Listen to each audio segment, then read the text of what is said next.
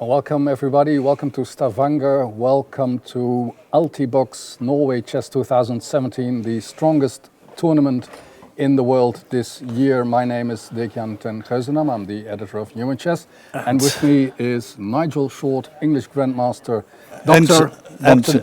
And grandfather, according to Vladimir Kramnik yesterday. He called me a grandfather. That was cruel. It was cruel. He said I was playing grandpa chess. And he said, you asked for it. I didn't ask for it. It was unprovoked. Yeah, you got it anyway. Yeah. So we are here ready for round 3 of Altibox Norway Chess, and there are two leaders. There's Hikaru Nakamura of the United States, who beat Anish Giri in round 1, and there is this same Vladimir Kramnik, who yesterday scored a very important point against Vishy Anand with the black pieces. And that is interesting for another reason, because on the live ranking list, Vladimir Kramnik has now moved up to number 2 in the world. For a guy who talks as if he's a grandfather and has rheumatism and is about to retire, at any moment he still plays a fair game, I would say. And that is interesting for another reason, because on the live ranking list, Vladimir Kramnik has now moved up to number 2 in the world. For a guy who talks as if he's a grandfather and has rheumatism and is about to retire, at any moment he still plays a fair game, I would say. But I think at the top level this would be spotted. Another reason, and probably would be frowned upon. So, and it was quite unusual in the world. We could certainly see this was the first time ever Vladimir Kramnik beat Vishy Anand with the black pieces. Did you check that? No, I heard it from a good source. Oh, right. So, okay. Unless you may check it. I mean, we're not talking rapid games, but classical games. Yeah. And they've exchanged a few of those. And as far as we could see, this was the first time. In any case, very unusual for Kramnik and for Vishy Anand to lose with the white pieces. Yeah. And, so Vladimir Kramnik, he's one of the leaders, and when we're talking about this, his place in the live ratings, then it couldn't have come at a better moment that today he's playing against Wesley So, whose place he took, because Wesley was in second place and dropped down to third now. So that is a good moment for Vladimir to hit him for a second time. I mean, he's white. Vladimir Kramnik is white. Yeah, and what are his scores? What are the previous? That is the interesting thing, that Vladimir's score against Wesley So is pretty poor. They only played 4 games, but Vladimir lost 2 of them in second place. So that, and didn't win any. He never beat Wesley so far. So there's ample reason for him to try and do that today. He's white, very good. And what are his scores? What are the previous? That is the interesting thing, and it will improve his position in the world rankings and his chances to directly qualify for the candidates tournament next year. So the other game to watch is Magnus Carlsen, the local favorite. So I don't think only the local favorite, but a global favorite in many respects. Many fans of his chess, and he's playing against the other leader, Hikaru Nakamura. And there, Magnus, he has the white pieces, and if we look at there, so the other game to watch is Magnus has a tremendous plus score. It's, I don't think it's as bad as 12-1, and actually, although Hikaru won relatively recently, didn't he? Yeah. So maybe he's got the momentum with him after being spanked terribly for years on end. Actually, he went down to 12-0, and then last year in Bilbao they played each other twice, and Hikaru Nakamura won one game and the other one was a draw. So hopefully that has given him some confidence.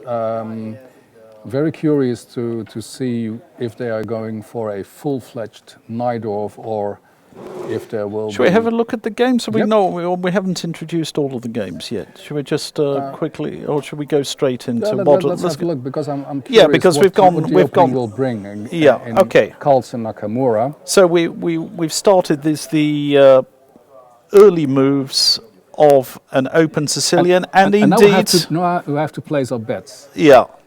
White has a choice here. I mean, anything has been tried. And everything.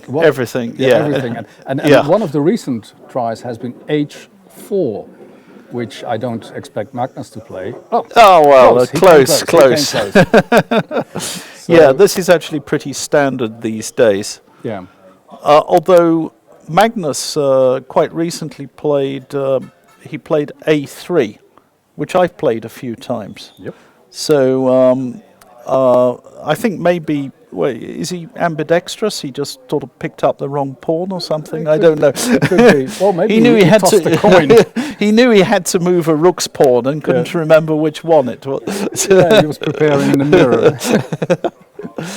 So it's a wondrous thing that the Najdorf has been around for such a long time, and people have been trying everything: A3, A4. Bishops to all squares, and so lately even H4. Another one I liked was Rook G1. Yeah, great move. I've played Bishop D3, Bishop E2, Bishop C4, Bishop E3, Bishop G5, F3, F3, F4. I mean, just about all things. Yeah. So he's making a blend of a Najdorf and a dragon. Yeah. G6, Hikaru. So it's a Dragendorf. A Dragendorf. Yeah. Will be. It's hard to expect that it will not be a sharp fight, this one. Yeah. And Magnus, he's in the mood for fighting, as we saw in the Blitz tournament, where he really was reluctant to use the word, but in this case, it's absolutely apt. It was awesome. Yeah. It was really awesome the way he slaughtered the field, finishing 2 points ahead of the runners-up and scoring 7.5 from 9. Then he had hoped to score another big victory in the first round against Wesley So, which didn't happen. Wesley, calmly defended. Nothing much happened. And yesterday, Magnus was playing black against Caruana, and that was a relatively quiet game. But today, I'm sure he means business. And, probably Hikaru, who doesn't shy away from fights either, is an apt opponent for that. Yeah. So the thing is, he's mixing them. He's played G3, which is that's interesting, because that's basically the G3 system. So what's the idea behind this? Well, I think I'm just guessing his concern was if G4, D5. I don't know the theory on this, but that is the critical move he had to consider, and the pawn on G4 would be terribly loose then. I think there is another advantage to playing a move like G3. By the way, H3 usually goes with the G3 systems. There's another advantage to it. Hikaru, as I can see from the screen now, is, there's a slight pause, which I don't think it's let's say totally unfamiliar to him, but it probably wasn't his main analysis. He did what he does very often, that he reaches for a piece and then stares to the sky, as if somebody has to acknowledge that was the right idea. Yeah. He moved it anyway. Yeah. So knight c6. Okay. So bishop e3 is a possible move. And that here combines good Yeah. With bishop, you're going to play the bishop. Yeah. Well, I'm going to play bishop g2 anyway. He has indeed played it. And h3 is knight. Yeah, and I'm expecting bishop g2 now, followed by castles. Yeah, for a few moves I can play like Magnus Carlsen, but that's about it, you know. And which side is white going to? He's going to castle kingside. Also, yeah. Yeah. Yeah, I think that's pretty much certain. In fact, that will be coming. So we'll get back to that. Little G3. I don't know. It's more of a dragon than anything. It's a dragon, basically. Yeah. Okay. You need to. Oh, I have to activate it. Yeah. Okay. Let's go to the second game here.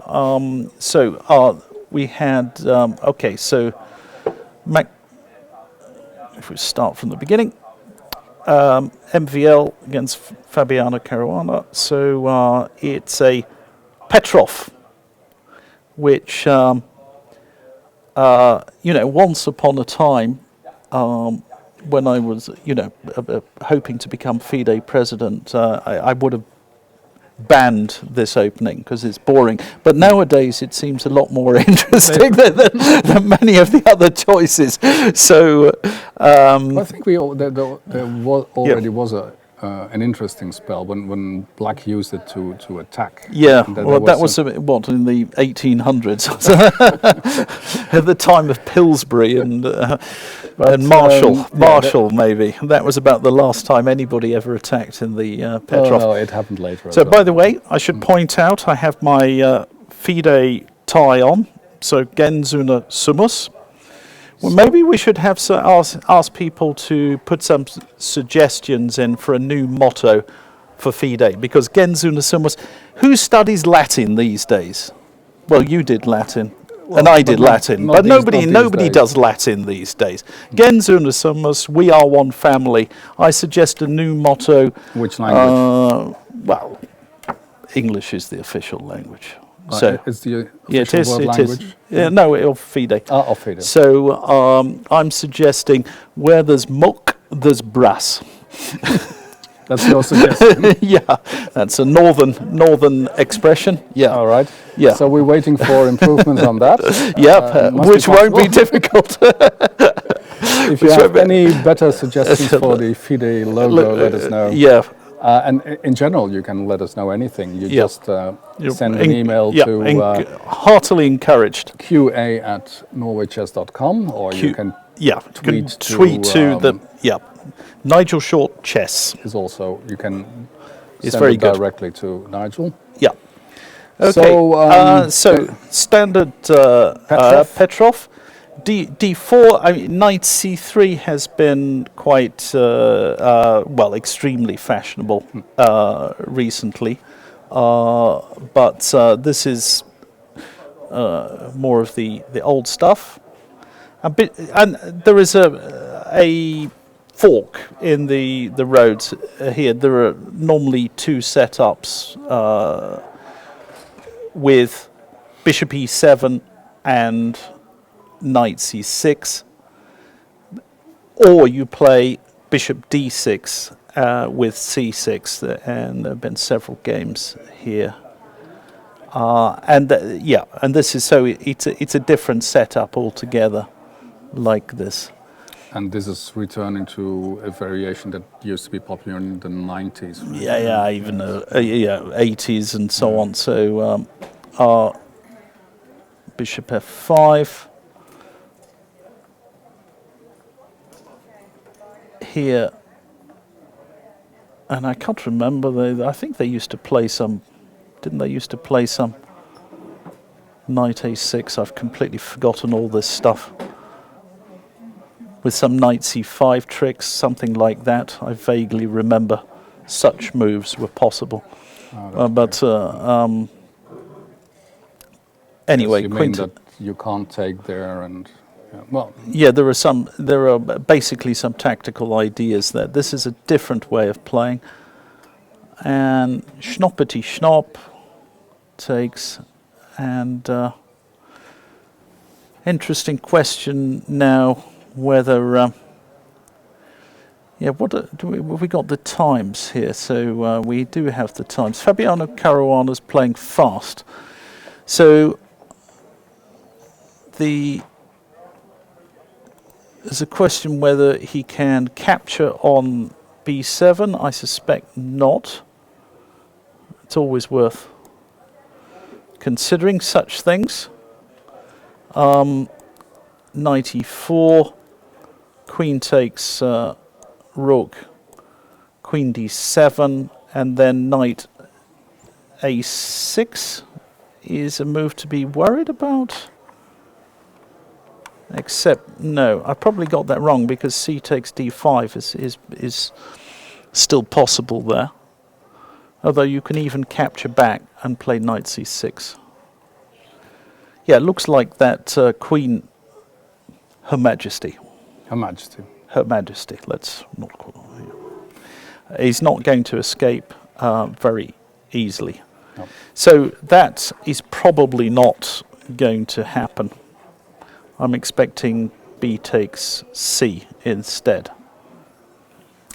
in the position.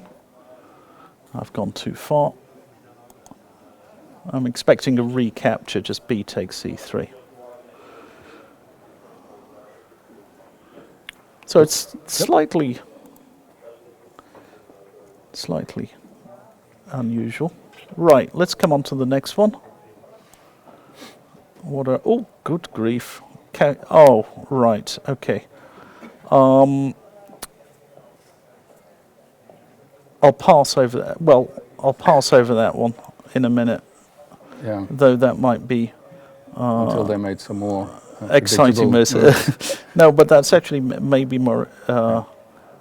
So Vladimir Kramnik is in the lead, yes. World number 2, and against the world number 3. Yeah, and he has played a Gioco piano, just like that. Yeah, which could become a Gioco comatoso. Well, you remember the days when he started every game with knight f3, and him playing e4 is already fun to see. Well, he does it quite a lot, yes, actually. Yes. Yeah. So I can't enjoying his 6th youth. Yeah. So I can't really tell you as usual, because all these things blur into. I play these positions with white and black, and they just sort of blur together. This is pretty much a standard position. Knight d2 would be quite typical. You can also play with bishop. Knight d2 I think is a fairly standard move. And we've seen these ideas of just bishop e3 as well. These can also be played, although this perhaps can wait, just exchanging off this bishop. So fairly tame stuff so far. Not to worry, because these positions can explode. And it's very difficult to imagine that Vladimir Kramnik doesn't want to give it a real try today, because it would bring him so much. Yeah, he tends to. Yeah, well, he doesn't want to overreach, I would say. He would like to press. Okay, let's come on to Levon Aronian, who came reasonably close to winning yesterday. I don't think he actually missed anything clear, but he had his hopes. Yeah, he certainly pressed. He was pressing Hikaru Nakamura. So what are the scores again? Aronian and Giri? This is pretty dramatic for Anish Giri. He's never beaten Levon Aronian, and he's lost 6 times. He's lost 6 times. That's a pretty dreadful record, actually. Yeah. He's one of Giri's most difficult opponents. Yeah. Well, and particularly if Geary is black, he played him in. Last time was in Berkensee, where he suffered a painful defeat. Yeah. So we see this. Interestingly, we see Anish Giri playing this Ragozin setup with Bishop B4. Aronian, on both sides both sides of the chessboard, which I think is a book, isn't it? Both sides of the chessboard? Well, must be. Yeah, it is. Yeah. Although I've forgotten who wrote it. Who wrote it? What does it mean? Oh, just white and black? Yeah, I think so. Oh, deep. Yeah. I don't know. So knight c6, e3, and this may look a little bit. Strange, e3, but essentially Levon is saying that the knight is a misplaced on c6. So he's given this check to force the knight to c6, where it blocks the advance of his c pawn. So that's the purpose of these moves, and may look like all of that is a waste of time, but there is logic to it. Rook e8. Very often black wants to get in an advance with e5. It usually has to be preceded by d takes c4, but he's preparing e5. So both sides of the chessboard is by Robert Byrne and Ivo Nai. That's right, Ivo Nai, the Estonian international master. And it's about the Fischer-Spassky match in 1972. Byrne, he was there as a journalist, and Nai was on Spassky's team. Isn't it Ney? Ney. Yeah, I think it's Ney. That's Norwegian, isn't it? I think it's Ney. Okay. Our Estonians who are listening will apologize. They'll correct us there. But when was this written? Because there's an introduction by Max Oewe, so that's... it was written at the time. It came out very soon. I think Ivo Ney got into trouble after writing this, after this book appeared, to be honest. I see. Yeah, I seem to recall that was the case. Mm-hmm. So, Bishop d2. Yep. A6. A6 is actually a useful move in a lot of positions, because he cuts out, very often his bishop is going to retreat to d6, and he cuts out knight b5 ideas, or even c5 and bishop b5. So that is not a loss of tempo. Once upon a time people would talk about such moves as being a loss of tempo, but it's actually covering some very valuable squares. So that's it. I'm expecting black to be pushing for e5 if he can get it in. That's the first plan. Yeah. Right. So, right. Let's. This is so subtle. Yeah, actually, all of this is. It is Levon Aronian not wanting to commit his bishop because he's expecting black to play d takes c4. Yeah. So he's trying to win a tempo or a half tempo. For what it's worth. Which is another song. Yeah. By Buffalo Springfield. Good. Did you know that? You knew that. No, I'm scoring very badly He's today. doing very badly on these songs. Okay. Now, finally, Sergei Karyak. Well, look, it's a sacrifice. Right. Let's have a look at this. Yep. It's a Berlin sacrifice. Now, Vishy. When Vishy came after his game yesterday, I thought he was particularly depressed. Actually, he was very, very down. Yeah. And well, it was good of him at least to come along and give a few thoughts. But you could tell his mood was very much down. And the moment Kramnik arrived, he left immediately. Yeah, I mean, he had done his duty, and that was it. Yeah, that's it. So, okay, so we have a Berlin. Not a total surprise to Sergei Karyakin. And I think this is Vichy.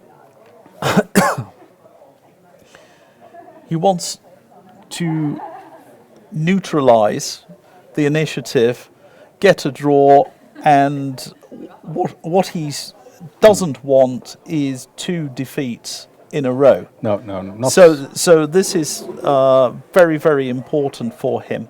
You mean old Soviet style? Yeah, you stabilize your mood. You try and make a draw, and then you say, well, there's plenty of time in the tournament. He comes back in the following game with white. So, forgive me for saying that the Berlin is not necessarily a great winning try, but it might also be a suffering try. Well, let's see. Yeah, okay, so this is some theory. It's all been seen. Yep. Rook here, and yeah, this has been seen as well. Takes. This next move is interesting. I should put my database on to have a look at this. Well, we got some information on that. Yeah, what is this? What is this sacrifice? No, it will soon arrive, the information. Right, okay. Because c3 looks like the normal move here with a fairly quiet position. And instead, Sergei Karyakin has done something bold and brassy. He's gone knight c3 in the style of Paul Morphy. Paul. Well, which we approve of. Yes. Blundering a pawn.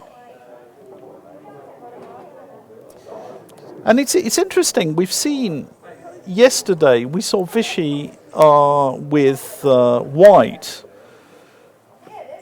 blundering a pawn in the opening in the Spanish, and here we see Karyakin blundering a pawn.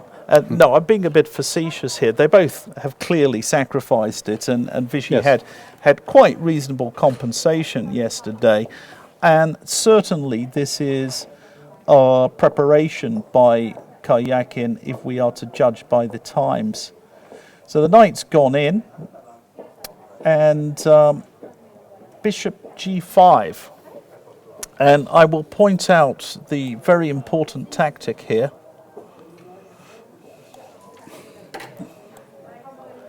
Wow. Queen takes e8, mate.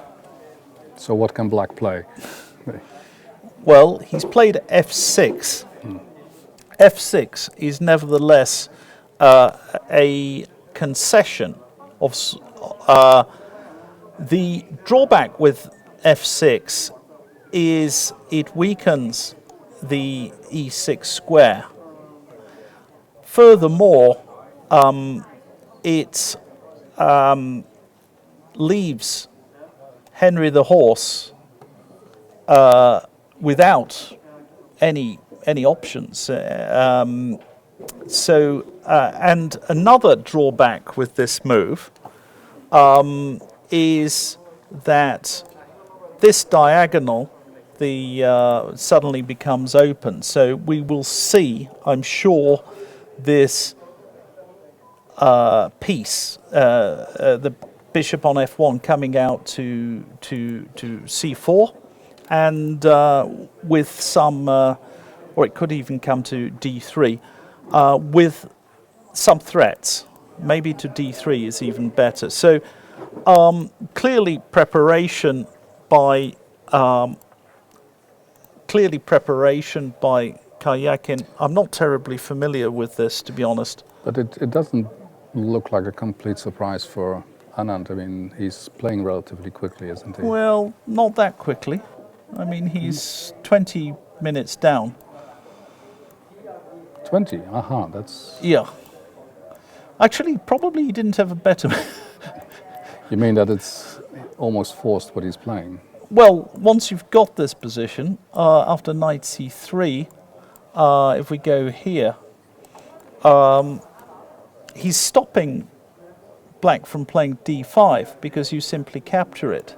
Yeah. So, in fact, black's setup doesn't really make any sense unless you you take this pawn. So it's quite logical, yeah, in a way. Yeah, that's actually a very interesting sacrifice. I'll have a look on my database and I'll check this when I get the time and give you a little more information. Well, I think he went down to went back to h4, right? Yeah. That is new.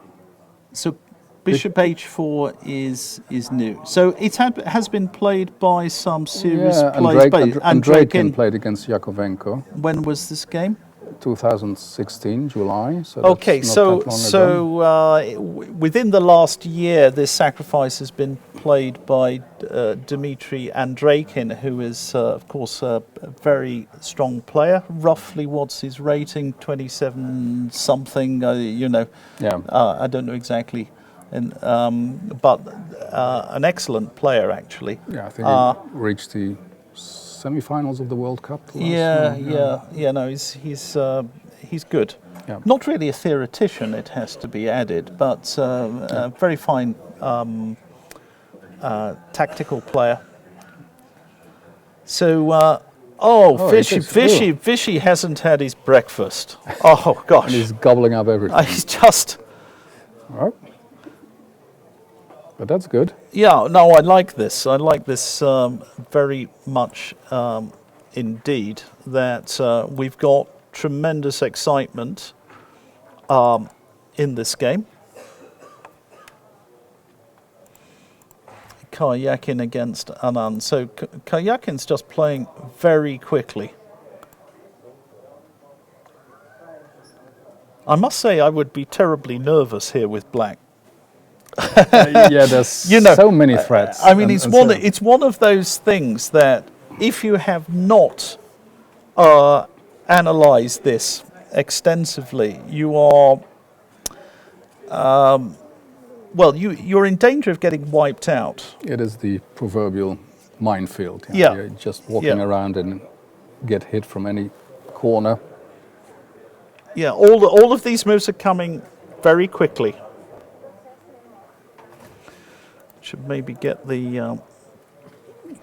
I'll have a look on the screen, see if I can tell from some body language of these guys.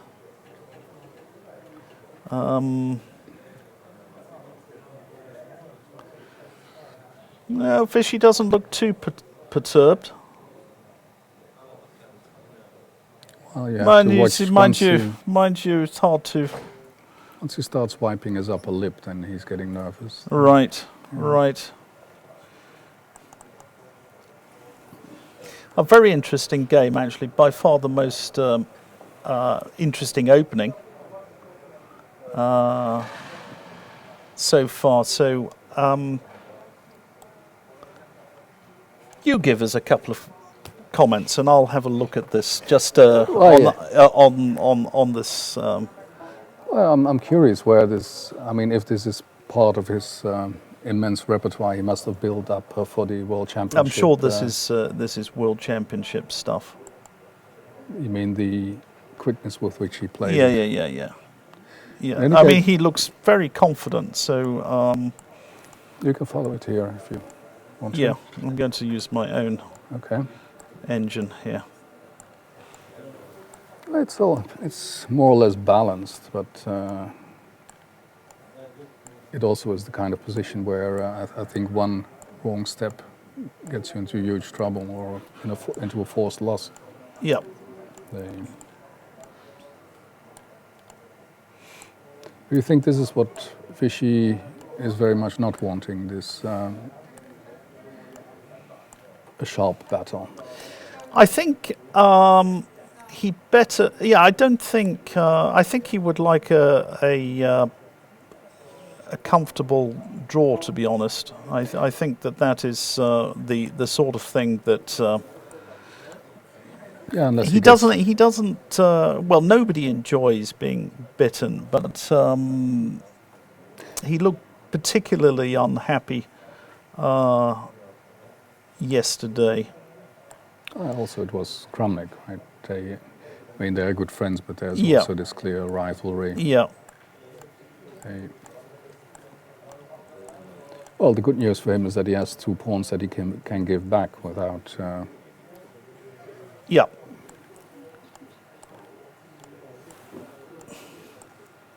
Well, my engine gets to the famous 000, which is Well.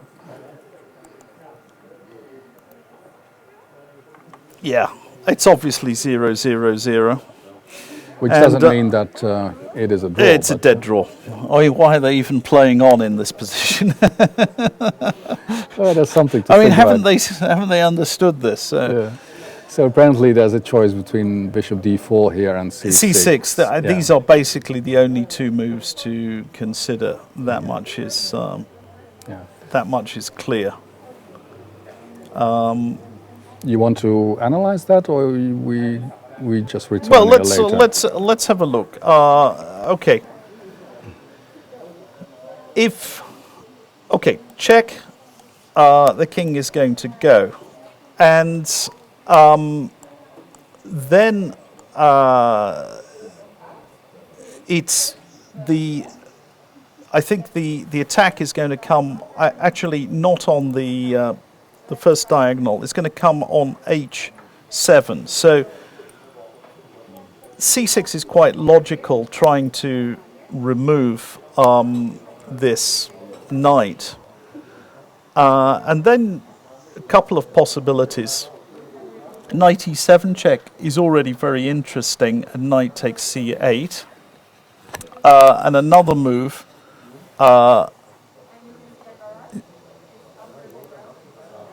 he's actually played c6.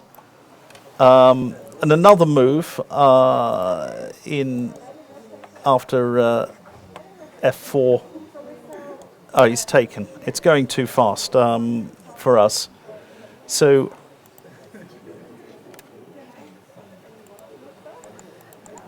c6 is removing this knight.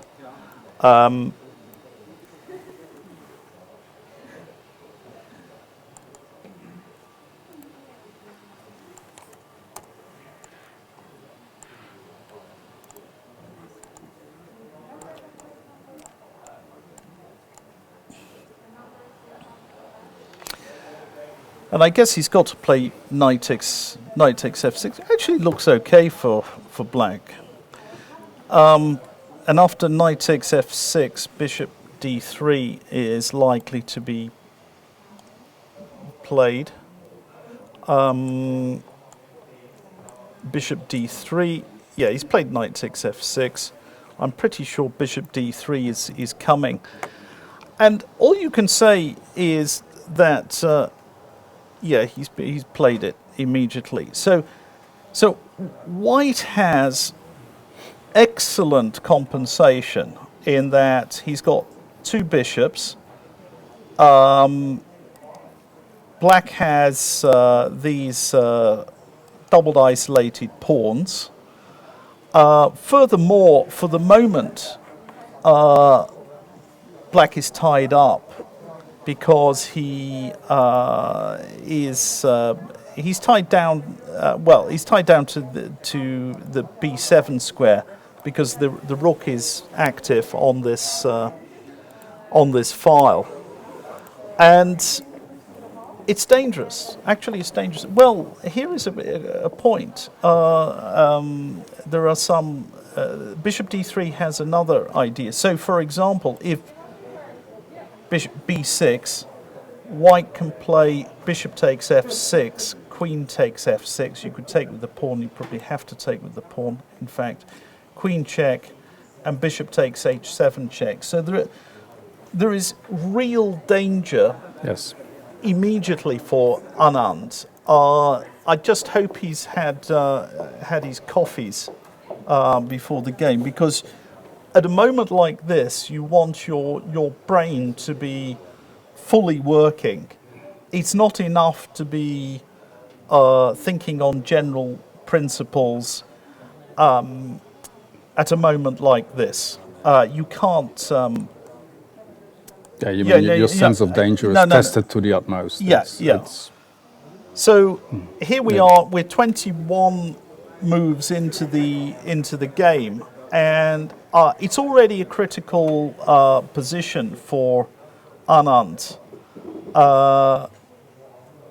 And this is not what he wants. Interestingly, my engine is saying that after bishop d3, more or less his only decent move is the move he's played.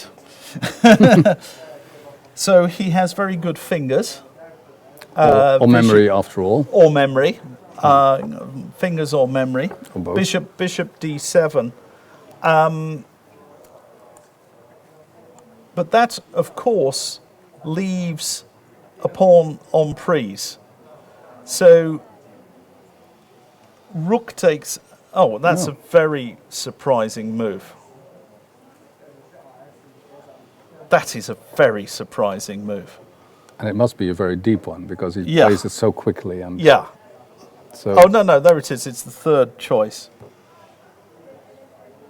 But still, a clear indication that Sergei Karyakin... No, it just popped up and then it disappeared again. Now, I'll explain why...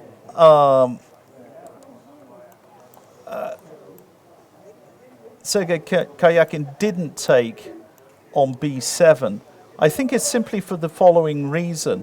It allows queen c8, which gets out of the pin, the really quite awkward pin, with tempo. And after this rook retreats, black can put his knight in on e4. And as you mentioned earlier, Dirk-Jan, one of the advantages of having a couple of extra pawns is you can return them. Yeah. And he'll happily do that. Yeah, he'll happily return them in order to negate this this pressure, this attack. So h3 is a very it's a very interesting move. It's way too deep for me, I'm afraid to say. Yeah, because you're wondering. I mean, it's clear what you avoid, but what? Yeah, what do you gain? What's the constructive plan behind it? Yeah.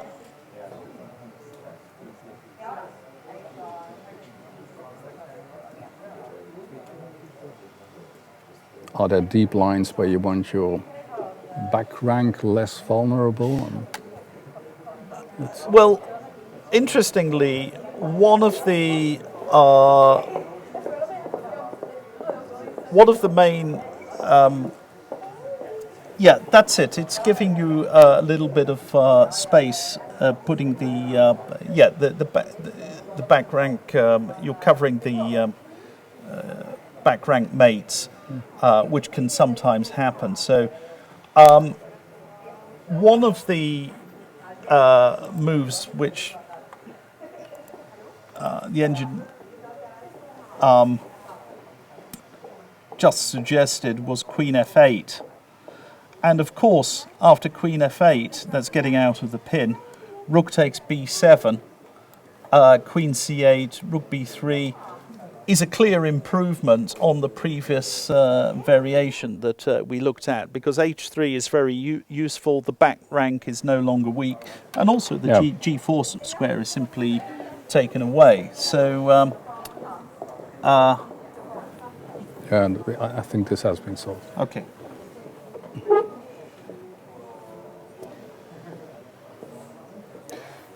So I guess it's a very, very subtle finesse. Interesting question to me is whether he should just, instead of doing this, why doesn't he just defend? B6. Bishop C6 would not be good, I presume, because of Queen E6, King H8, Rook F1, which looks fantastically dangerous. And there would be some tricks like Queen E8, Rook takes F6, winning. So Bishop C6 looks dubious, but the question is B6, what happens there? And then I would suggest he has to put a rook on the F file. So the way to do that would be with Queen G3. And there's an interesting little tactic here. If Knight H5, you can play Bishop takes H7 check, takes, and Queen D3 check, and then followed by Bishop takes Queen. So I am actually starting to see one or two ideas for myself. I apologize here, but this is obviously a deeply analyzed with an engine. Yes. And I have been looking at this one. In general, I try to avoid it, but when we've got a super sharp position, which is obviously already been subjected to a massive amount of engine analysis, it's interesting to see what is being suggested. What are the main points? So Queen G3 with the rook, well, which has it threatens the D pawn, and also, I think more importantly, intends to bring the rook over to the F file and pressure here. So White is going for jaque mate. Yes. So let's have a look at the other positions. Yep. That's very, very exciting stuff. Yeah. So okay. But Kyriakin must be very happy that he can use his preparation this way, because let's not forget, he wouldn't mind winning this tournament. No, he wouldn't. Make it 100, keep his 100% record. Yep. That would be great. So what is the top favorite in the tournament doing? Let's have a look at this. Now this is also gone in an interesting manner after we left it somewhere around here. Castles. Artificial, dare I say. You think? I think that's terribly artificial. I know they do such moves. You see other more logical, healthy, developing moves. Bishop D7. You know. Yeah. These are normal moves. B3. Actually just trying to improve the position of his pieces, and in fact he's been anticipating this. And also protecting at against Knight C4 at some point. Yeah, protecting against Knight C4, and now he's just taken space here. And if I know Magnus Carlsen, he will be rather happy with the outcome of this position, because I think he is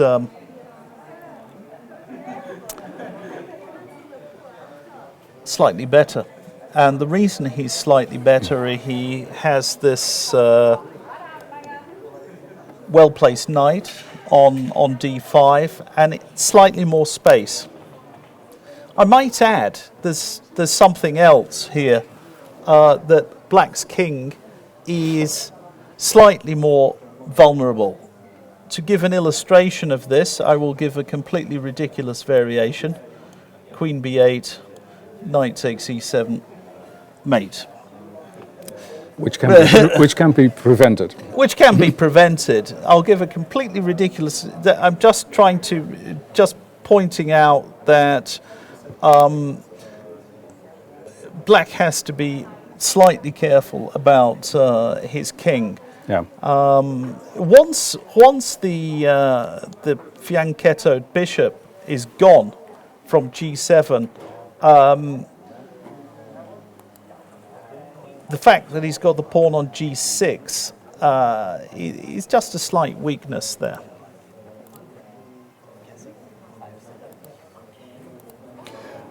But not a very big deal.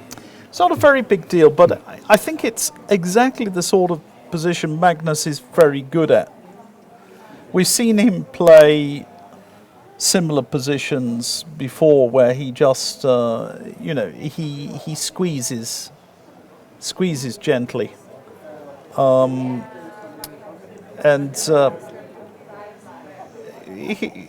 He'll be comfortable. He'll be moving his rooks into the center, maybe even h4, h5, that's another idea, various things like that.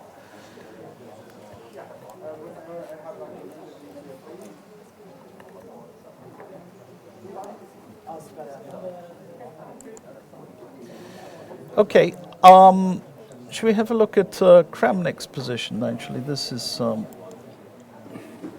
interesting. In fact, okay, so after h6, this very slow Italian game, these positions, they tend to become more interesting later on. Wesley So, rook e8, solid, and an exchange of bishops all around. And I must say that c4, this moment is rather an unusual move in the Italian. So it went c4, and he's put the knight in on d5. I'm guessing Queen d7 is going to be played. But after that, I would imagine d4 is his idea. And this actually makes it slightly uncomfortable for... He's played Queen d7. Maybe rook c1 first. Rook c1 first could be better. I'm basically thinking about a position like this. And here white will play d4. And this position, we come back to the tourism principle, that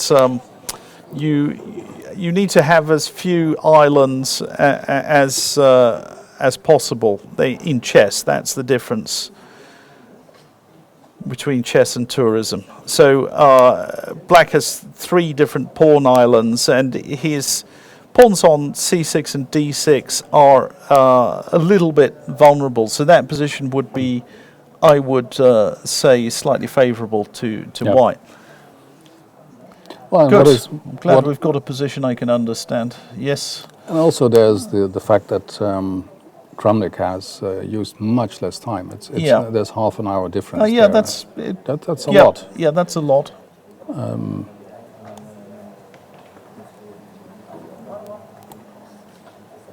Okay. Aronian has gone actually.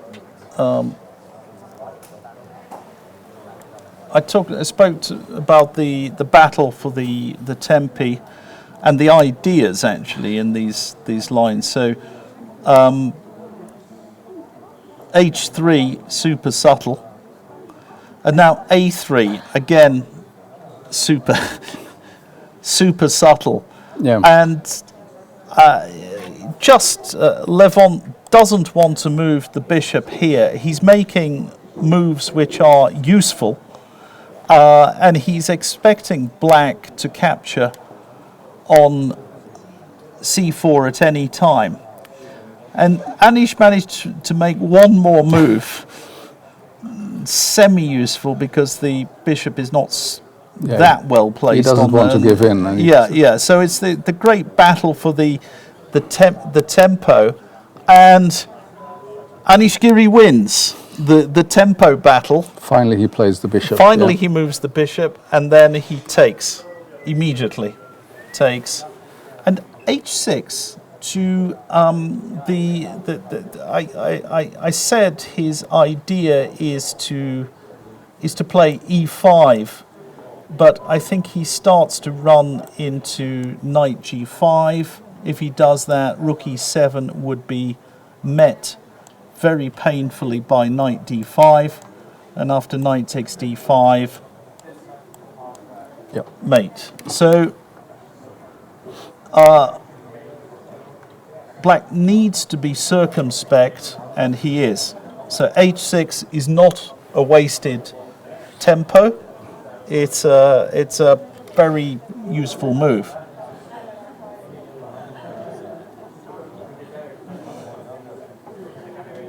And now he's ready for e5, or? Yeah, he's ready for e5. He's definitely ready for e5. I'm actually wondering whether you can go completely crazy here. Can you play g4 after h6?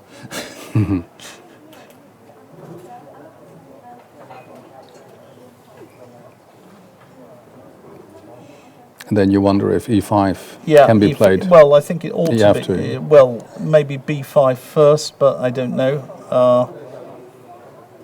Possibly b5 first. Okay, let me put it somewhere here. e5. And then you want to go g5 straight away? Well, the g5 is possible. After g5, you're going to take, g5 takes.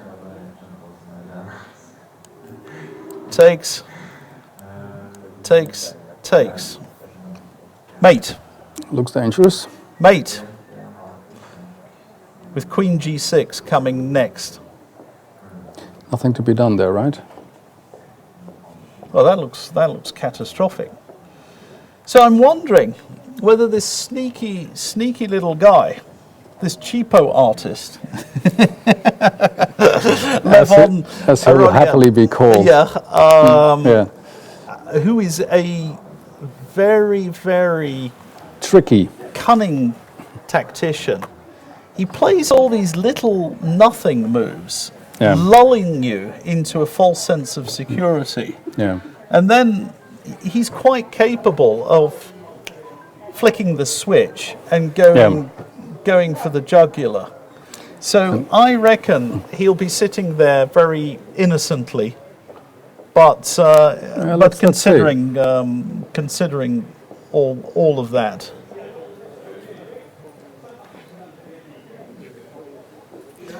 Well, I'm struggling with my screen at the moment. Don't know which one it is. No, that's Wesley.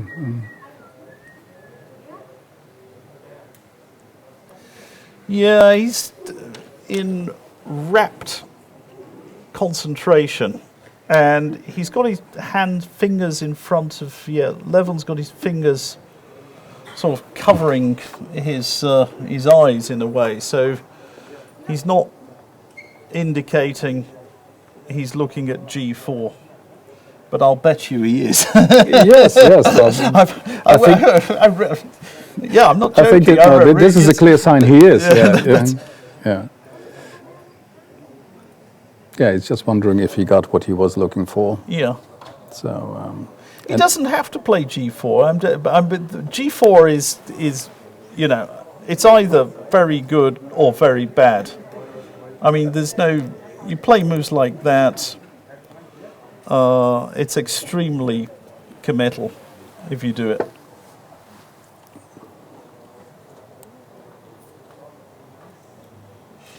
just have a quick call in at the MVL Fabzy game. Yeah, after Queen F5, he did take back the pawn, B6. Oh, right. Some moves.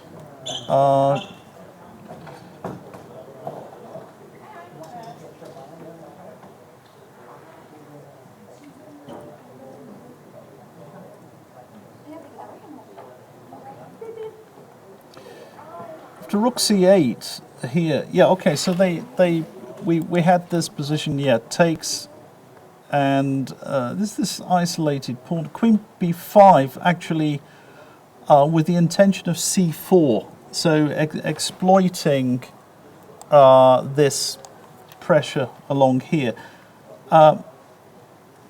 Fabiano goes Queen D7.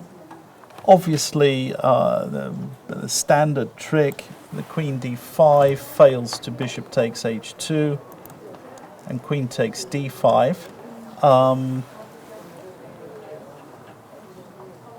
So Rook B1, Rook C8. Another interesting question is actually, can you prepare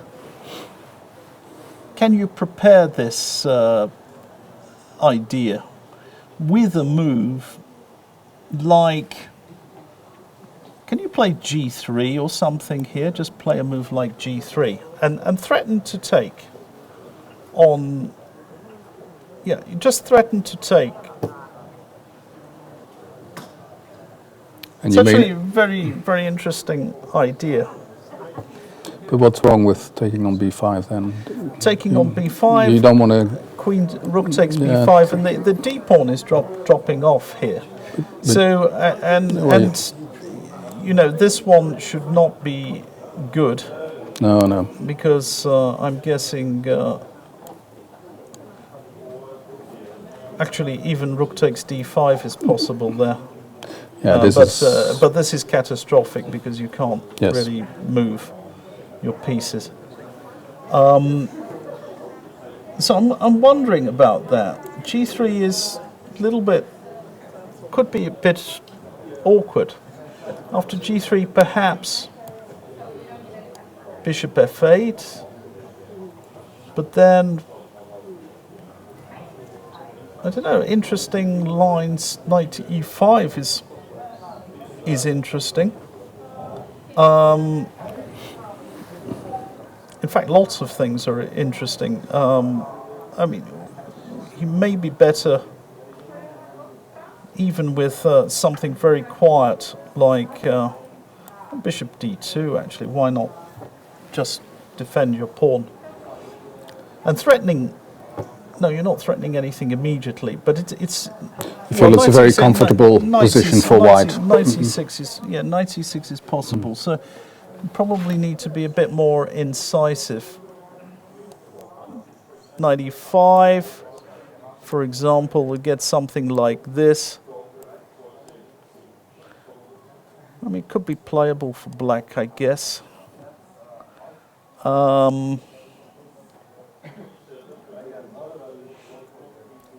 Might be playable for black, but I'm not entirely, wouldn't be entirely comfortable.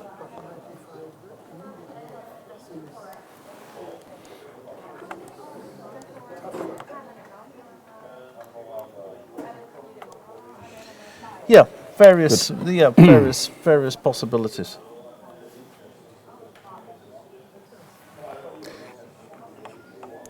Yeah, let's make a quick tour, Nigel, and then have a break, because we also have some microphone problems that have to be fixed. Oh, right, we have some microphone. Sorry about that.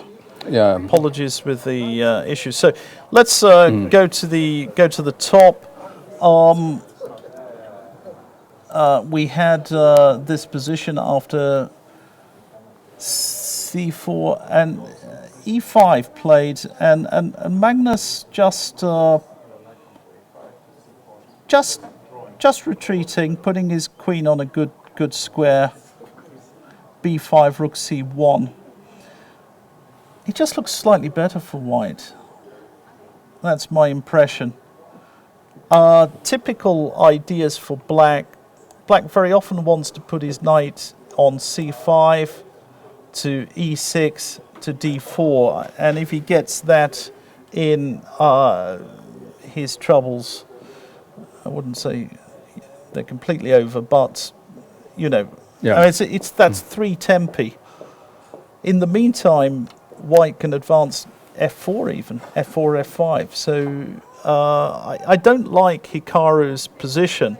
And this is actually a very important game, obviously, because Hikaru's the tournament leader. Yeah. And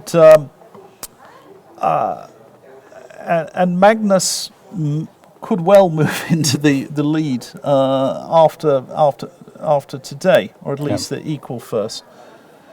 Well, it's like in the Blitz tournament where he also, I think he started with 2 draws and then... Yeah. So if we come to Karjakin Anand, actually Vishy played this move b5, which I think the point of b5, which was actually slightly mysterious to me at first. b6 looked more normal. I think the point of b5 is that he gives himself the option of playing the queen to b6 check. That's actually the key point. So even at the cost of a pawn, he's saying, I'm going to release some of the pressure. So he takes back, and now queen e8. So he's trying to get the queens off. It's also possible to take on d5, although that may well have been slightly better for so one white. Of those 2 pawns are given back. So he's given one pawn back. I mean, my feeling about the position is that definitely Karjakin has enough compensation. Does he have more than enough? I don't. That is the real question. Does he have anything significant? And I don't think he'll be concerned at all in a position like this. I think Vishy has very few chances. But on the other hand, look at it from the other perspective. If after a couple of stout defensive moves, Vishy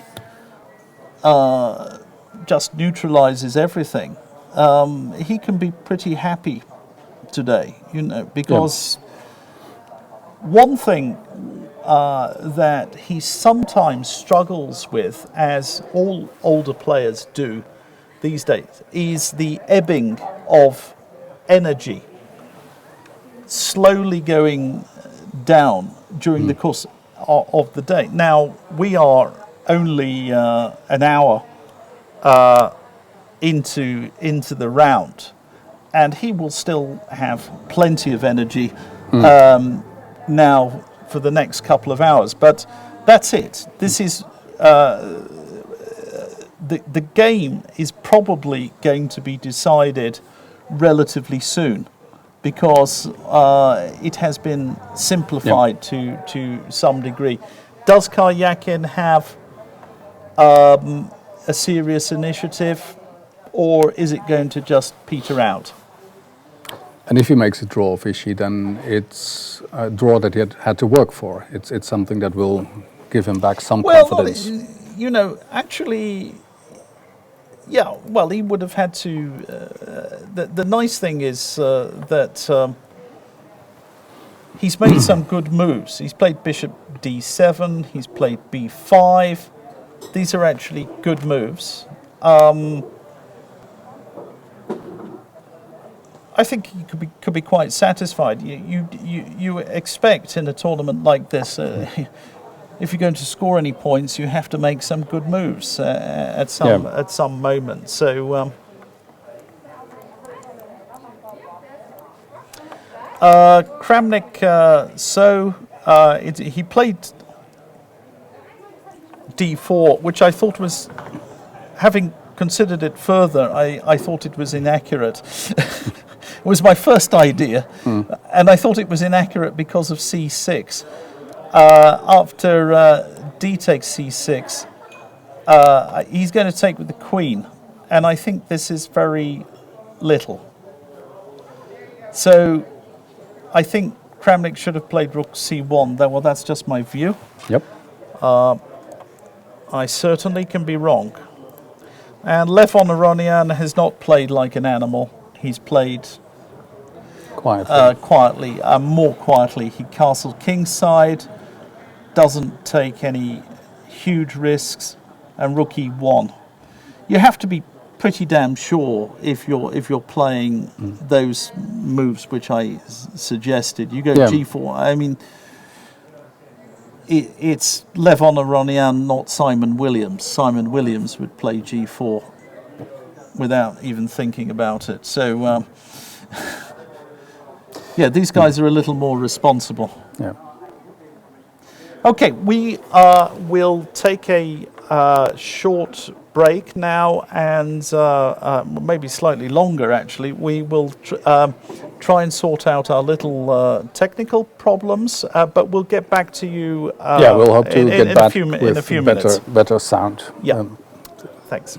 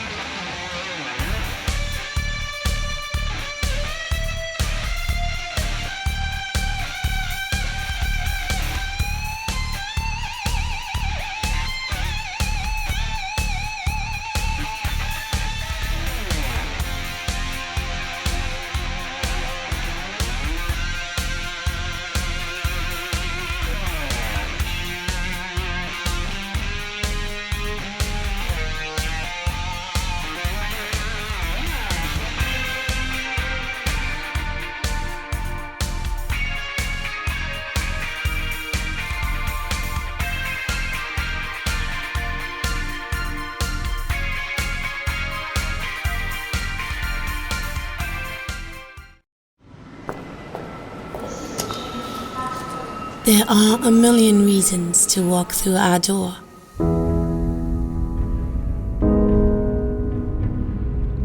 Important or not, here are some more. Is it the smile that greets you, or the view outside? The 24-hour room service, we let you decide. Do you need to escape? Simply get away. To work when it's night, and sleep when it's day. Relax, unwind with the people you love. Maybe that's your reason, and none of the above. To visit something old or discover something new, our local knowledge will show you what to do. Passion is a word we choose to live by. Passion in our service, food, and even our goodbye. We have passion in everything we do, and whatever your reason, we'll take care of you.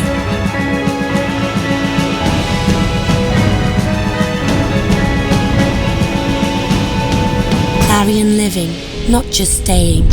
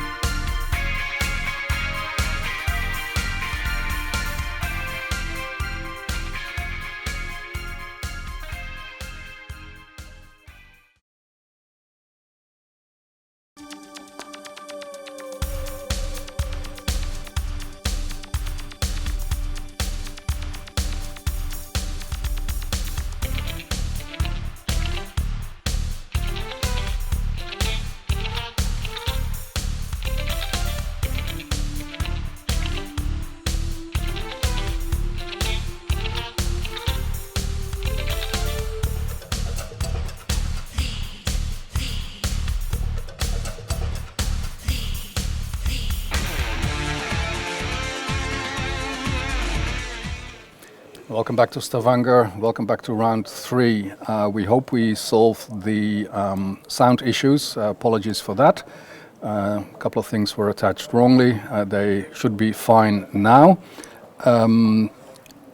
There's plenty of excitement in the games. Yep. And where do you want to go now? Okay, let's look at the world champion.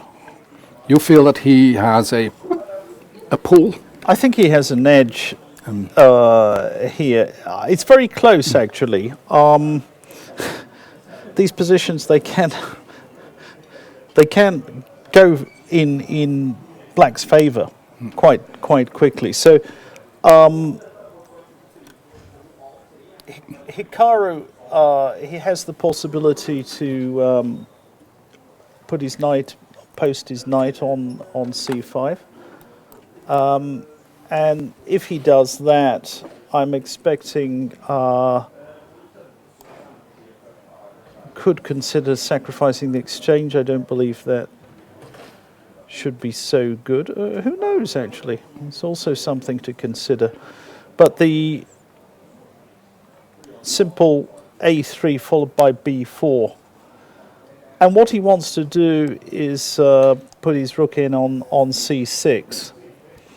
Having driven the knight away. So it's really a question of whether Black can keep a blockade on the queen side. If he does, he'll actually have a good position. But because then also the white bishop is not... Yeah, the white bishop. And very often, actually, Black gets play with f5, f4. So and it can come quite quickly.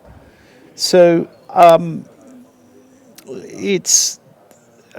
there is a lot of dynamism. So how can Black stop White from playing b4? Well, he can't, actually. He can't. It's a question. Then, I mean, if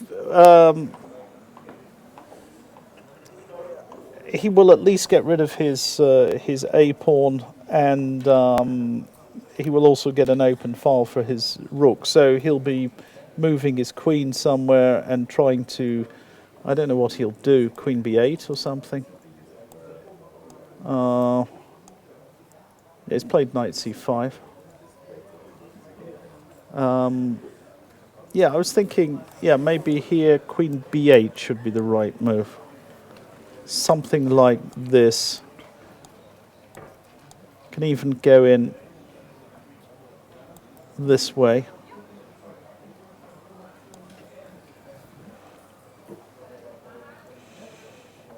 Rook d8. It's not very easy for White to make progress.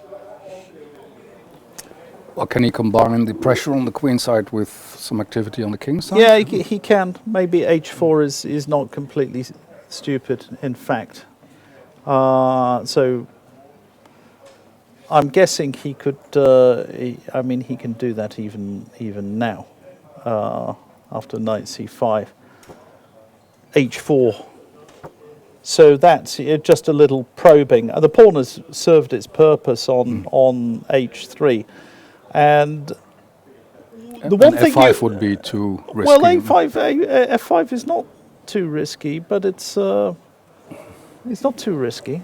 It can be played. Mm-hmm. You may get some problems on the seventh rank. So it's not a completely clear position at all. So unbalanced, and it can go either way. So I don't want to sound like hedging my bets, but he's played a3 actually. That's what I expect.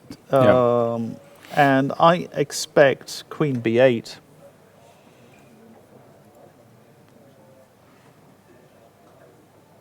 Queen b8 and then b4. Yeah, b4 and then h4. And actually, once Black's queen is out of the way, h4 makes more sense in a position like that. But then what would be the problem with f5 here? I think it's just going. You will infiltrate on the 7th rank and, yep. And so, if knight d7, rook c6 starts to be unpleasant because I've got much better development actually, you know, with white. Yeah. So white will very happily see this. Yeah. Yeah. Yeah. Because it creates So further weaknesses. Yep. You get these structures very often actually in the Najdorf, and you can't say necessarily, you know, this pawn structure is good for. This pawn structure is good for white. This pawn structure is good for black. It depends where the pieces are. It's as simple as that. Yeah. So it's all on specifics. You know, I've seen black win many structures like this, but here he's a little bit lagging in development. Yes. That's my impression. So let's come on. Let's see what we've got. Next one.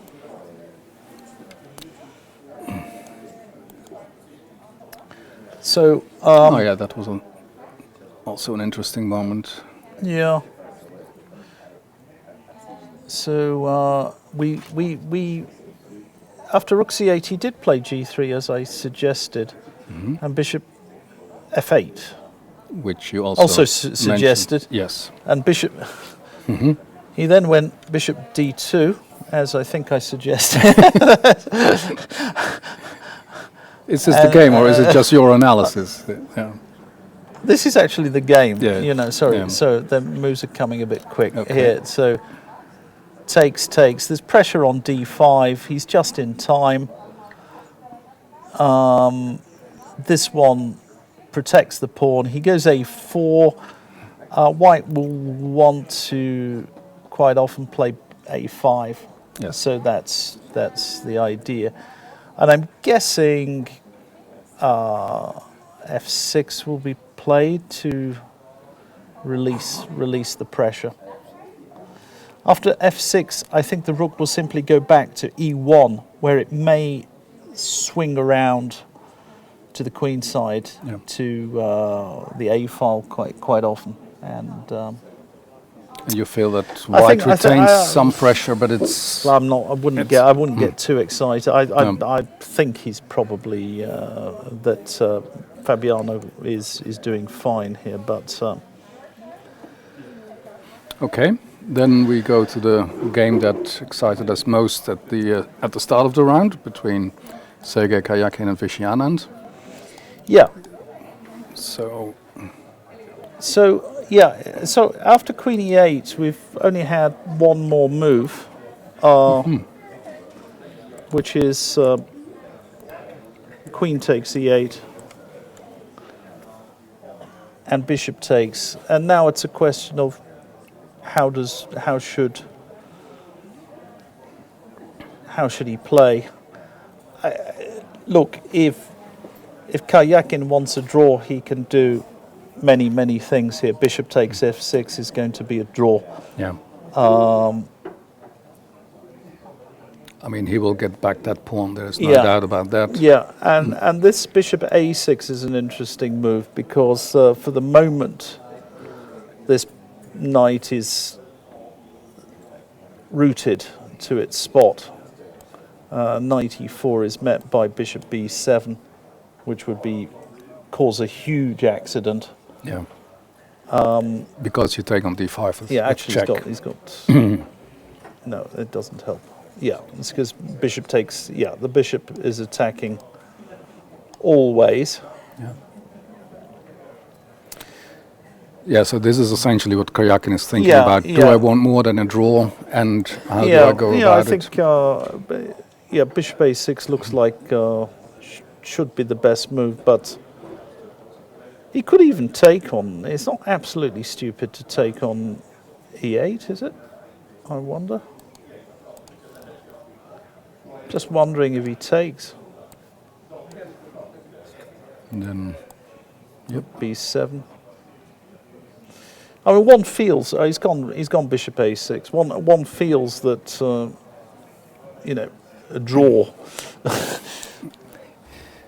is the most likely result, but little bit of pressure. Well, and it's so Anand. He replied immediately. Yeah, obviously ready with that.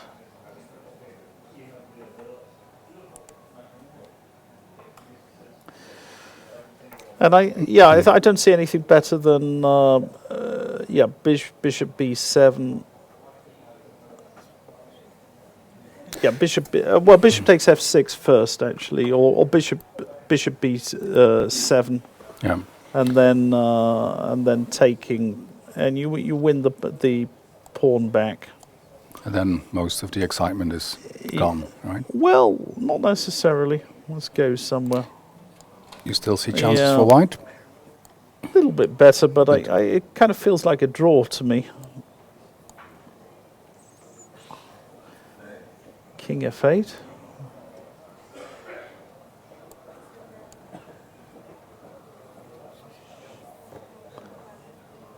I've got my money on a draw. I don't see Vishy losing this, to be honest.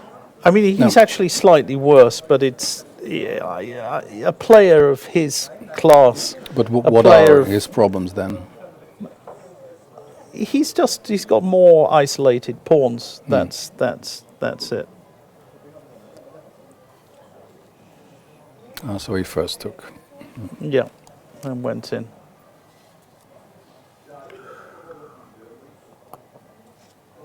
So we're going to get the same. Yeah. And he's got to take King f8, I think. And King f8 is important because he wants this defense with rook e7, rook e8. Yeah. So I'm expecting this. Rook e8. So that's his basic. Which also would give them a way to end the game. This is a strange choice. This is a slightly odd choice. Bishop. It's probably okay. What's odd about it? I just don't think you should be in a hurry to exchange off these things.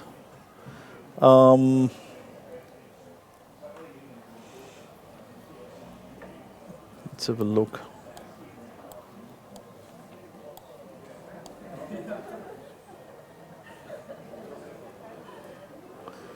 Maybe that's okay because his king is active here. His king is in a better position, so I'm just wondering about. Yeah, you felt that maybe this pawn ending might be dangerous, but it's not really. Yeah. I suppose, I mean, he can do other things. He can just try and arrange his pawns in a different way after, after bishop f7. He could try bishop b3 is one move, and rook d1 is definitely a move here. You can end up with these positions. Let's say rook e2 takes. That's it. So he's gone this way. Yep.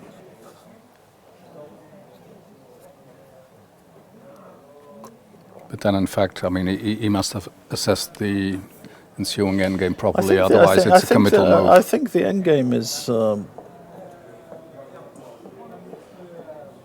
He's gone here. Interesting.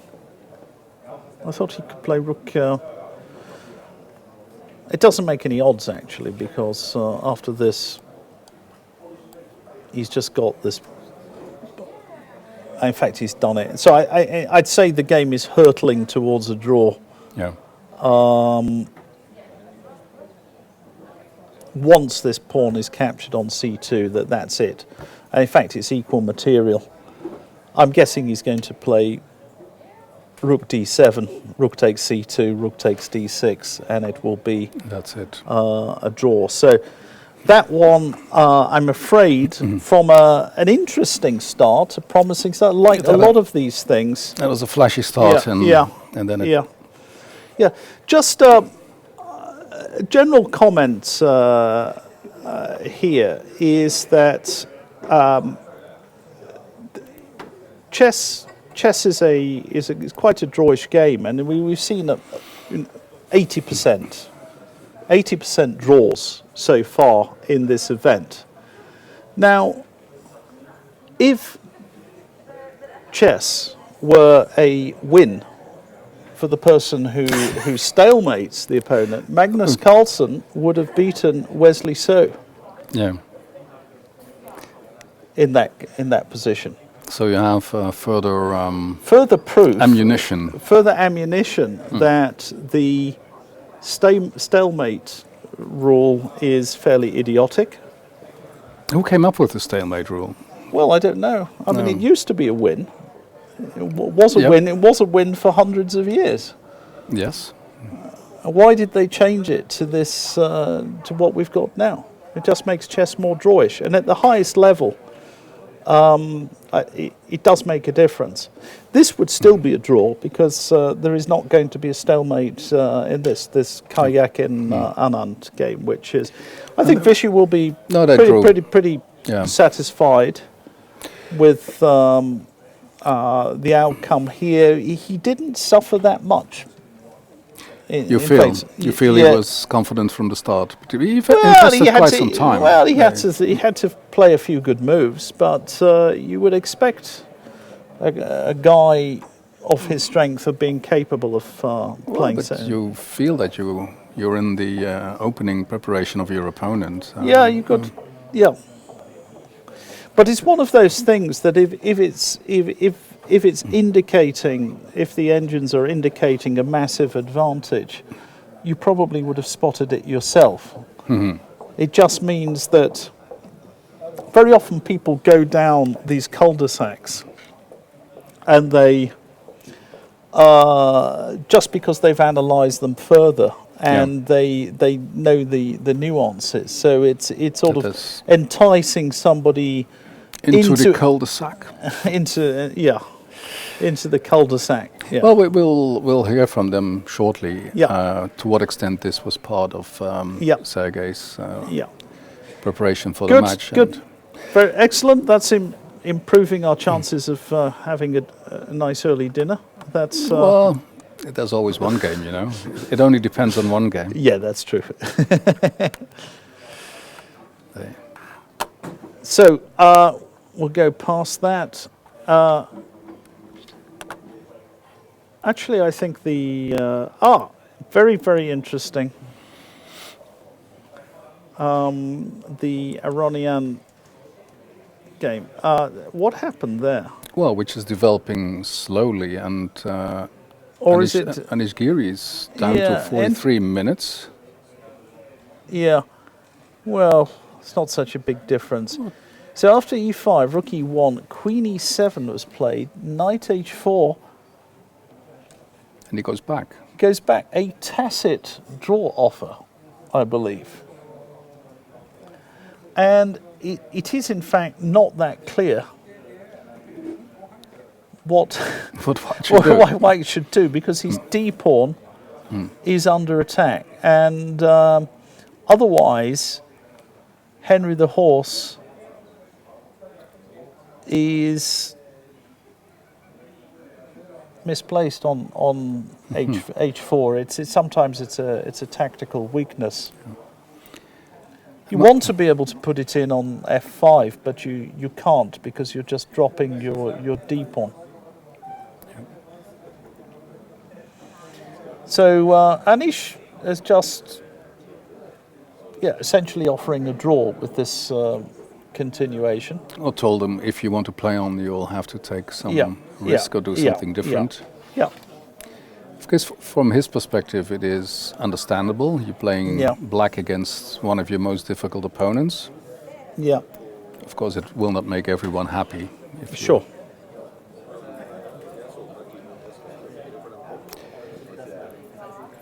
Which gets us to Vladimir Kramnik against Wesley So.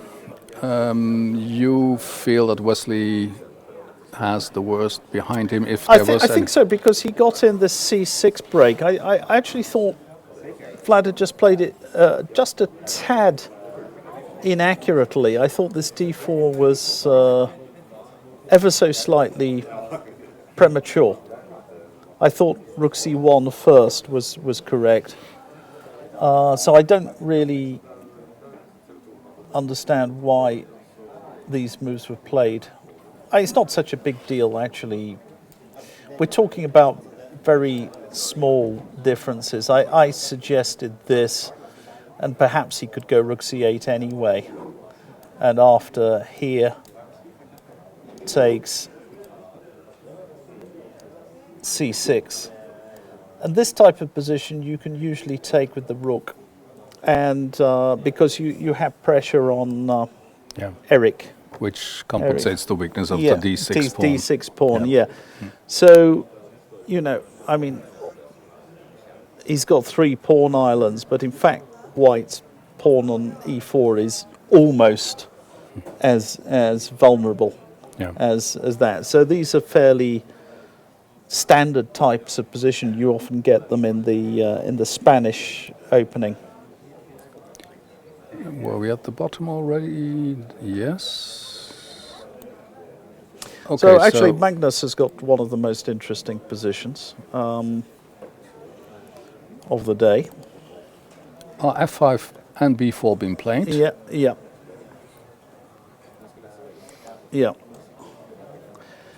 And okay, he's going to take. I'm pretty sure he will take that. And then it's the question is where he goes with the knight. Well, there's another possibility actually. He might try. Straight away. F4. It's a risky move, but he could try that. And the idea is... Look, we got a visitor. Right, okay. Well, we briefly go off air to rearrange things here, and then you'll have Vishy Anand and Sergei Karyakin, who will tell us everything about their game, or at least something. So we'll be back. See.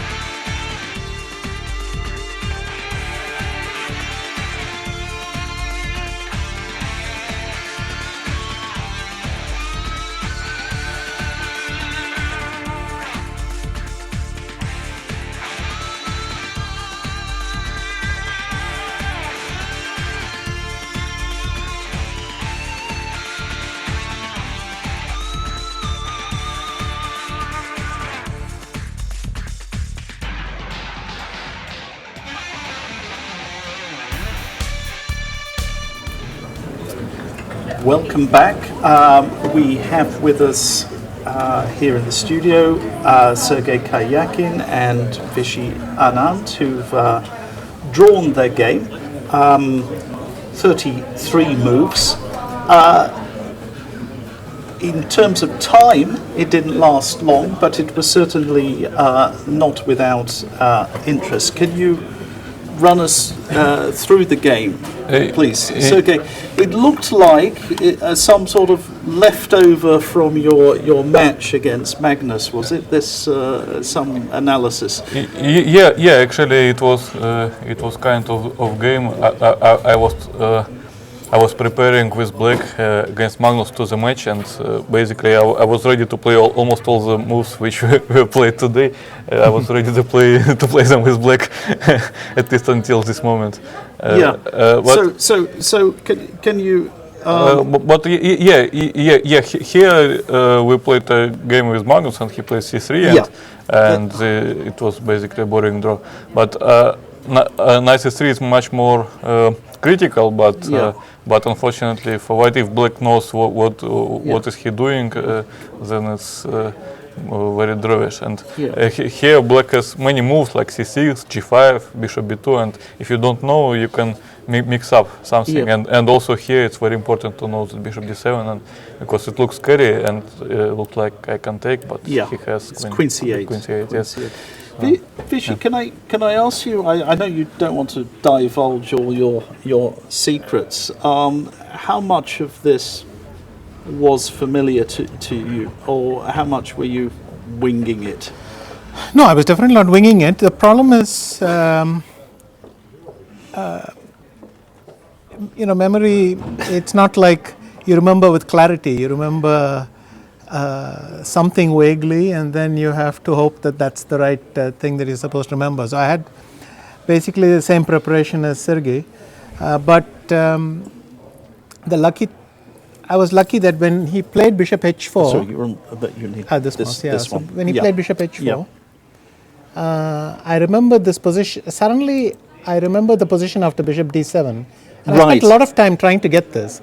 But I suddenly remember the position after bishop d7. And I still remember as if it was yesterday when my second Radek sat in front of me and said, now the move is bishop d7. And my first reaction was, you're joking. My first reaction was, you're joking, rook b7. He said, no, don't worry, queen c8, you're absolutely fine. That's all you need to know, we'll move to the next. So that was more or less the sequence he did with me. And I remember the conversation rather than the position, but luckily I remember that I fell out of my chair when he played rook b7, and then he said, don't worry, queen c8 is the draw. And so I could aim for this. So that was nice, because I don't think it was a bad strategy at all of Sergei to test my memory, because I mean, you check so many things that always the one thing you want to have checked, you never have. And that's it. So, but I was lucky this time. And it does seem to be quite dangerous if you're not playing this move. So that's I mean, this bishop b2 line is a draw. But like he said, g5 and so on is very complex. But if you don't know your way, then you shouldn't be wandering against someone who's checked it. So that was clear for me as well. That's very good. And you also, Sergei, you played this this move h3 very quickly. Is that a little bit of a bluff, because you know that objectively your position is not that fantastic. Because I remember I checked here different moves, like some king h1, queen g3 or whatever, and I remember that black always has some counterplay, and after h3 I had in my notes that h3 is probably best practical chance, because black should find b5, because otherwise white is little bit better. But if b5, then of course it's so, okay. I mean, it was my chance I used, so it's normal. So and after this just seemed to be neutralizing. The bishop f7 is important, and then it's basically and here I spent some time on this, but basically it's nothing, because you just take gf, and you queen go, e1, queen e5. Sure. Nothing. Okay. And that's it, and it just basically petered out. So a technical game, not without interest. Vishy, after disappointment yesterday, must be quite satisfying for you to steady without a massive amount of work on your part today. I mean, I would have been fine with studying with a massive amount of work as well. But exactly, I needed it after this stupid game yesterday, so it was nice to. I mean, what sometimes goes through your head is, what if it doesn't stop and you just keep sliding? So it was nice to not have that situation. Stop the rot. Stop the rot immediately. And Sergei, solid stuff from you. Didn't quite work today, but that's the nature of modern chess, isn't it? Sure. Okay. Thank you very much. Gentlemen, we'll take a short break now. Be back very soon.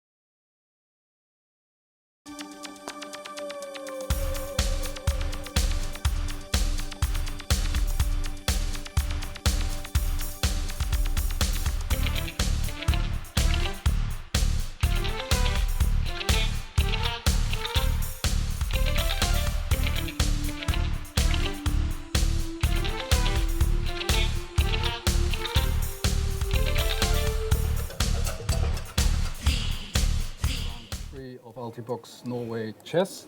One game finished, a very interesting background story from both sides on this opening preparation. Yeah. I mean, you can. And it's deep, isn't it? It's pretty deep. Yeah, so you can.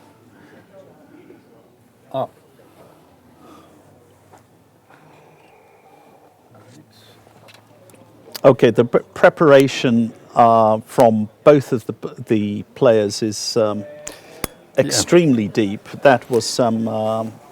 Yeah, that was the. I mean, I forgot to switch on my sound. Apologies for that. So, and I was expressing to Nigel my. Being impressed by the background stories that Vishy Anand and Sergei Kyakin told us. Yeah. It was a song by the Bee Gees, wasn't it? How deep is your prep? How deep is your prep? Yes, absolutely. Let's say in 10 or 15 minutes from now, we will do the new in chess quiz with the answer from yesterday and a new quiz question for today and tomorrow. Yeah. Or rather, day after tomorrow, because tomorrow is a free day. You're also invited to send us questions. You can send them to qa@norwaychess.com, whatever you want.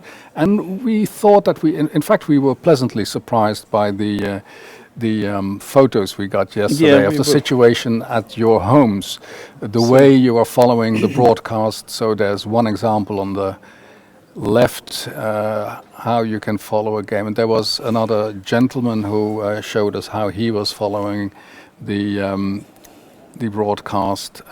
If you have if you have any photos showing us in what particular special manner you're following the broadcast, we'll be happy to see them. As long as they're decent.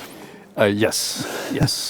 We will ignore the other ones. So this is decent enough. Covering up your leg with a plaster. Yeah. So you're warmly encouraged to show us how you're enjoying our broadcasts. Yes, and if you order pizza, just let us know if you did. It's always these. It's the details that mine's a pepperoni. Magnus Carlsen, he's playing against Hikaru Nakamura. Important game for the world champion. He would love to win that game and go to +1. He is a bit better, Nigel. You explained. Yeah, I think so. He's got a bit of a squeeze. I think I would be looking for Rook C6. That's I think how I would play. Rook C6 followed by pushing the pawn. Actually, simply. The B pawn. I mean that gives a square, but the pawn goes further. So once the rook is in on c6, you can sometimes even give it up. I mean, I'll give you a well, instead of this, if knight b8, I'm just saying you can even play moves like b5 there, because after takes, these pawns become also real, supported by the bishop also, on g2, which suddenly is a huge force. Yeah, the bishop increases in strength. e4 could temporarily block it, but the pawns are they're going to land. Yeah, you can even try it for yourself. Just stop them. Try to stop them. It's not going to be easy. So that's one of the... Yeah, I you know, if I were a betting man, I would think Magnus is going to notch up his 13th win. I could be wrong. Against Hikaru Nakamura. Yeah. Against... he's got this huge score, and you think he might go to 13. Yeah, and he's, okay, of course, lost one game, as we well know, but in general, Hikaru struggles against the world champion. Good, so that's a game that is still very much full of life. How much life is there in Maxime Shayla Graf's game against Fabiano Caruana? Yeah, well, let's have a look at it. Okay. So they've been shuffling around in this this ending. We left it somewhere around here. Okay, we got some extra moves. Actually, not that much has happened. I'm sort of going back. Actually, they've been playing quite quickly. Yeah. Maxime has improved his position in a way. His king's coming to d3. d3 is by far the best square for the king, because on d3 you protect the c pawn. Yeah. You can control some central squares, and I'm guessing with MVL's last move, he wants to put his bishop on c5. So I'm anticipating a maneuver like to a3 and then to c5 with his king on d3, where it will support, and he's laying siege to this black a pawn, or the black b pawn if he captures. It looks a bit better for white. I wouldn't be totally happy with, you know, if I were black in this position. He probably should be able to hold it, but you know, it's one of those things where you start to feel a bit hot under the collar there, you know, a little bit, you know, just... You're just more restricted than white. I mean, white moves easier than... Yeah. Good. So let's see how... And then there was the game between Anish Giri and Levan Aronian, or rather the other way around, where there was this tacit draw offer, you said? Yeah, which has been declined. Yeah. I'm glad to say, I'm very, very glad to say that Levan Aronian doesn't want to waste a white. You actually don't get that many opportunities to win in a tournament like this. So when you're playing against the tail ender, and who has proven vulnerable already? Yeah, it sounds a bit ridiculous to describe a guy like Anish Giri, who is actually one of the most solid players in the world, as shark bait.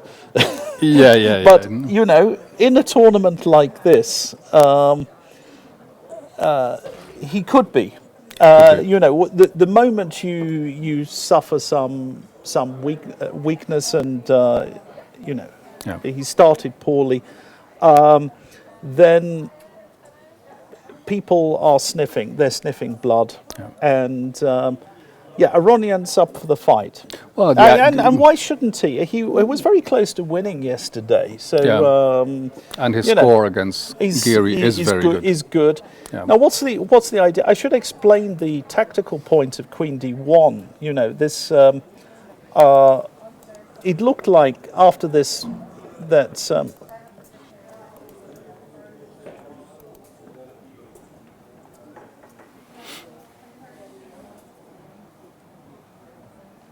Yes, that was actually quite clever what he did. So after Queen D8, he played Queen B3 with a threat on F7 check, forcing the rook back. So in fact, the rook has moved off that nice semi-open line back to defending this pawn on F7. So that's an undeveloping move. And now actually black has a threat of knight a5. And furthermore, he has a threat of just simply capturing the pawn on d4.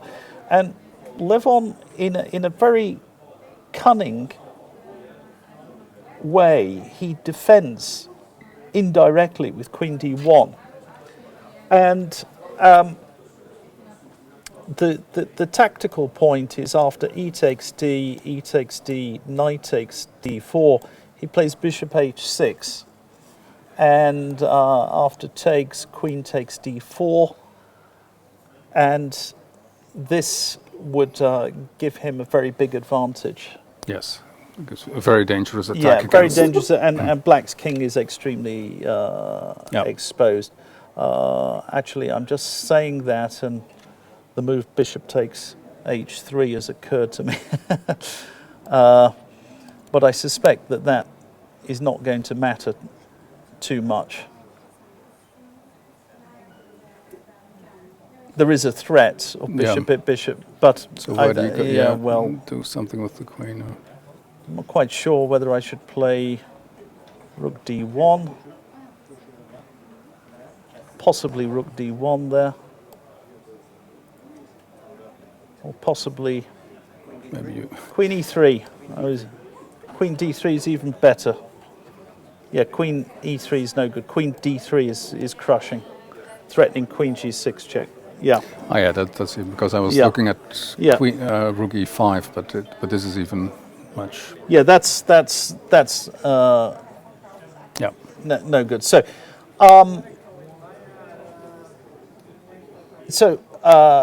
after this, Anish has gone in another way. B5, bishop a2, and another point of this is that we may see action on this. Diagonal, because the bishop is well placed along here for the moment, but we could easily see in a minute this bishop coming back to b1 combined with the queen on c2 and threats coming in this way. So it's a sharp tactical position, and will require accurate play, real precision from from Anish. He really has I think his pieces are well enough placed, but he needs to be careful here because there are tactical possibilities. So, okay, these going up. We got. We're starting to get some photos in. Sorry, we're laughing here. Yeah. Some great submissions.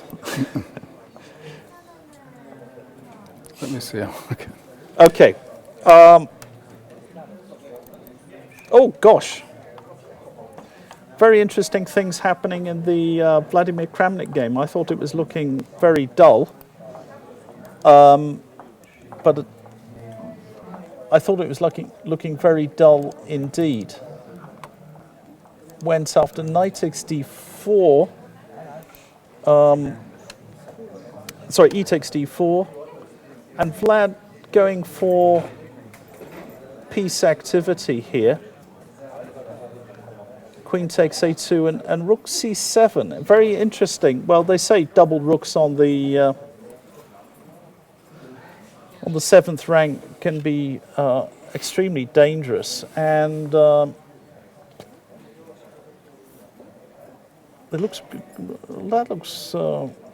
looks as if Wesley needs to be rather careful there. It's starting to get very ominous. In fact, even I'm thinking here that such positions can even take this.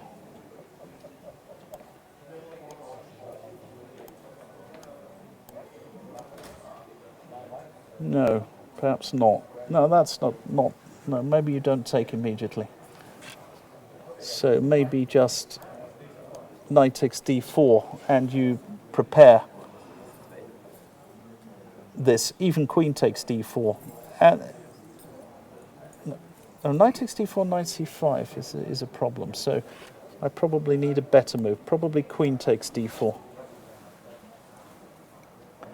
Oh, and then if you... Yeah, and then if knight c5, you're going to do something like this,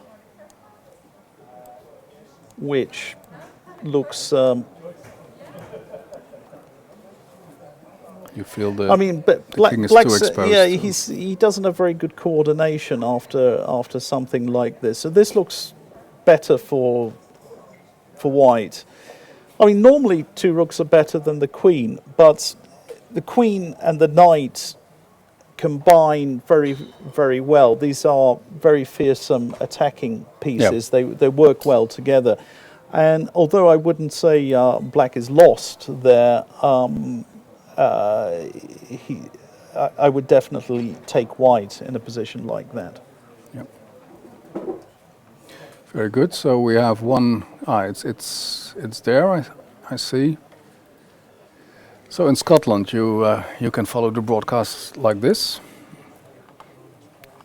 Let's put your feet on the desk and have a dram. A wee dram. And we're going to look at Magnus Carlsen. Yeah. Before. Okay. Excellent. Excellent. Yep. Who was that? It was John Henderson from Glasgow in Scotland. Drinking whiskey, yeah. And hopefully a good one. And it's election day. It's election day. Yeah. And how are the Scots nationalists? Oh wow! Look at this. Wow. Oh, wow. So, how has this gone? Takes knight d7. Rook c6, as I thought. F4 right, F4, straight away. That's bold. Takes. And this is just a question of tactics, because now the queen comes in. And well, this must be the position that Hikaru had in mind.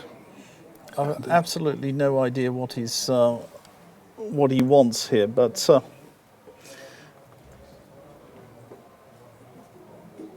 he wants f3, I guess, at some point.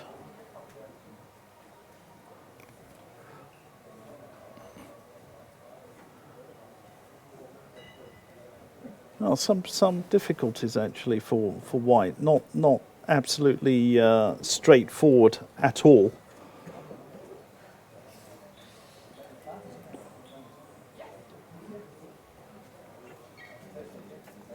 You mean you don't have time to take on d6 because there will be f3? Well, or?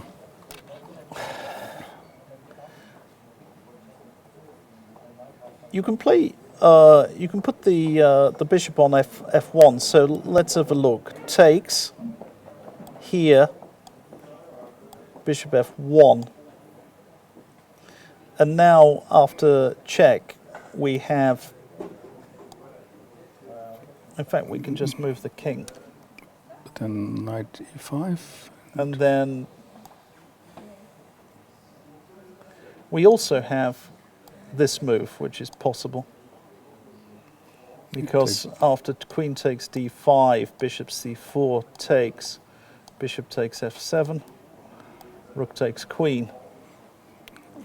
So it looks a bit dangerous, queen takes d6, but that is a huge pawn, because in fact black's structure more or less collapses after this. So it is a question of accurate calculation. Yeah, you really have to. And is queen g5 threatening f3 more dangerous? It looks more dangerous. But still, it should be possible to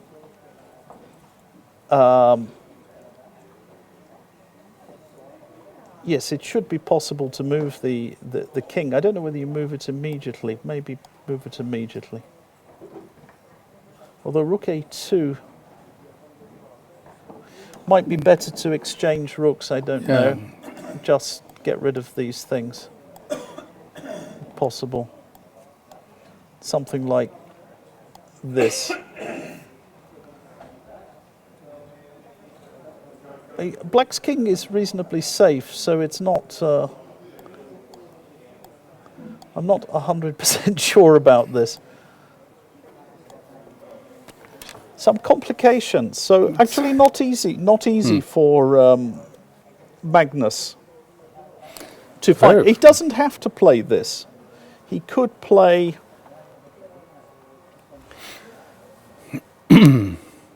Could play something else altogether. But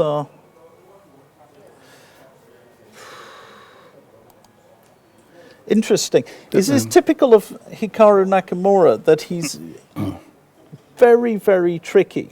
And actually, he's just basically saying, I'm giving up the strategic fight.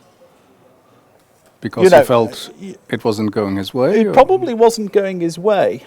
But it looks like he's taken a very interesting opportunity to mix things up, and it's going to require very, very accurate calculation. But there has to be some objective truth in it, because Magnus has time enough to calculate. I mean, it's not a blitz game. No, it's not a blitz game. No. Yeah. So the question is, how good is this idea? How? Yeah. Basically, Magnus's sole problem is his king is a little bit exposed, and this vulnerability of the king is. I mean, does he have to go on the defensive? Then he might lose his d pawn or whatever. He has to be very careful there with this. At the same time, you have this idea that if White finds the right plan, it must be good. Yeah, I would have thought so. Yeah. Would have thought so. Well, definitely not boring for us. So let's see what Magnus comes up with, and. Okay, so Geary places his king into the corner. So let's get that. We got to. You say that we haven't shown it. Aye. Yep. Yeah, that's. And here time is going to play a role, because Geary is down to 27 minutes and they only made 18 moves. So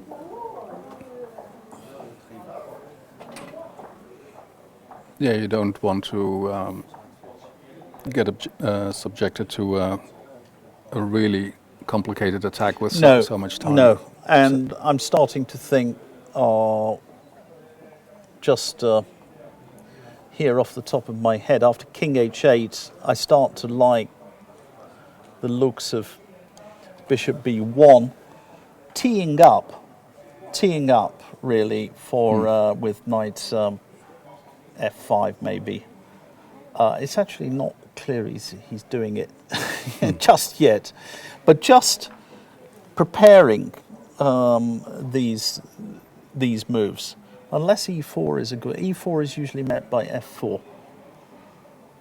It's actually why you're probably wondering why Levon put his rook on left his rook on f1. He's actually getting ready for if a move like e4, which is tactically justified because takes. The knight is hanging, but a move like f4 could be played, and an advance on the king's side. Sharp position. So very sharp indeed. I also have the feeling that White has all his pieces in play, and the rook on a8 is. Yeah, that's right. That's right. Okay. So if we come back to Maxime Vachier-Lagrave, there is some probing everywhere. Against Fabiano Caruana, he's gone bishop f4. I'm going to guess it's all right.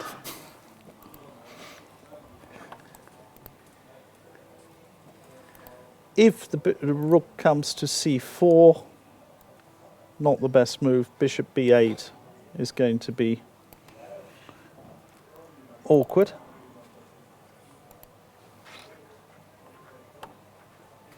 So rook c8, and then perhaps this comes in. And I'm just wondering whether this idea of playing for this endgame could be a little bit awkward. I'm going to make some more moves.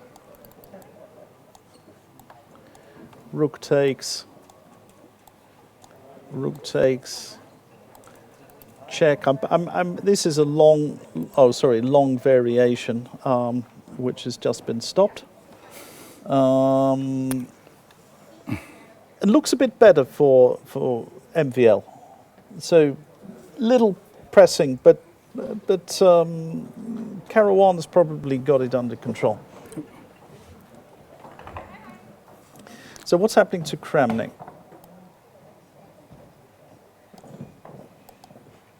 Yeah, so after rook c7, he decided to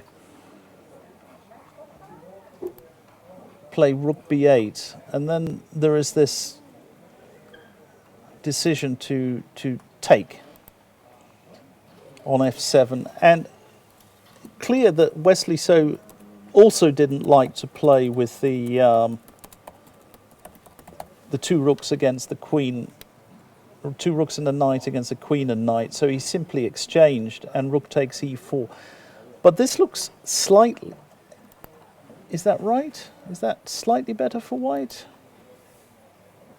Perhaps not.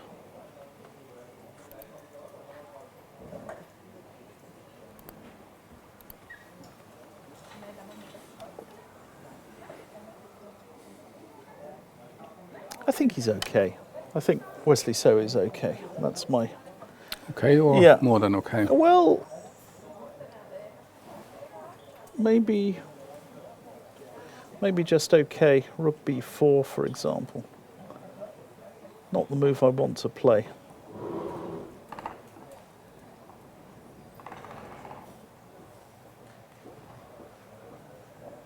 Yeah, maybe. Yeah. Maybe it's rook b4, perhaps. Not sure.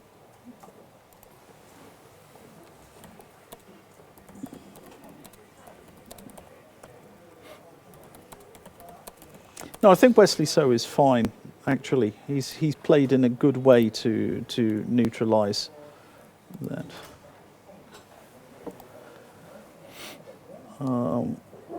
MVL's gone in. I think we're going to get this situation that I mentioned. He's going to go for one of these end games, and maybe this is it. That he's perhaps he's not going to do that. Oh, that's interesting. He's gone down. Now I expect bishop c5, but possibly bishop. Yeah, he's played bishop c5. Yep. Yeah.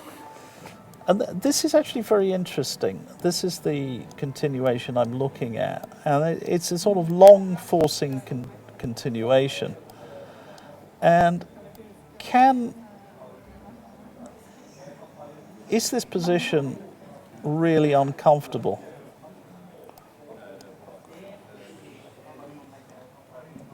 Or is it just a draw? And it's probably just a draw, I think. Probably just a draw. I mean, black is squeezed. Rook d7 is maybe not strictly necessary. Why not? h4, but I don't see how he's going to make progress. But you will win the d pawn, won't you?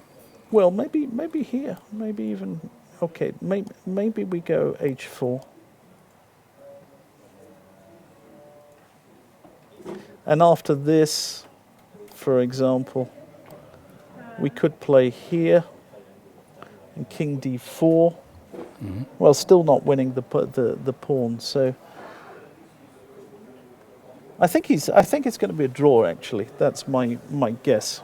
That is he hasn't got enough.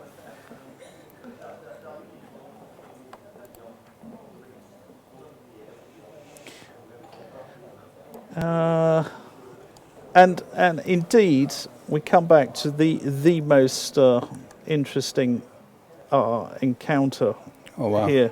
Yep. Queen takes d6, queen g5 has been played, and now the question, is that actually the knight on d7? He does a very, very good defensive job for black. So it's covering his king, it's covering, but that's it. Yeah. And you don't Black's see it join the attack. But not really. I can't see knight e5, knight d3 happening, but who knows? And queen g5 with a threat, and so either he's going to have to play king h1. I'm just wondering, can you play the rooks? Is that a good idea to start with anyway? I mean, I'm just wondering about. Let me try some primitive move. f3. f3 really does maybe run into knight e5. That's probably starting to get rather dangerous.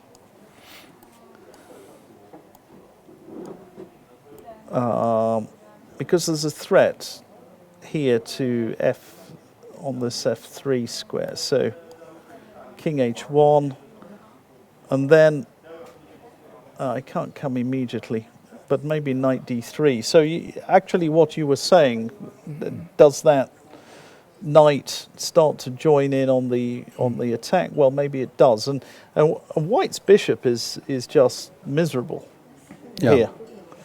So it's an interesting situation, and maybe and from a practical point of view, not easy for Magnus, because what happens here with this why he's played king h1? Right. Don't you prevent the bishop from being stupid? Yeah, that's why he's played king h1. Yeah. But then you get this pawn, shoved up your throat. Yeah. So that is the positional move, probably the best move. Yeah. But once the pawn comes to f3, I always say that once you have this pawn here on f3 or in f6 when it's wide, then there are always mating possibilities. You remove this bishop somehow, you've got mate in one. There are always tactical themes when you have a position like this. But just to be on the safe side, you start by eliminating that rook on a8 by checking. Is that a good plan, or? Well, it's not clear. Not clear. It's not clear to me. It's necessary. you think that's premature? Or yeah.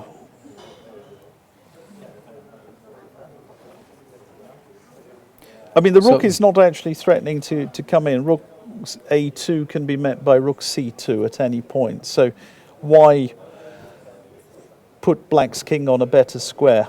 So you'd prefer to start running, or? Sorry, after what?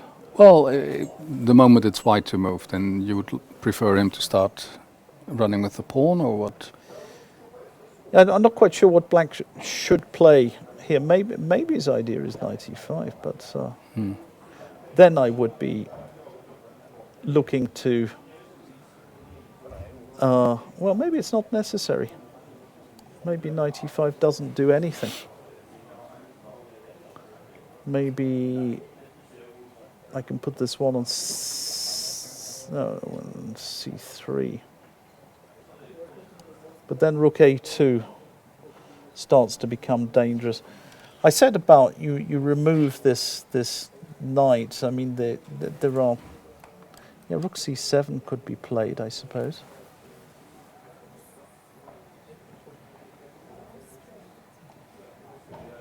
Becomes very tactical.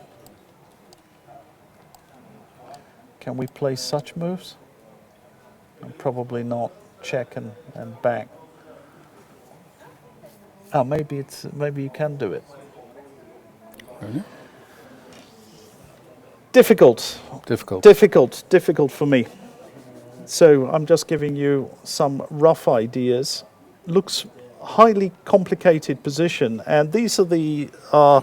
I think Hikaru has done the right thing because he sensed the strategic tide was turning against him, and he's just said, "Well, okay, am I going to bother defending here? I'm going to go on the attack," and that's very much his nature, actually. Yeah, but then, you have to be pretty sure of that attack. Maybe he just thought, if you stick enough pieces in the general vicinity of your opponent's king, it's enough, and you have a hunch and bet a bunch. Okay. So Hikaru is thinking. Which may be. We got some photos. No, not really. Oh yes, we got. You've got some photos. Yeah. Okay. So there. So we let's see. We asked people to submit some photos to show us how you're watching. Who is the first one? Who do we have here? That's have you got your details? That was a. This is a. Who do we have here? This is Brandon Smith. From where? That's unclear, but tell us where you're from, guys. When you're writing, it's nice if you tell us where you're from. So eating something. Yeah, and he's reading Isaiah Berlin. Okay. And gosh, that's serious stuff. Very serious. And drinking coffee from a plastic cup. Okay. How classy. Okay, good. He says. Yeah, so that's one. Yep, excellent. Next one. Then we had another one. It's. Let me see. Yep. That is. Who's that? Very good question. Somebody who is supposed to be working in their office. You send it, yeah, okay. Right. Okay, excellent. This is Sinan Özal. So, that might be... Skiving off work. Okay, he's... Skiving on, well, I hope the boss is, is not... investment consultant and business angel. He's working for the Turkish police also. Right. Yeah. Right. Okay. And he says, I'm supposed to work in my office. Well, that goes for many people. Yep. Thank you, Sinan. Yeah, thanks a lot for that. Yep. So we haven't had any more sexy ones, have we, yet? No. Good. Okay. So Hikaru was still thinking about his move. I'm curious about Wesley's game. What's happening there, Nigel?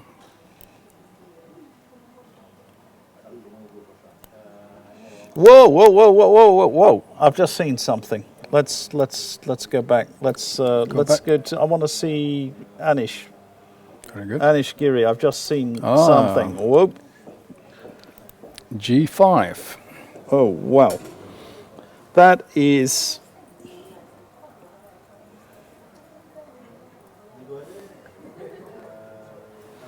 That is a very, very risky move.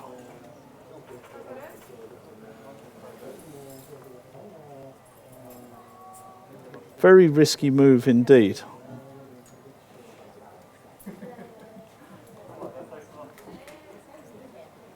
Apparently now F4 is very strong. So apparently F4, and that doesn't surprise me that there is a tactical possibility here. F4, you say? Yep. And that looks like it's ripping open the black king side, because obviously if he takes, F takes E5 is very good. That is obviously good. Let's try something a touch more sophisticated. I mean, what happens if you sacrifice back on E5? Then if you take on F4, that's now why would that be?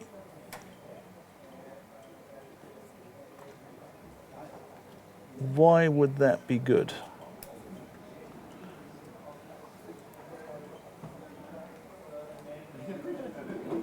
Interesting. Well, maybe take. And F5 is one way to play. Yeah. Doesn't look so clear to me. But you've got your pieces in action and you're threatening bishop takes H6. To begin with. Queen D2, also, this is some ideas. Not entirely sure about this. Not easy to find F4, I think. Well, no, F4 is possible, but it's not so easy to. If you just drop, if you just drop back here. There's also some other moves. I'm just wondering if you drop back. Yeah, that's the move. Yeah. Takes. Bishop takes. Yeah. And Black's king is terribly drafty at this point. I can see possibilities like bishop G3, knight takes G5. Yeah. Looks like a huge attack for very little material. So it is thematic. F4 is definitely thematic. And that's not going to... Is he played? No, he hasn't moved. Well, it is the move that he's been waiting for, but now he has to find it. No. F4 is extremely thematic, but it's like a... You know, this is like a dream king's gambit. Somebody was asking me yesterday, as we've discovered that Homo sapiens is 100,000 years older than we thought, and we're supposed to go back 300,000 years now, unless of course you're a creationist, and what are we going back 6,000 years for? Adam and Eve. But the scientists think man is going back at least 300,000 years. What sort of openings were they playing 300,000 years ago? And I reckon it's the King's Gambit. Probably the Algier, with this knight takes F7. Real caveman variations. That's my guess. Caveman's chess, yeah. Yeah. Okay, good. And our producer is right. I promised to give you the answers of yesterday's quiz, so maybe I better do that. We had a very interesting... Sorry, just concentrate. I'm just getting some very funny messages. Sorry, I apologise for that. I'm getting some rather silly things. Okay, don't worry. But it's now already on the screen, or what? No. Okay. Good. So the question yesterday was a complicated one, saying top chess players are globetrotters who spend a lot of time away from home.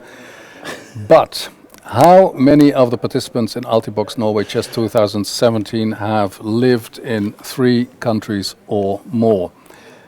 You had any idea, Nigel? Yes. Yeah. Okay. Because we discussed it. Yeah. That's a very good question. How many of them have lived in 3 countries or more? Or more. Yeah. And the answer. Well, how many people got it? How many people got the answer? 0. 0 people got the answer. There was that guy who gave us 10 different answers, but we disqualified him, didn't we? Yeah, he was. He was very clever, or she was very clever, and just sending in 1, 2, 3, 4, 5, 6, 7, 8. No. The answer is there are 6 players who've lived in at least 3 different countries. Yeah. And tell us who they are. So first we have Magnus Carlsen. He lived in Norway, in Finland. Really? Finland and in Belgium. Then there's Which I didn't know.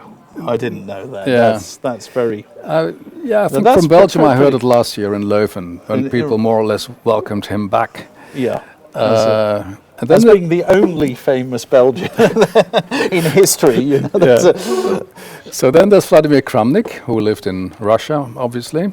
He lived in France, in Paris, and now he's living currently resides in Switzerland. Which so that's 3. Yeah, he was very happy with, despite the you mean exorbitant prices of absolutely everything there. You mean he's making progress, right? Yeah. Okay. Yeah. There's Fabiano Caruana. He's been traveling around a bit. He was born in the USA. Then he went to Spain. He went to Hungary. Then he went to Switzerland. I think he's been back to Spain. Yeah, again, and back to the United States. And I was back in the United States. Yeah, in fact, he doesn't know where he lives, really. That's, he lives in St. Louis. He's citizen of the world.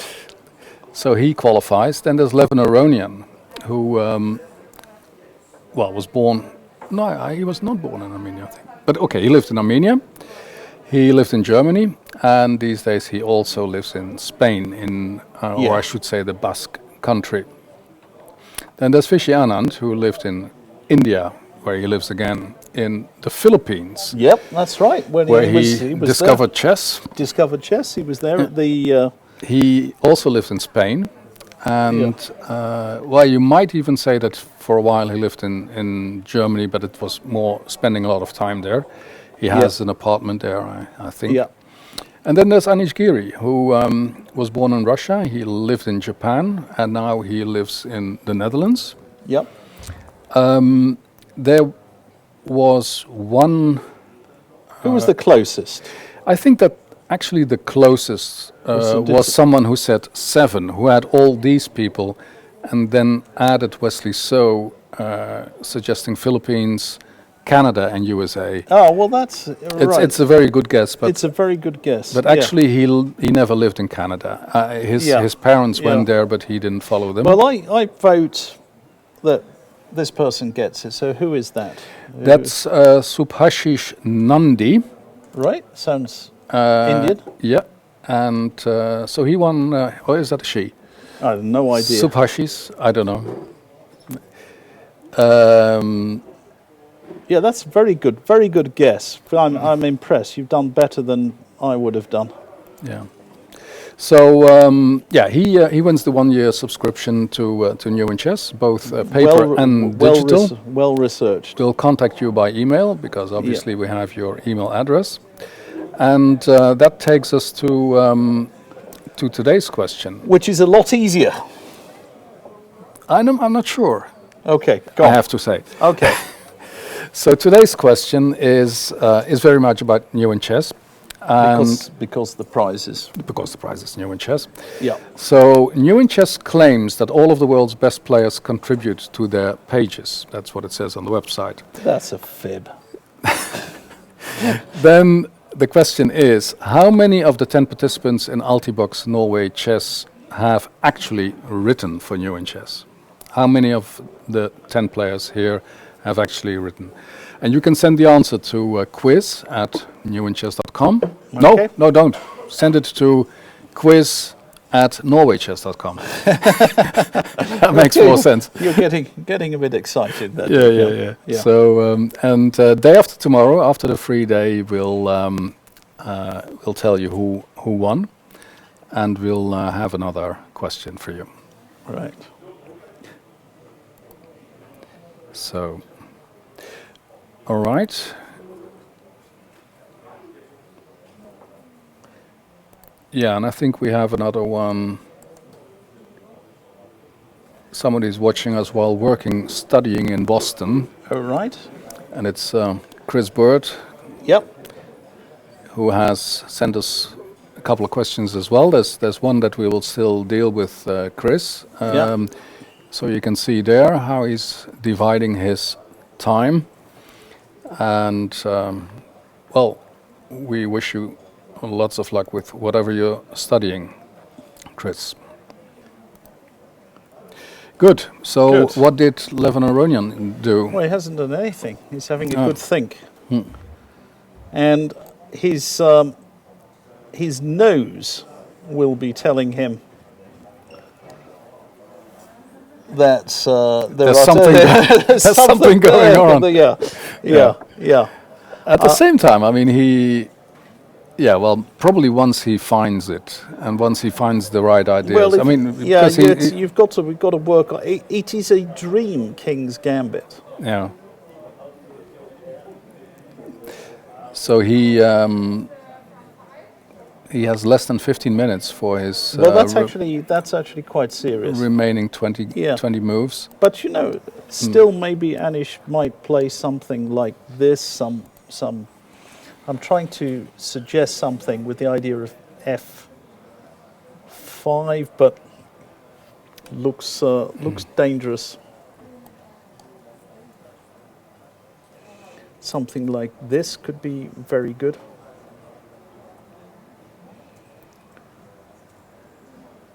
And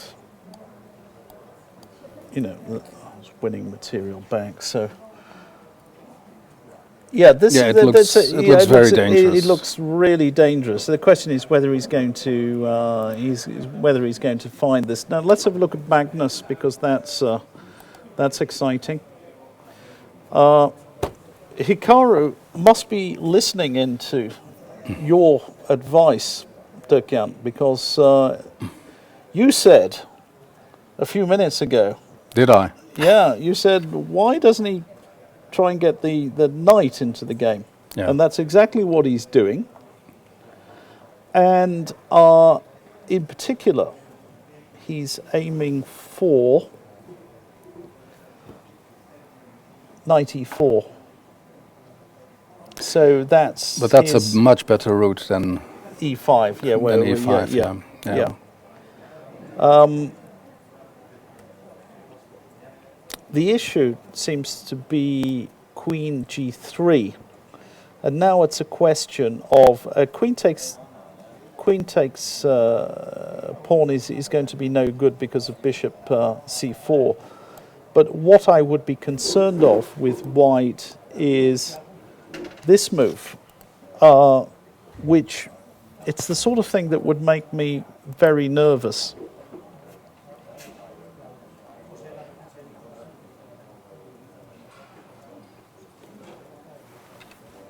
When I see moves like that, I panic a little bit. I see this knight coming in, and my king is in a bit of a box.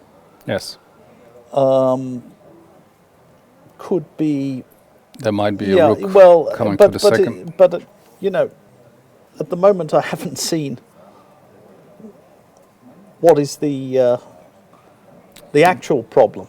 You mean because there's rook a2, then you just play rook c2? You can play rook c2 if you want to, yeah. So it's optically very, very dangerous indeed. But I haven't, on the other hand, your pawns are not going through just yet. So there is that issue as well, that okay, maybe black doesn't have a mating attack, but you might not have enough to win yourself. Yes. Because you're sort of partly protecting your own position. Yes.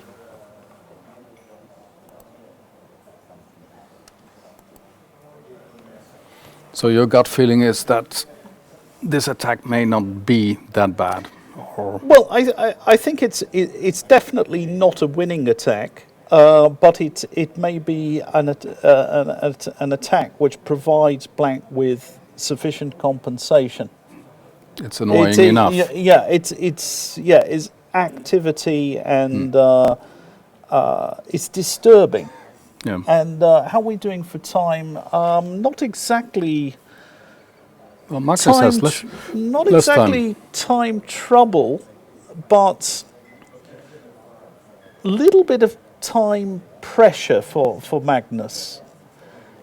You actually want very, very simple positions when playing. When you 15 minutes. Of course, he calculates super fast anyway, but you miss one thing in a sharp position with an exposed king, you can go down. Yeah. You can go down. So I don't think that's likely, but it's not impossible.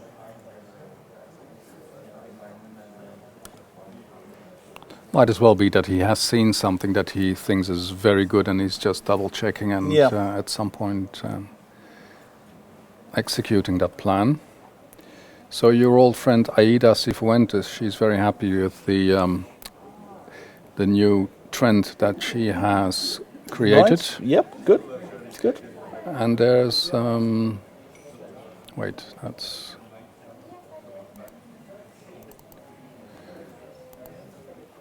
there's another one. You can. You can all. Have you seen?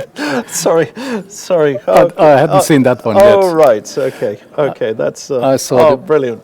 We got some more photos. They'll be up shortly. We'll sort these out. There's Waldemar Moos in Amsterdam. He's playing the piano. Sent to me on Twitter, so we. Oh, you have to forward them. Yeah. Okay. Very funny. We'll make a collection at some point. Great. Thanks a lot. Thanks a lot, guys. Yeah. Thanks. Yeah, for all those contributions.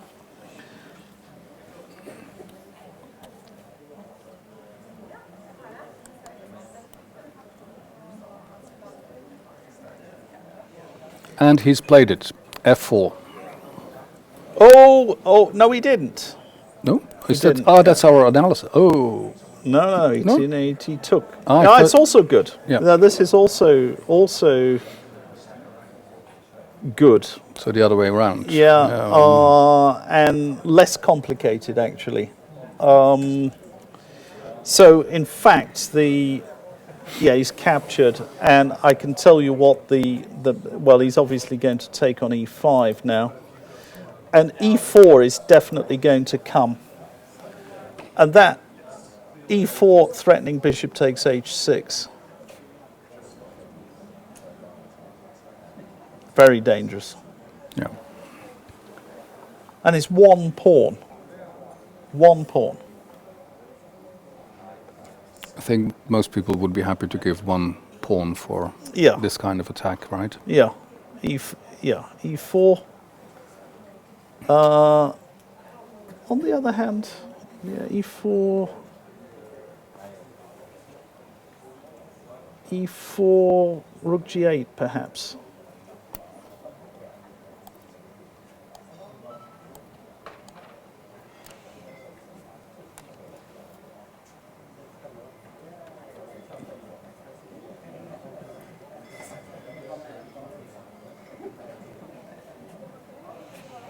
Although perhaps even a move like Bishop F4 is possible here, just to remove some attackers, and Eve takes, which is probably not the best move. Rook takes F4.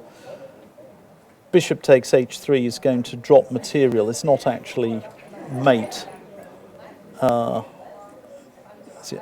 So this, Yeah, because the knight is very vulnerable now on the square. So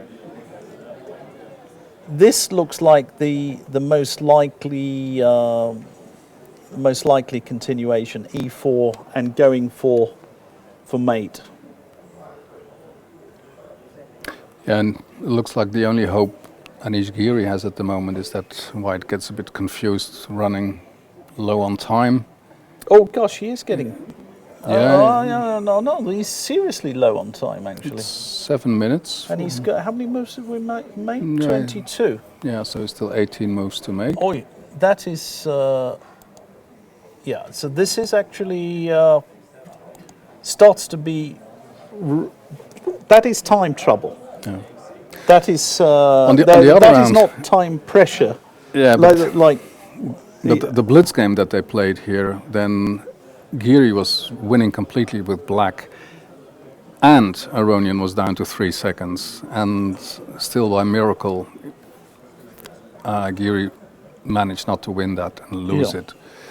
So it's not time that he should be counting on now, but seeing if there's any counterplay that he can stir up, but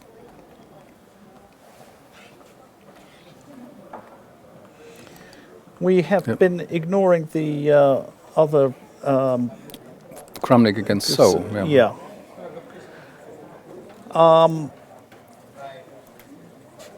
It's a question of what Kramnik is going to do here.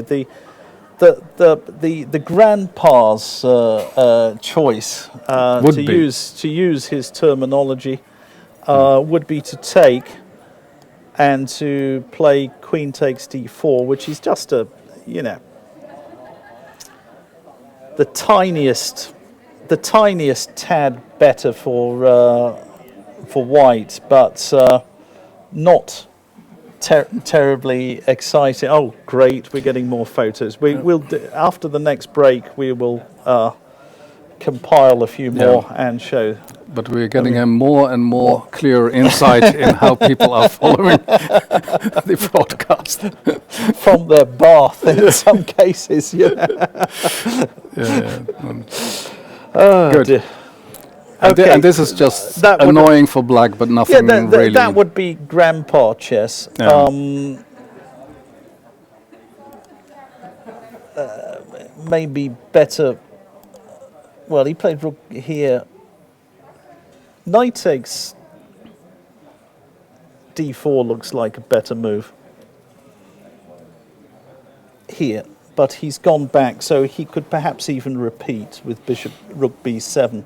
Well, it's not even clear he's going to get that repetition, but rook B7, at least with the idea of knight D4, knight F5 with a threat this way. White's king is not in danger. Not at all, right? Yeah, it's the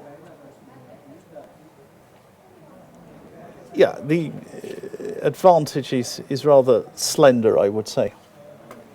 Well, developments in Aronian Giri. Oh. So, wow. So rook G8, as I thought, was the right move, and actually the funny thing was I just checked my engine here that said that bishop F4, as I suggested, was the right way to play, just removing that. This one, well, I think we're going to have some wild complications, and maybe the pressure is getting to Levon. So the machine doesn't approve of this one? Well, it actually says that this move is possible, but I'm not looking at all the ramifications here. Just to my naked eye, it doesn't. This looks like a risky option I don't think that pawn is very relevant. Rook, that's... So what should black play? Rook g7 is the obvious move. But I've just glanced over here, and it says even bishop takes h3 is possible. And rook g7 and bishop f4, excellent move actually by Levon, excellent move.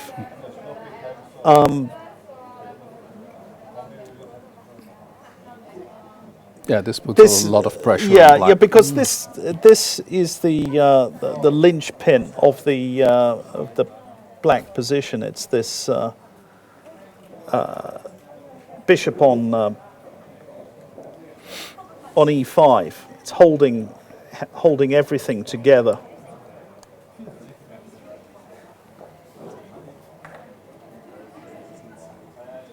And I think the important point is. Well, okay, let's look at the most obvious thing. Takes. And takes. And takes.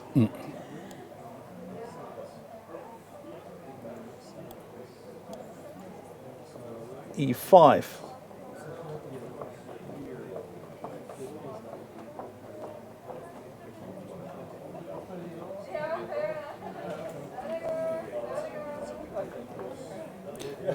I don't know. Maybe even this move is possible. Is such a move possible? And you take. You take what? You take. Well, the queen, yeah. Yeah. And you take the bishop. Take the bishop, and now you get out of the. It's a check. Yeah. That's the idea. Still looks as if white is not risking anything here. That's my general impression. If even you're misplaying it and you are left with this, you mean? Yeah. But I think my impression is that the clock is going to play a huge factor at this moment. Can you watch? I mean, is he? Oh, let's have a look at Magnus. What's going on there? So it fully depends on how nervous Aronian is to... Okay, so... playing quickly now. What are the times? They're still... 7 minutes for Carlsen and close to 17 for Nakamura. Yeah. Magnus has gone back, which is a good move. Because his king is very vulnerable. But now... But where are you going to? Knight takes d5 is regaining some material. A rook c5? Rook c5 is the question, yeah.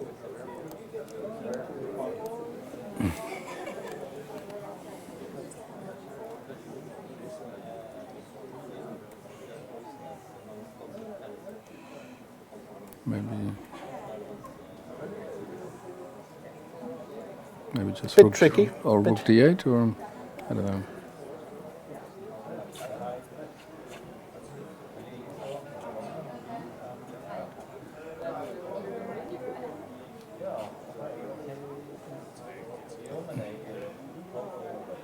Possibly.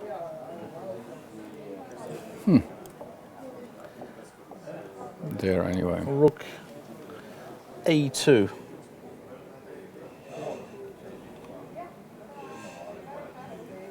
And so after, let's say, what we push. And queen d1, then you queen d2 was my idea, to play like this, which well, this can be dangerous actually. Yeah. But could you play queen d1? At which moment? Here, before instead of b5. Queen b1, rook takes f2. And takes... Queen d1, rook d2. D2, yeah, okay. No, then take on f3, right? Ah, yes. Yeah.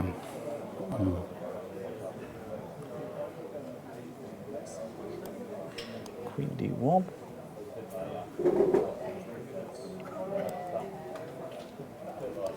I take on d5. And you mean I have a problem? Well, unless you're mating me. Unless I'm mating you, yeah, which I probably do. Yeah, after this. Yeah. Yeah. Gosh. Yeah. And you had queen c7 check anyway, nothing else. Queen c7 check and rook d1. Oh, it's very, very tough. Yeah. Very tough. So the position we have now is this one, queen e1. It's a good defensive move.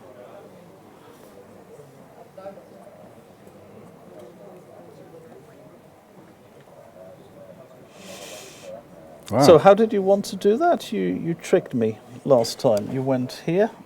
Oh, he's gone rook a2 anyway. You tricked me. No, it was you took on d5 with knight. Right. And then it was... Yeah.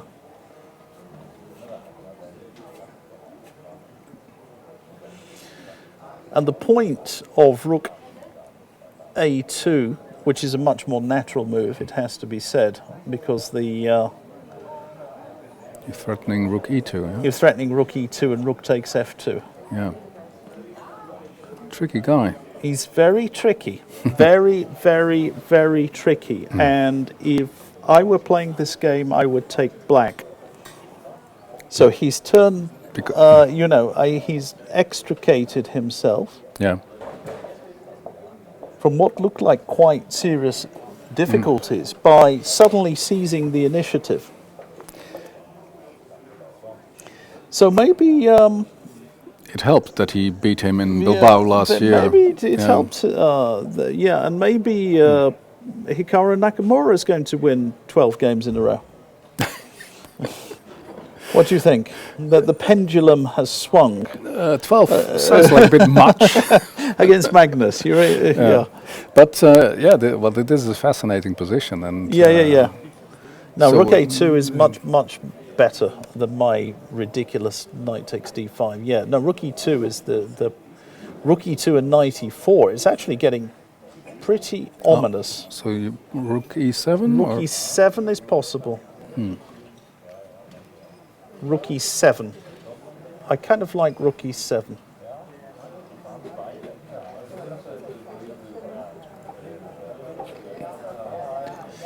But then knight takes d5 is, you know, is like a massive improvement on. You got. You mean you don't have time for rook e5 or. Yeah, you can do that, but.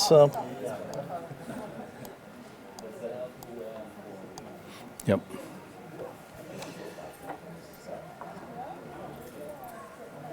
It's clear that you know, black is in no danger at all, and white has to be careful, particularly when with the the time trouble approaching. So we have the possibility of a sensation, of an upset. I'm not saying it is likely, but. From a practical point of view, this position is very difficult, actually, for Magnus Carlsen. There are threats all over the place. So it looks like Hikaru Nakamura is being rewarded for his bravery. I mean, I mean, he looked in trouble. Yeah. Or at least in a very unpleasant position. Yeah. And now he may even have chances to achieve more than a draw. Yeah, let's go back to this one. The another attack, but this time with the white pieces. He's taken on h3.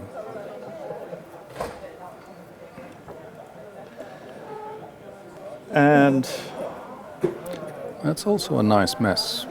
Yeah, apparently King h2 was not the right move, which is actually not altogether surprising. These things are difficult to see. I'm just looking at you're exchanging queens, And rook e3. I mean, that is a... You're attacking 2 pieces. Yeah. There. And after rook e3, rook takes g2 check. Because of your knight on c3, you're covering the mate. So... yeah, that's difficult to see. Yeah, it's... I mean, okay, I think I would have taken on d8 just automatic. When I'm short of time, I get the queens off. You know, I don't play such moves like this. But probably he thinks that there must be a win somewhere, and that's because now apparently, well, in fact, he can play all sorts of. No, I mean, black can play all sorts of things, but one of the most dangerous is simply to go back, leaving the bishop attacked and also threatening knight g4 check. So Anish Giri, from a practical point of view, I think Anish Giri is doing rather well. And I mean, actually, Aronian is in the most horrendous time trouble, is he not? He is, but because we're playing without increments here, so... So he's got 13 moves to make in 1.5 minutes. And in a very complicated... That's why I play queen takes d8, even without thinking in these positions. It's a move made, and you can't... You know, you're removing a mating piece, a very powerful mating piece. There's danger. What's this? Rook g2 and rook d2. Rook g2 and rook d2. Also dangerous. Also very dangerous. So it looked incredibly promising for Levin Aronian, and it's turned into a complete mess, right? It's an absolute dog's breakfast, and it seems that he can only take here. takes on h6 and take here. Very quiet position. But difficult this. Yeah, because we've got we've covered the square. Queen e7 is met by rook takes h4 probably. Yeah, rook takes h4, and but there is a question of whether he can take on d1. One game has finished. Ah, right, okay.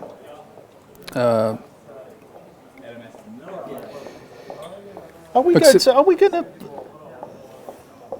Yeah, so Maxime. Are we going to ask them? You know, I'm just wondering because this is so exciting. We've got a lot of things going on. You wouldn't mind skipping this draw then? Probably. Well, they're two explosive games. No, I think we skip this. We skip this. With the greatest of respect to MVL and who's playing? Caruana. Fabiano Caruana, yeah. With the greatest of respect to them, the game didn't change that much. There was maybe a slight advantage here and there. So we will skip that, and we'll focus on... So Anish did play bishop d7. That was the move you mentioned, didn't you? Yeah. And bishop e6, that's a good defensive move. So his idea is, of course, after bishop takes e6, which is not particularly brilliant, you play rook takes here, and that is actually better for white.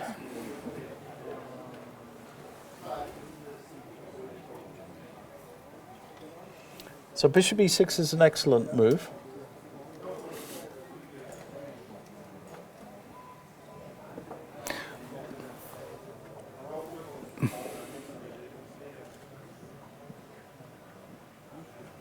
Yeah, you want to skip on. We'll skip. We're going to have plenty of these gentlemen. No disrespect at all. We've just got very interesting things happening in horrendous time trouble. So what happened here with Magnus Carlsen? It's actually looking like a draw.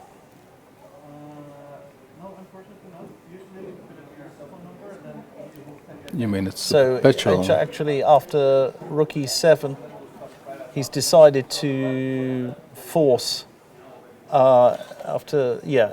he's so that's a draw. Yeah, that's going to be a draw.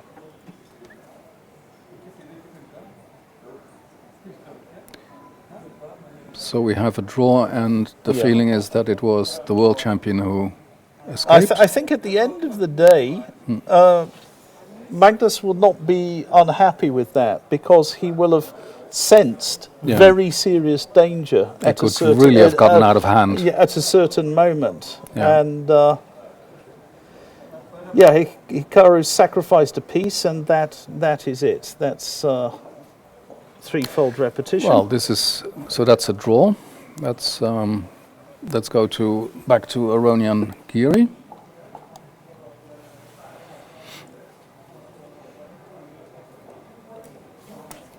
Excuse me.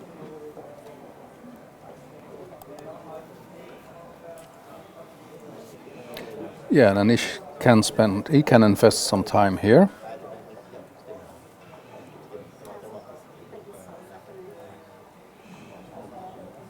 So there's some complications here, like Queen e7.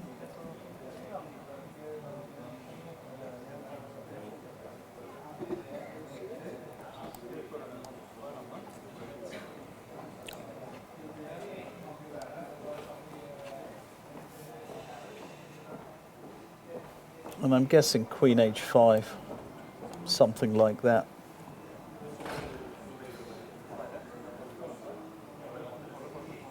Yeah, could actually turn out well for white.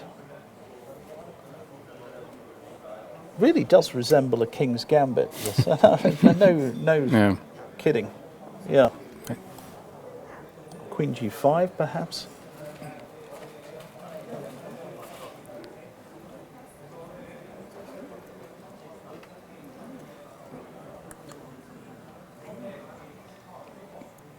Was there a moment where you could throw in knight d5 white? So what have we had? Oh, they actually ended up king versus king. That was, so they had to draw. Yeah. Knight g4 has been played. So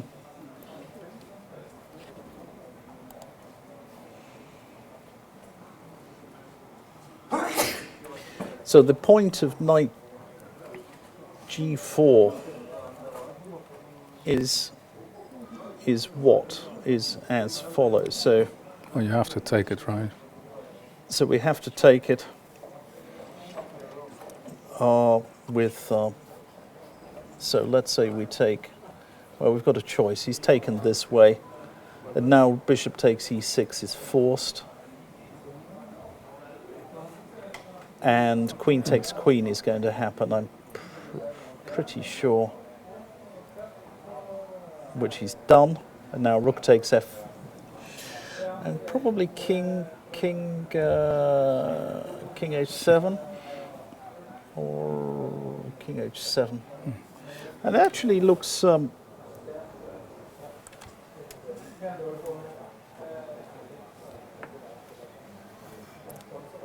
well, I think time trouble is how many seconds is that accurate? No, is that accurate? I think so, yes. So he's really running low on time. No, I mean, look, because black is certainly not worse in this position. Certainly not worse. Oh God, he's hitting the clock. I'm not surprised he's hitting the clock like that. And he doesn't look very calm. No, he's totally mishandled the clock situation. So. Yeah, and he makes his move. Yeah. Quickly. Rook F2. I don't think that was a particularly good move, to be quite honest, but he's got Rook G6.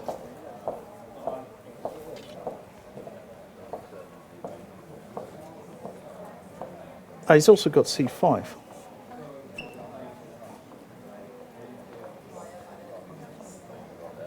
It's maybe even better, right? Yeah. C5, B4.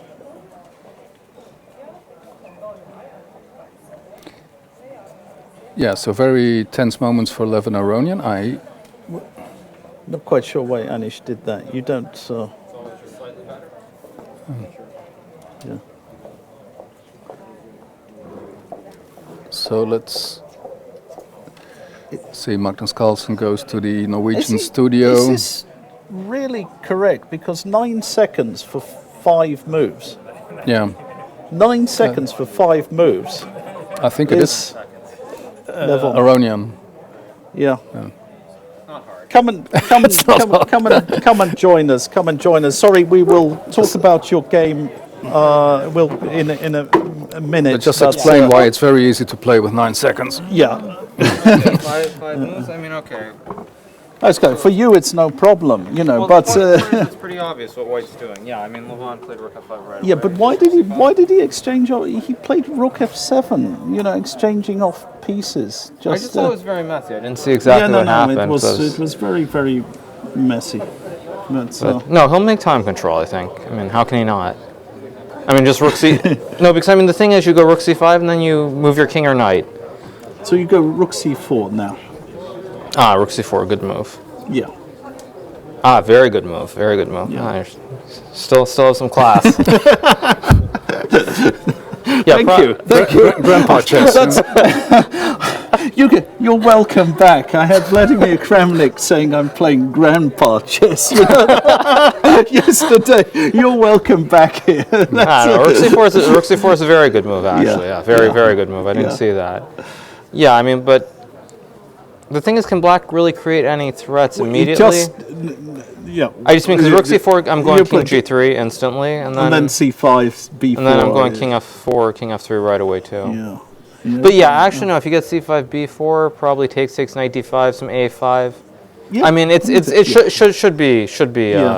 should be holding. But yeah, actually. But you see, this was a very strange choice. When the guy's got seconds left, why do you play Rook F7? I don't know. C5 or something, you know. Just yeah, but you know it's Anish. She has to be precise. That's kind of the point. No, probably he saw C5, Knight E2, Rook D2, Rook F6 or something like this, and he. But then Rook G6. Rook G6. Because Knight F4, King G5. No, I mean. Yeah. Actually, that's quite good. No, you're right. Actually, from a practical standpoint, to trade the rooks doesn't make a whole lot of sense. When the guy's got seconds, the guy's got seconds. I mean. Okay, but it's Anish. You know, he has to be precise. I mean, you can't give any counterplay. I mean, he has to be precise. So that's why he did that. But of course, I don't like the decision. When you consider the time. Because actually, just C5. Yeah, doesn't make a whole lot of sense. But like I said, I mean, you see some counterplay, you get a little bit scared. I mean. Yeah. Okay, so he played Rook C4, King G3. Now, Bishop G6, Rook D5 should be holding, so... Is there any sort of trick here? Maybe C6? C6 is actually what this thing is suggesting. C6, A5 and B4. Yeah, which C6 is probably the best chance. I mean, but White should be okay, but still some... Yeah, actually with like 7 seconds, if Black plays C6, I mean... No. Okay, I mean, if Levin is actually calculating very well, he'll be fine. But I mean... To calculate really well in this position okay. Yeah. It's the simplest move, C5. No, the thing is, C6 creates that trick because you're threatening King F4, you go Bishop G6, Rook E5, King F6, or something really weird like that. And I don't know if White's... Dominate. Yeah, I don't know if White's Rook is getting trapped somehow. Not trapped, but dominated, exactly. Yeah. Yeah, but, I mean, I think he'll make move 40. If he makes move 40, he'll hold. Okay. The moment he reaches move 40, we will come straight onto your very interesting game. But we'll just see if he makes it. It looks highly likely. the worst is over. Only two moves to make. I don't see how he doesn't make it. I think it might just be a drive and it move 40 pretty much. Yeah. Knight a4 or knight d5. Ah, yeah, because a5 you have knight e3, right? Yeah, but b3? Yeah, b3 is possible. b3? Some tricks. But it's move 40. So Anish has... b3, knight e3 should be holding. Yeah. Yeah, knight e3 is a very But I mean, still, knight e3, rook d4. Still... Or probably rook a5, rook d2, knight f5 or something. Yeah, it should be holding. Yeah. Yeah. Yeah. Okay. We just. I mean, he might even just take the knight. Actually. Yeah, if we know. Anish. I mean, he's got 40 something seconds. But they made move 40. Yeah. Well, that's 40 for white. For white. Okay. Yeah. So he's got. We'll just see this. We got half a minute maximum, and he's having a think. Levon has probably gone to the bathroom, if he's got any sense. He's played b3. Okay. So more tricky move. Okay. Well, thanks. Shall I try to get Magnus? Or well, yeah, you probably start. If you can find him, but we will kick off.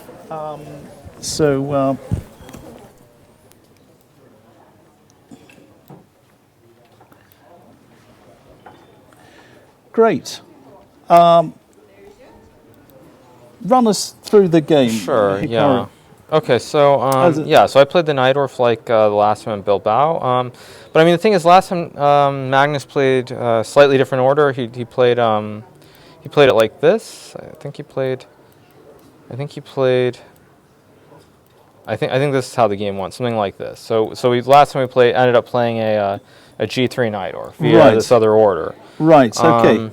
But I think perhaps actually Magnus didn't realize that at the time when he played G3, I was planning to play G6 anyway. Yes. Because we ended up transposing. After G3, this turns into a G3 Najdorf. Yeah. Different order, of course, but just all transposes. So I'd looked at this. So I'd looked at a few moves here. Knight d7. You shouldn't move the same piece twice in the opening. Are you happy with that move? Just it's the best move. It's the best move. At least from what I saw, it's the best move. Right. I mean, because basically the idea is simple. I just want to exchange and go b6, bishop b7, almost no matter what white does here. Right. Like if white plays queen d2, I do the same thing. It felt like you were a little bit worse in the game. Worse? You thought you were better. Yeah, exactly. Yeah. Well, okay. Well, I mean, we'll see. Someone was better. I think that much is clear. Yeah, somewhere around here, there were a lot of options here. Like, I wasn't really I could have played it like this in a5, and I wasn't really sure what's going on. This was one way I could have played where it's very interesting, I think. So a rook to the Which C, rook? well, probably the A rook. Yeah, because if you go this way, then I have this a4 trick, a3, a4, because this. Yeah. But, but if you play rook ac1... Even knight c5 here? Yeah, a3 is and forced. a4? Yeah, b4 I have to knight play. b3? And okay, so I have to go. I have to go in. I have to go in. c6. Knight d4? Knight d4, and I have to play rook c1 or something like that. But I mean, is this really supposed to be that dangerous? Takes. b5? And you go to bishop f1. Bishop f1, queen b8. Yeah, I mean, maybe this is too much. Queen d3. But I mean, okay, here, I don't even have to do that. Let's just say I ignore it and play b5.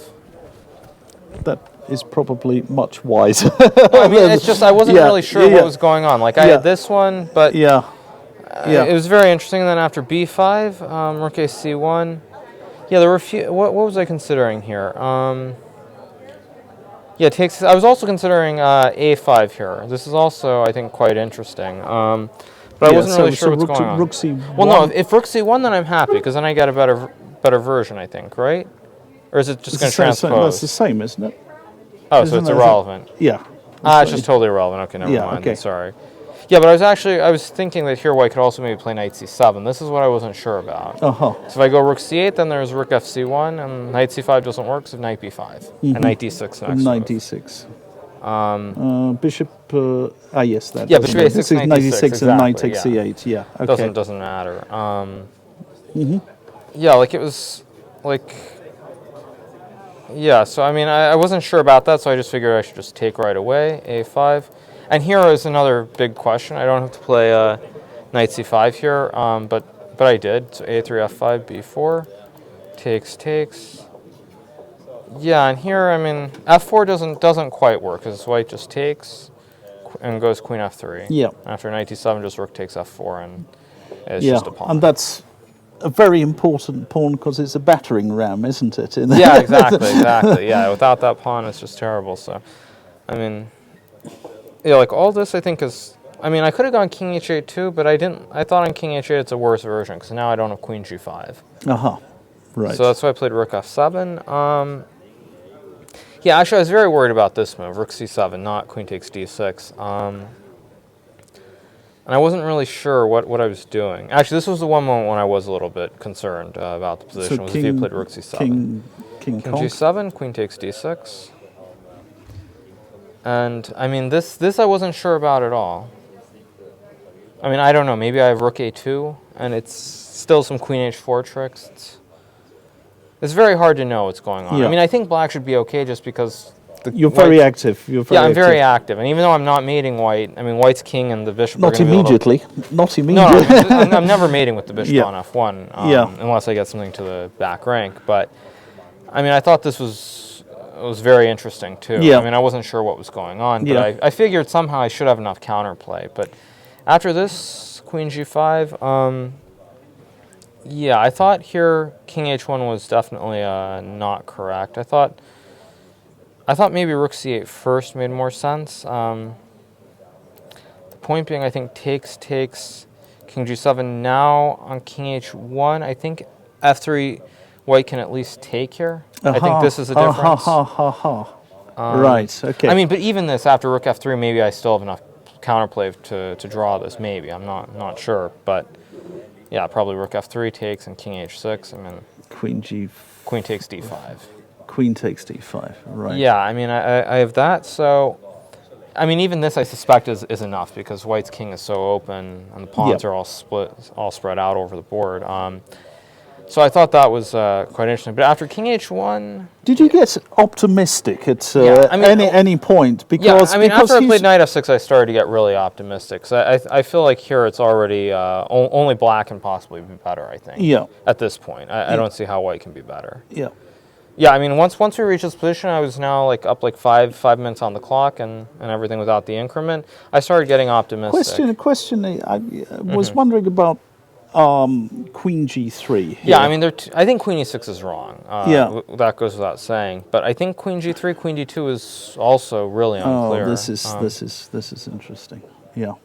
I mean, I wasn't sure even what's going on. Can you take on f3? Yeah, you can take, and I mean, for example, I have knight h5, and this should be enough to draw. Queen e3. Yeah, queen e3. I don't know. Rook takes f2 maybe, or queen f. Okay, let's see. Okay. Okay, so rook takes f2. So I take your queen. Takes. Probably you should check, I assume. Yeah. If you don't check, then you're in. Yeah.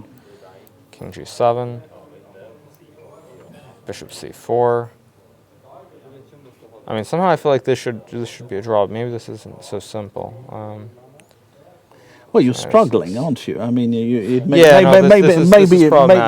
be a draw, but actually, here I can also just play knight takes d5. Now that I think about it. Yeah, actually, sorry. This is what I saw. It was knight takes d5. Yeah, because what does white do here? Yeah, I thought this was just a simple draw. Yeah. Because I mean, worst case scenario, something like queen g3, I can even play knight takes b4. I think. And I mean, okay, sure. You're not going to get bishop c4 in time, so. I mean, I saw this and I figured this has to be holding. Yes. But queen e6 is definitely wrong, because now after king g7, I mean, white has to be very precise. Like rook c8, for example, I think was not correct. Yeah, because here I can take a rook a2. I saw something here. Is it takes? Okay, let's just say rook a2, for example. And I don't know, white has to play something like rook c2, or maybe rook a7 even. I mean, it's and getting... you're basically just attacking here, and exactly, yeah. White's pawns aren't going to be queening anytime soon either. Yeah. So yeah, yeah, exactly. Like I mean, I figured even if I'm down a pawn, it doesn't matter. From a practical point of view, you're not risking very much. Exactly. Yeah. That's why I felt like once Magnus allowed f3, bishop f1. I mean, he has no chances really to be better. I mean, especially with like both rooks on the board. If he could have gotten something like this with one rook on the board and he's controlling the right squares, then it's possible. But there's always a huge amount of counterplay, and yeah, I mean he's very lucky here not to be like after queen e1, knight e4 just barely doesn't work. I mean, this is what I want to do, but unfortunately he has rook c2. And like and actually rook e8, and the point is he has queen d1. This is what I forgot about because this is my original idea. But after queen d1, white's just holding everything together. Yeah. And perhaps is... maybe you can try... now white's trying to play for the win again. Yeah, exactly, yeah. I mean, maybe queen h4 just forces a draw somehow. Yeah, queen h4, king g1, queen g5 or something. Something stupid. Or queen check. Queen check. Queen check, king h5. Queen e3. And I have no tricks here. Yeah, I have no tricks here. Yep. Yeah. Okay. So that's a bit too much. You started to lose the coordination a little bit. Right. Exactly. Yeah. That's why rook a2 is. Because this also creates this threat rook e2. This is very important as well. Key threat. Yeah. I mean, two threats: rook e2 and now knight e4. That's the whole point because he doesn't have rook c2 now. But after rook e7, I mean, I played knight g4, forcing the draw. After the game, Magnus asked me why I didn't play knight takes d5. Well, that's what. But I didn't really feel like I should Queen d2. No. I mean, I saw this, but I didn't really understand why I should be better. Why I should be much better here. Like takes, like b5 for example. And how is rook? No, I mean I'll get an extra pawn. I'm not saying. I mean I can go rook f2, rook d5, rook f1, and sure. And I mean I can play 2 versus 1, but there's really no point to that. So that's why I just played knight g4 just to force the draw. I just didn't see anything great. So it was a very interesting game. Yeah.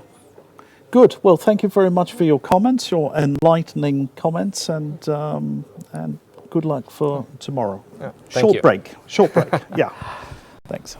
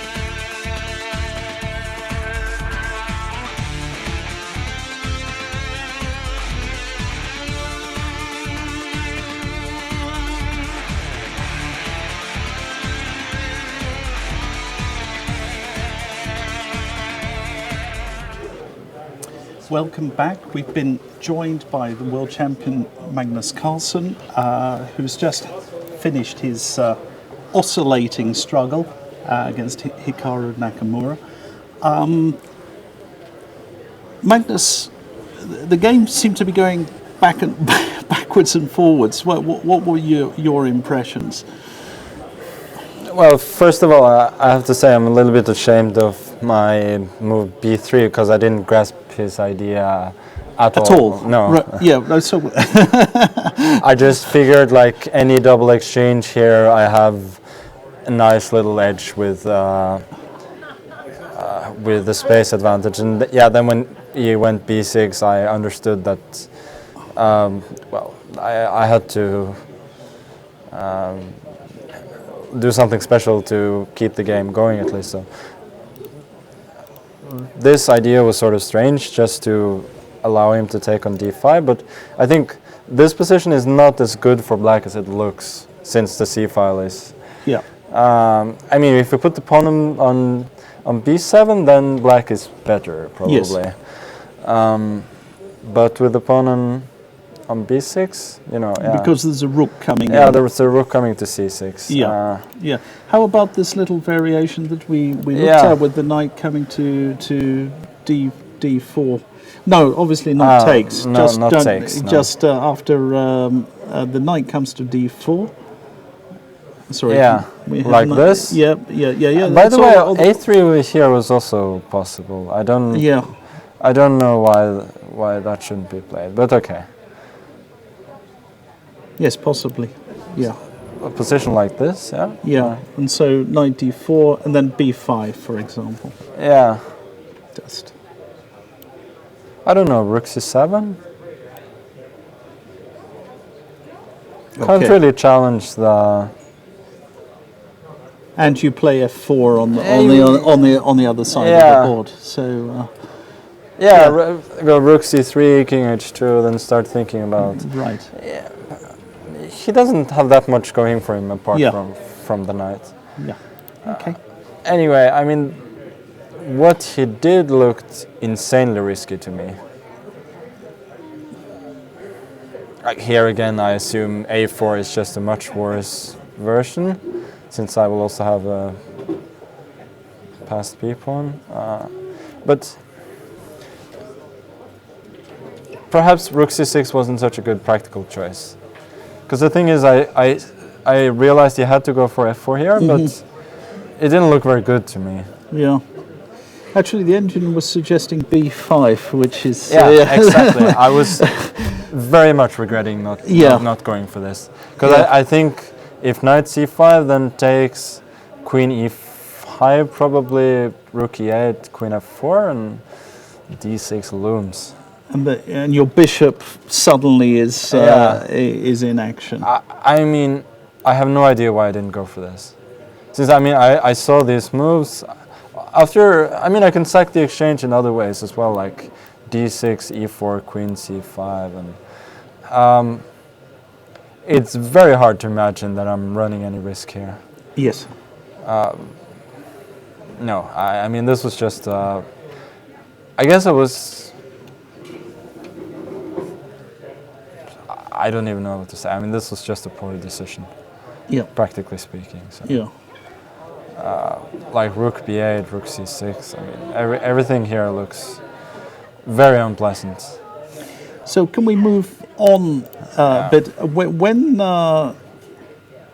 did you start to sense you were in trouble or in danger, or were you nervous because of the time situation? You were in time pressure rather than time. Well, I have to say immediately after he did this, I started realizing that the variations I'd looked at were rather hopeful. Yeah. Optimistic. Optimistic. Yeah. Yeah.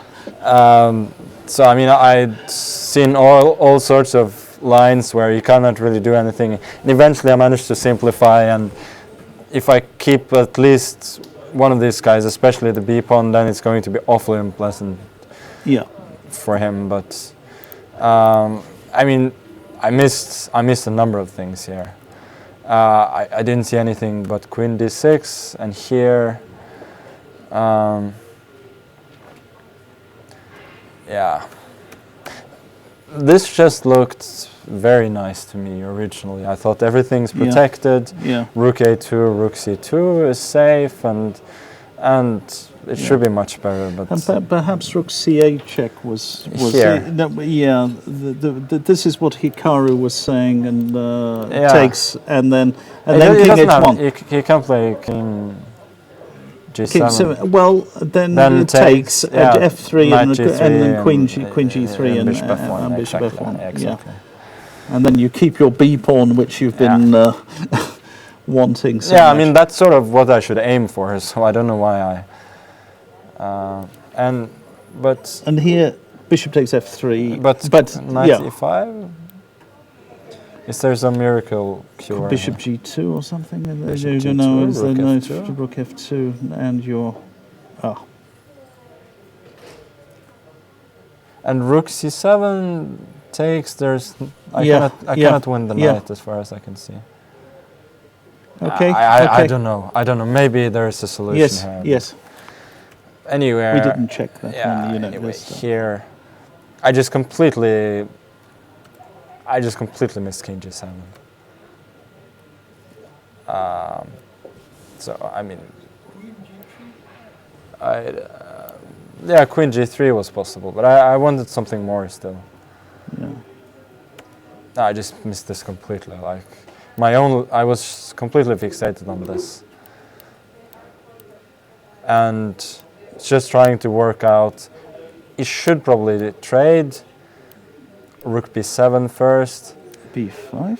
B5 takes. I was just trying to work out the safest way to get winning chances here. And then here went King G7, and I realized that this is not pleasant anymore. And here, I mean, I've kind of been hoping for it.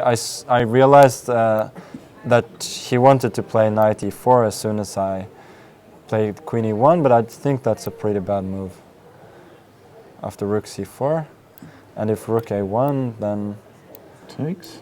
Yeah. Oh, yes, and it's covered. Everything's covered. Yeah. You've covered that diagonal. Yeah, maybe very sneaky of you. Yeah.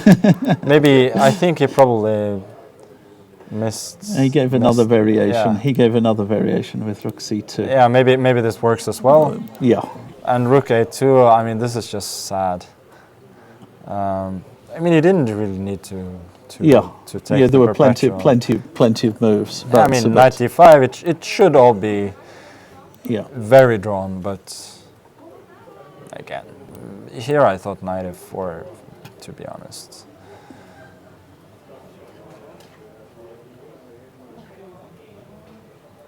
And still some. Maybe this and this, but still some difficulties. Fun it is not. Yeah. I mean, I was intending this, and then this, knight C6, something, knight D4, and I thought it's going to be a draw. I thought we're getting to move 40, and I'm going to find a way to clean it out. Yeah. Okay. But still, knight G4 was a nice surprise. Yeah. No, I mean, the thing is, I mean, not to play B5 is just insane. Right. Yeah. Just practically speaking, with this time control, I mean, you need to play for the initiative sometimes. Yeah, and just preventing his initiative. Exactly. I mean, I have no clue what he's going to do after B5. I mean, practically speaking, it's awful. Queen E5. Yeah. And all the time. So anyway, thanks for your comments and good luck for is Vlad still playing? Yeah. Give us your instantaneous view on that. What's your? So this is a threat. Yeah. And in fact, what's he doing? So King G6. Huh? Is there another move? I don't see another move. He's played it. Yeah, he's played it. Knight to d6. So unpleasant. Yeah, it's unpleasant. Yeah, unpleasant. But I think still closer to a draw than a win. Yeah. Like knight here, king f6 takes, rook b5. And something should be a draw. And suddenly black is coordinated. Yeah. Magnus, thank you very much again for your comments, and see you tomorrow. Yes, Oh, not tomorrow, the day after. The day after, indeed. We've got a free day tomorrow. We'll take a short break. Thank you.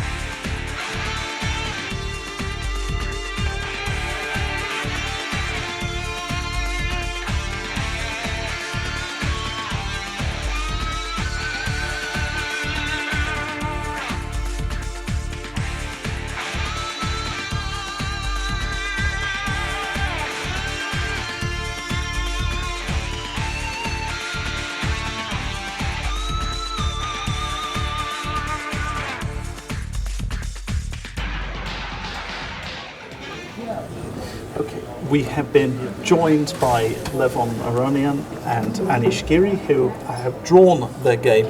Not the most tame of draws, it seems. In fact, completely wild at various points.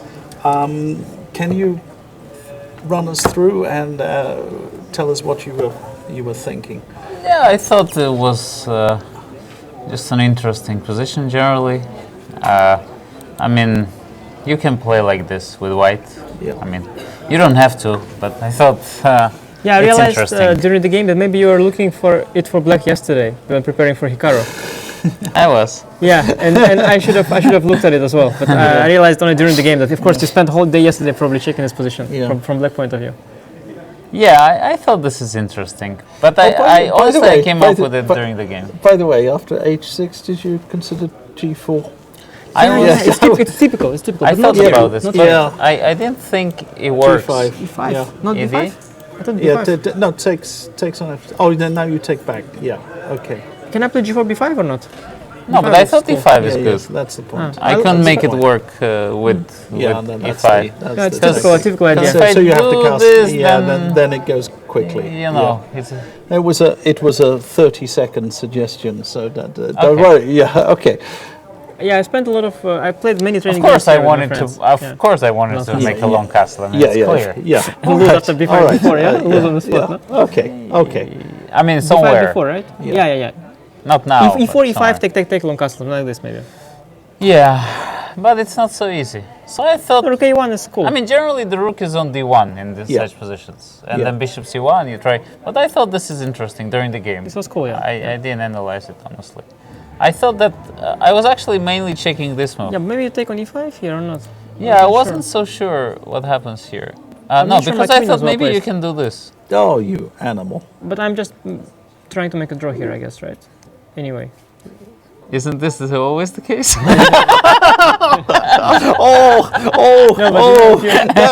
That was below the belt. But no, Levon doesn't understand. If you try to make a draw, you lose. If you try to play for a win, then you draw. No, but you have this queen g4, queen takes c4 stuff. So it's not that easy. I mean, all the lines. no, in I worst case saw just in the worst case I have this move. Right. You know, I wasn't. Yeah, this actually bothered me, I think, yeah. Yeah, in the and worst I queen case. d8 back with it even, yeah. Oh, Because it bothered me, 95, yeah. that's too clever for me. Queen d8, yeah. Yeah, you've been playing very cunningly here. Well, it's brilliant, actually. It's interesting, yes. Yeah, it's brilliant. You have to probably repeat moves, yeah? That's it. No, really. I mean, I think you are. Yeah, because this doesn't work. Because he takes the pawn. Yeah, and then there's 96. 96, rook e6. Fe6 just. Yeah, fe6, and That's then good for black, I think. black is fine. Queen d7, yeah. Or even bishop f8. Yeah. And no mates. No, bishop f8 is imprecise. Queen d7, queen f7, yeah. No, it's important that the 96, bishop 6, rook e6, there is no longer any pin, yeah? So this doesn't work. I think white just has to actually. No, I thought this is interesting. Here and queen d1. Yeah, I should have played b5. I don't know why I did that, but it Yeah, I doesn't was matter. surprised with b5 actually. Yeah, I was planning some b4, but doesn't really bring anything. You just take on bishop c4 back. No, So you'd forgotten he'd castled kingside and not queenside? no, b5 is fine. It's a fine move. Yeah, it's a normal move. But king h8, I mean, I just don't have to make b5 because in many lines it's I a mean, bit now of vulnerable. course I want to take generally. Yeah. But then knight e5, I mean, so e4. But then he had something, wait, he had some move here. Not knight d3, but like G4? maybe knight g4? Yeah, you had some idea with knight h2 at a certain moment. Maybe I not mean, here. but I thought you have to go knight f3 back, not the king h8. Like knight f3 back is a very strong move, I think. Yes? Yeah, An excellent move. Yeah, probably. Yeah. No, actually, I didn't think that Anish would dare to play g5. So Yeah, but I heard that, and I realized also during the game, but I was afraid to think about it afterwards because I realized I missed e4 after bishop c1. You just lost. really, Yeah, I realized that during the game, but I was scared to think about it because why am I lost? f4? f4, yeah. What's the big deal? Yeah. If I move the knight, Oh, queen h5. Queen yeah. h5. Yeah. whoops. Yeah. No, but move the knight, queen h5. Oh, it looks fine, yeah. Yeah, it's not a big deal.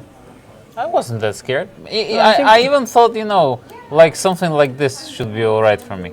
Because I have this play, bishop d5 is coming. Yeah, I didn't definitely want to think about it. E5 is E4 is the right move. I got. Yeah, the number there is quite big, yeah. The numbers are big, yeah. Yeah. Numbers are big. Yeah. Yeah, it was definitely better than what you played because. But this is very exciting. Yeah, it was very exciting. Yeah, we were loving it. We were loving it. I thought, from a practical point, it was a brilliant decision by Black. Really? Of course. Yeah, because I'm closer to a draw. Yeah. With move like G5, G4. No, of course, I really wanted to play this, but then I couldn't work it. I mean, even this, I wasn't so sure. This looks very good for white. Come on, no. But this don't make me. It hurts. Just take back on E5. Your eyes, yeah, take back on E5. Okay. And then H4, I probably have to do. Maybe I shouldn't have opted for this. Yeah, but I heard that after G5 you have F4. But F4 is the same thing, I thought. GH? Maybe now you take on E5 take on and E5. play E4 maybe. Ah, like this. Okay, this is. I Looks don't the same, understand. Yeah? What's the big deal? Looks the same. Yeah, I heard it's a very big deal. I don't know why. Queen D2 or? I don't know. No, but it's very tempting to take the piece back, yeah, like you did. But I thought in the game it was very dangerous for It's too white. difficult for humans to play like this, you know. Yeah. No, I know. I didn't see anything. I was told that F4 is very strong. I don't know why. Bishop F4 is a better move than Bishop Maybe F7. No, but then I have Queen the F2 same thing. later, No? yeah. Maybe I have this Queen F2 and your knight. Yeah, because the thing is, maybe it's better for you not to take, because once you take, sort of, my bishop on E5 is stable. But we humans don't play just like this, yeah. I didn't consider it also. Yeah. No, I saw this. Bishop F4 if I take and Bishop H3. No, I saw this that I have to take here. I thought so. Yeah, I thought so. Sorry, what's that? Bishop F4 here? Yeah. Doesn't work. But I'll take and Bishop Takes H3. No, I Bishop thought H3. maybe I missed something. Maybe now Rook H3. Yeah, now you've got Queen takes D8 Rook D8? and Rook E3. I thought about this actually, honestly. Yeah, that's good. So I didn't see. Yeah. No, I saw this. It's very tough. But it's not that easy. I mean, Well, it's not easy to see. Take King H1 and Rook G8. This is what I saw. I felt it doesn't work. And why Rook takes F6? Oh! There's no mate. Okay, yeah. I've blundered the mate. Yeah. Yeah, somehow you always calculate taking this guy, yeah? Okay, but after Bishop F4, then I'm anyway somehow fine or not? Or I'm not fine? No. Well, you're worse. Well, from human perspective, I mean, this is very natural. If Yeah, I mean, can do you get the this- same thing with the pawn up somehow, but you think. No, I was actually mainly considering some moves like Queen E7. Yeah, that's shitty moves. Some Knight D5. Knight D5. I mean, D5. this is just too crazy. Knight It D5. becomes too crazy. No, but it becomes just bad wins. for. It just wins, actually. Bad for this black. move. Yeah. Yeah. No, Knight, Bishop F4, Bishop just wins H3 on the is great. spot. It's great, So- yeah. Yeah, now I have to play King H2. Or I still now can. you made two brilliant moves. I didn't see this King H2 and Bishop E6. Yeah, these two moves are brilliant. I missed both of because them. this is also interesting, you know? I think I thought about it, but even if I think E5 doesn't work. I have Knight G4, yeah, no, there was something I didn't like. Yeah, I saw this move. E5. No, actually E5 works. Yeah, right. No, here I thought of Queen E7. And this is strong. And this is where you go E5, I think. But this is not good for me. I'm losing. Rook G2 or what? Yeah. It's mate. Yeah. Mm-hmm. Or maybe it's not mate. No, it is mate, no? It's mate. Queen G3 or King G2. Takes on the 4, takes on D7. Yeah. Whoa. Yeah, you're running away. No, but wait. Rook E8 check, Rook E8, Rook E4, takes, Bishop G4. Bishop G4, King D2, Queen F4. Yeah. No, but of course there was this some exciting line here. Wait a second. Was it Queen here? E7, yeah, but Yeah. Where? No, where was it where you had this tactic? Wait, I have to remember because it was some crazy. I had also Rook takes G2 here, yeah. Yeah, by the way, Yeah, I saw mean, it. by the- Yeah. This doesn't work. This is the most exciting part. I have Rook F6, takes, Yeah. takes, and, here, takes, Yeah. and now it seems that Queen F8 doesn't help Rook H5, and I'm just taking the Queen. It seems that this works, but then I have this Bishop. No wait, This looks so bad for black, yeah. Oh, but maybe. Bishop D7, Queen E5. And you get mated. Rook Wow. H4, no? Rook Rook H4. H4, yes, that's yes, it, yes. that's it. Yeah. Oh, can we go a second back here?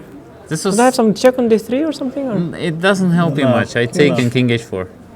Yeah, I couldn't figure this out, but Queen I just thought it D2, doesn't Rook look good for black. F1. It should be okay. But this was a really exciting line. I mean, because it seems that white should lose something, yeah. But I don't. Yeah, you can take on. Yeah, like so you can Queen take on A7 I you can always take, yeah. Yeah. And Rook H5. if I go like Queen B8 or something, or what? You can take on h6. But then I have some attack. I thought you have a huge attack with queen on d8. I mean, you have zero risk here, of course. Zero Everything risk. is coming. Even rook c6, rook d7, rook c7, you have no risk at all here. But yeah, I was hoping for this. By the way, instead of king h2, again queen takes d8. And rook e3, and rook e3, yeah. Yes. It's just better for white. Yeah, but I can take on f7, yeah, and somehow make rook takes h3. Yeah, make a draw, no? Some rook slightly better for white. Well, yeah. It's a good king's gambit. Yeah. Okay, and here bishop e6, I thought that this is... Yeah, I thought that queen e7 is the move during the game. Yeah, I think what we didn't take into account is the fact that Levon had like a couple minutes here for 12 It was moves. difficult for him to play. I had like 50 seconds around here. Yeah, so I think the objective evaluation of the position is absolutely irrelevant. Yeah. It's just that somehow White is sort of lucky that things are... Probably the best way for me is to do what I did, and then it gets to an endgame where White has a very easy play. I mean, he's not a nice endgame. I'll ask you a little bit further on, because, I mean, okay, these were complications. You were in the most horrendous time trouble. I mean, I've never been in time trouble like that. Just, you kind of forgotten what it's like to play without increments, No, but this time control is just, it's very strange. Yeah. You're playing the classical control and then you have 20 seconds less, 20 minutes less, so it's weird. Yeah. It takes time to adjust. Okay, just a little bit further on, if we just move. I mean, of course, black is slightly better. But I don't think objectively, no. Only with the time situation. Okay. I thought I was slightly better, but somehow you played good, I think. Just a question from a practical point of view. C5. And when your opponent has seconds remaining. No, I was planning to play rook h5 actually. After c5. And then knight d5 comes. Yeah. Once I get the knight d5, I'm not worried of anything. Anything, yeah. Well, I missed the rook f5 move. I thought what I did is cleaner also in the time trouble. I thought I'll change one rook. Looked correct. Yeah. It looked like I'm just going to outplay you. I didn't want to win on time. I just wanted to outplay you in the time trouble and get a better endgame. But it didn't really work out because you played good moves, I think. Another possibility here is rook g5. Just to stop this. Okay, this is too cunning. Yeah, but these are exactly the sort of moves that one should play when you've got seconds left. And when he has he has the engine running, I mean, that's exactly the moves you should play. Yeah, when you have 5 lines with zeros, you can choose which zeros you want. I can do that also very well, Yeah. But when you don't know... Well, you just said your idea is knight rook h5. No, but what if I rook f6, rook g6, takes x, knight e2? Yeah, then you're probably all right. Better, yeah? Better. Knight f4, rook h6. You're holding. No, but wait. You're holding. Black is losing there, yeah? King g5, no. King g5, bishop f7, yeah? King g5 is barely surviving. No, that's it. That's it. You see, he would lose on time trying to mate you there, so... you should have provoked me, yeah. No, but it's really such bad time trouble that any sort of stupid trick is worth a... that's always what you think, but then somehow in reality it never happens, yeah? I mean... Yeah. Okay. I thought you were going to play with c6, but then I have the time. I mean, king comes to e3, knight to a4. And then you also have the real time, yeah? Once it's move 40. And then there's nothing to worry about. It's still the best chance, but... But I thought c6 is maybe a better try. Yeah, I missed a few things, Yeah, because after this, of course, it's a draw. Yeah. I have counterplay. And you've reached move 40, which is the most important thing of all, Actually, I didn't care here anymore, because knight e3 is the next move I'm going to play. Whatever you do. I mean, you play bishop g6, I still play knight e3. I don't care. So I could pre-move it. Unfortunately, in over the board chess, you can't pre-move. Yeah. So bishop g... I would still have to spend 1 second here. Yeah. So if you pre-moved it, bishop h5 check is... This is the... Yes. This is how I lose on the internet all the time, with the guys playing bishop h5 check at this moment. That's very sad. Yeah, when you've got 1 second left. Yeah, well, that's... that was great entertainment. We loved it. We loved watching it. We even dispensed with the game of MVL because we wanted to see what was going on in these other games. So much more interesting. So topsy-turvy affair, and thanks for your thoughts. We'll take another short break. Yes, it often happens. Sharp games turn into boring draws in the end. Well, this was not boring at all. This was great. Thank you. Thank you.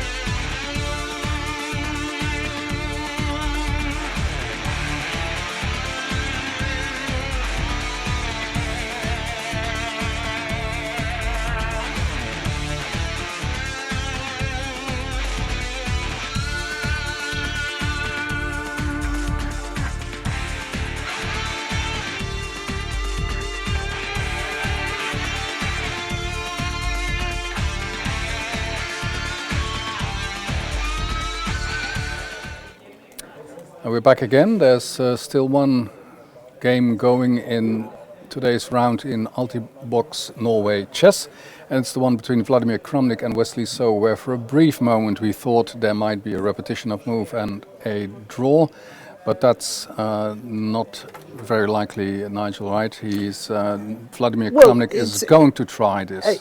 It's possible that, but he's put his knight on d1, and it's a passive square, of course, and actually the move rook d5 is now not so good because of knight c3. This is how he keeps on playing. But if rook d2, this fails to knight e4 check. Forking. But how can he keep the game going, white? Because that's obviously... Well, he's just kept the game going. He's just avoided the draw, so he's kept the game going. And he's got an extra pawn. Yes, but he wants to make progress. Well, yeah, look, it is highly likely. I mean, as Magnus said, that this is a draw. And the most important thing is the Black Knight is superbly placed. He's got this giant sprawling lobster. Yeah, so just keep it there. Yeah, and well, could come into f4. And White really wants to play h4, bring his king up, put his rook on a better square, and hope. I mean, he'll have to do several things in order to get any serious winning chances, and Wesley So will have to play poorly, and more than one move. More than one move, yeah. I mean, if he doesn't make an outright blunder, he'll have to make several inaccuracies, in my opinion. So I don't see, I could be wrong, I don't see a clear way to force a draw. Yeah. So it's going to continue. Yes. For a while. Because that's what Vladimir Kramnik is known for. And these are the rules. Yeah, and these are the rules of the competition. Yeah. You mean they're not even allowed to? Well, they could. Yeah. Well, actually, if he wanted a draw, he could have just played knight c4, and that would have been the end of it. So, so he had the option of a threefold repetition, which he has declined. Yes. So he's showing aggressive intent. Yes.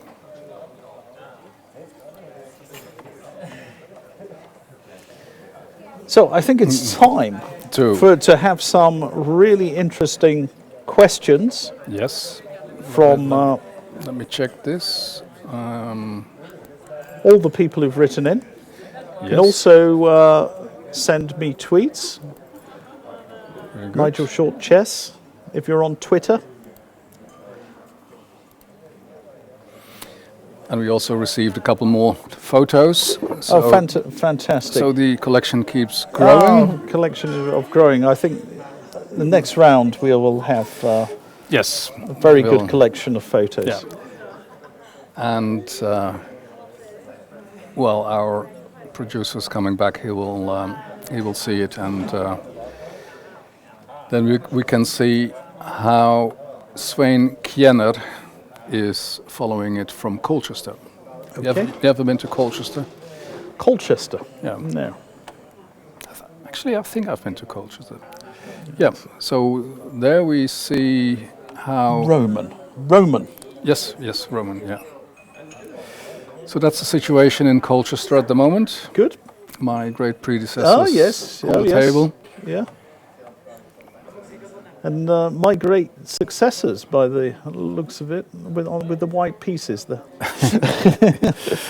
That's right. That's right. Oh, white. I see that I missed a couple of photos. Okay, I'll quickly send on this one. Right. We started a trend.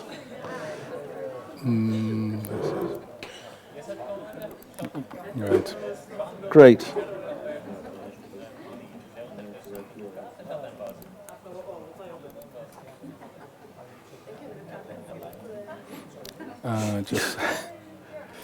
Just give me a sec. Yeah, please keep sending in photos. Show us how you are watching the coverage in different ways. Yes, there's different options. Yeah, it's either with pizza or whiskey. So here's another one. We got another. Well, no. First we have the one of Mr. De Moy. Oh, CJ De Moy. Yeah, he's on a treadmill. Yeah. So he's following it on a treadmill. Very impressive. Yeah. Yeah. Keep the brain and the body fit. Well, actually, I can tell you because I've seen CJ on a treadmill, and so it's not fake. It's not fake. In fact, he does this. He does this all the time. Yeah. And I can tell you, he asked me to read him some questions, these general knowledge questions. Yeah. So he didn't lose time with his exercising. Oh, very good. Very good. So he does exercise his brain and his body simultaneously. I can vouch for that, having seen it. And here's greetings from Austria, from Annemarie Obernauer. Right, okay. She says she's taking a chess break and the laundry can wait. Right. Doesn't she, is that some air-conditioned jeans or something? Is that? It's air-conditioned jeans. Yeah. Very, very good. Okay. Very good. Very good. So let me search for some questions, Nigel. Oh, one more. Oh no, we already had that. Yeah.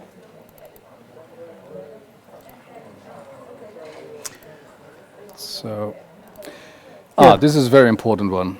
What would the player's reaction be if arbiters asked them for body searches during the game? by FIDE anti-cheating rules.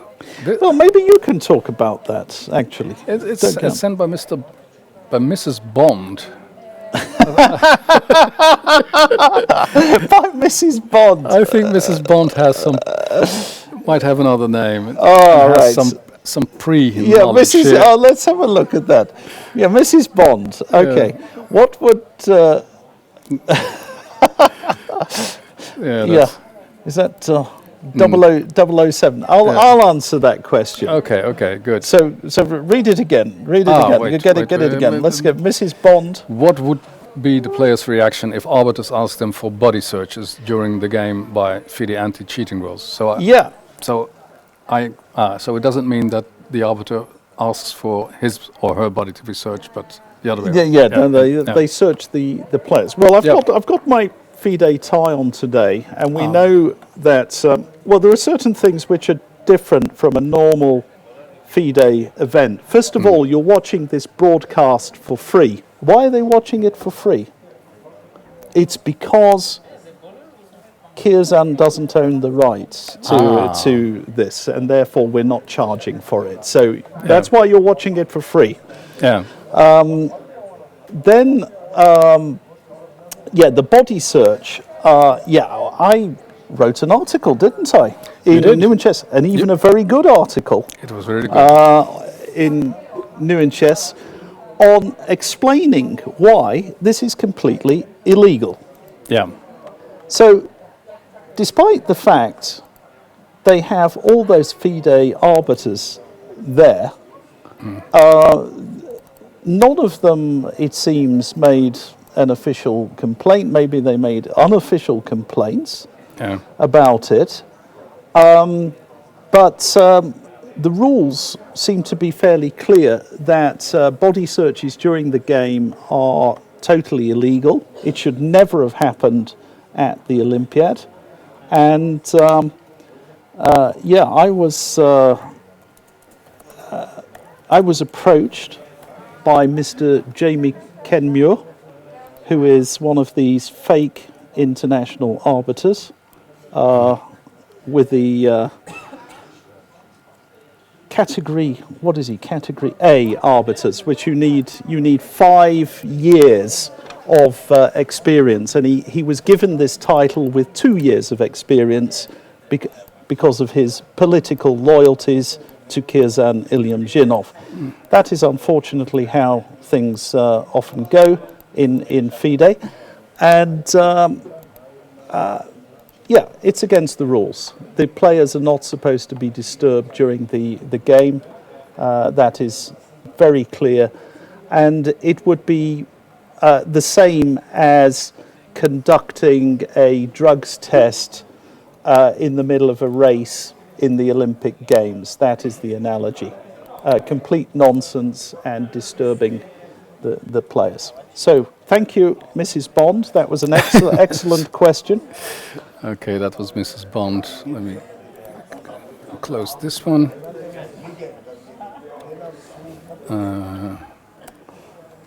No, something goes wrong here. Sorry.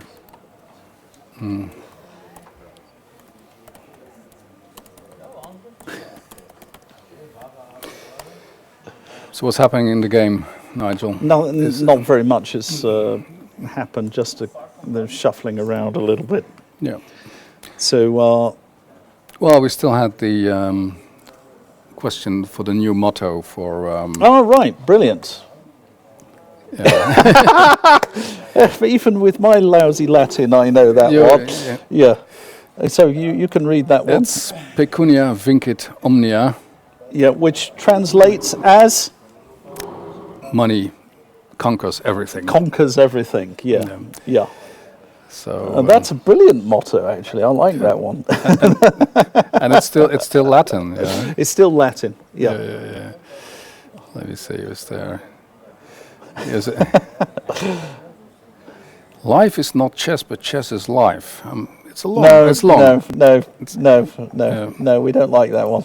Yeah. Well, this one is more for you. Don't be a twat. No, that's not going to work. No, that's vulgar. That's vulgar. We don't want vulgarity. No. So obscenities. We don't do that. No. It's strictly What's forbidden. that? Matthew Sadler? No, that's no, something else. Oh, right.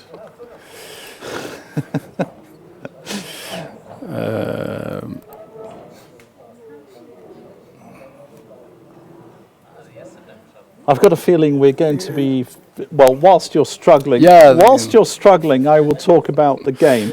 Yeah, yeah, you do. Wesley So has found a good continuation, a very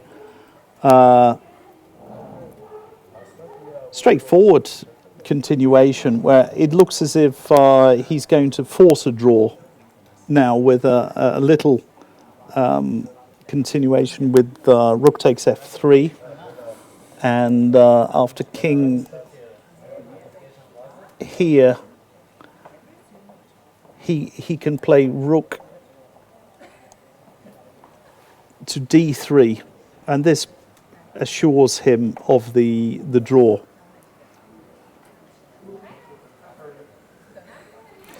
After rook d3, I expect knight f2 will happen, and a draw is coming our way. So how would you evaluate this game? Was it a solid showing on Wesley So's part? Yeah, I think... not getting unduly nervous or anything? Yeah, I don't think too much happened, to be honest. I just think it's an accurately played game, just minor... minor imprecisions here and there, not very important, and basically two 2800 players not blundering. Yeah. Not that much to be said about it. I think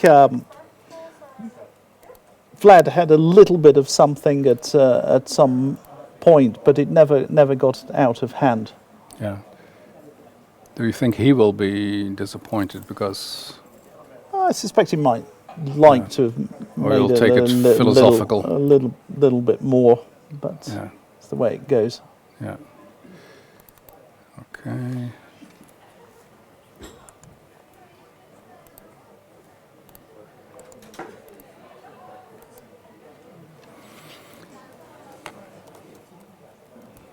I'd forgotten this one.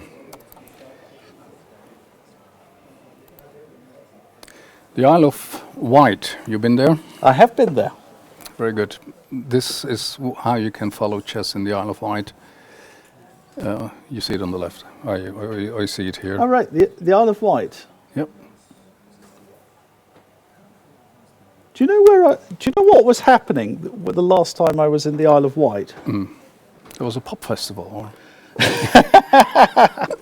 No, the last time I was in the Isle of Wight, I was following the moves of Fischer Spassky. Oh, really? I was. In the newspapers. Yeah. Yeah, so we were on holiday. And they had newspapers? They had newspapers. Yeah. And they had because it was such a big match, newspapers had plenty of coverage of it. Oh yeah. So this photo is from David MacDonald, and he wonders about how the world champion should be challenged. Vigorously. That's what I would recommend. Forcefully. Should the world championship be a tournament rather than a match? No. I like matches. And once every 2 years is okay, or once every year, or? I think once every 2 years is okay. Yeah. I think it's. Yeah, because you also have you need the time to qualify, right? Yeah, that's right. Because I think it's good to have a proper qualification system. Yeah. Should be, and then people need to prepare for the World Championship match themselves, so they need a bit of a lead in time. It's very, very difficult to squeeze things into 1 year. Yeah. I mean, historically, of course, it always used to be 3 years, and they found it difficult getting it into 2 years. Yeah. And to squeeze the whole cycle into one, I think is going a bit too far. Yeah. Here's Gary Crawford. He's wondering if you ever considered writing a book. He enjoys your columns in Newman Chess, and he thinks that you also could do a book. Yeah, that's a very good idea. I have been thinking about it, and I've been thinking about it quite seriously, and I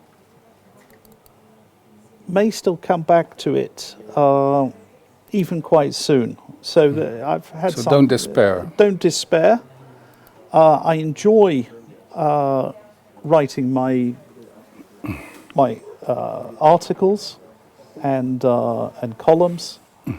So Newman Chess is my regular one, and yeah, I'm thinking to have a book with a difference, not an absolutely straightforward book.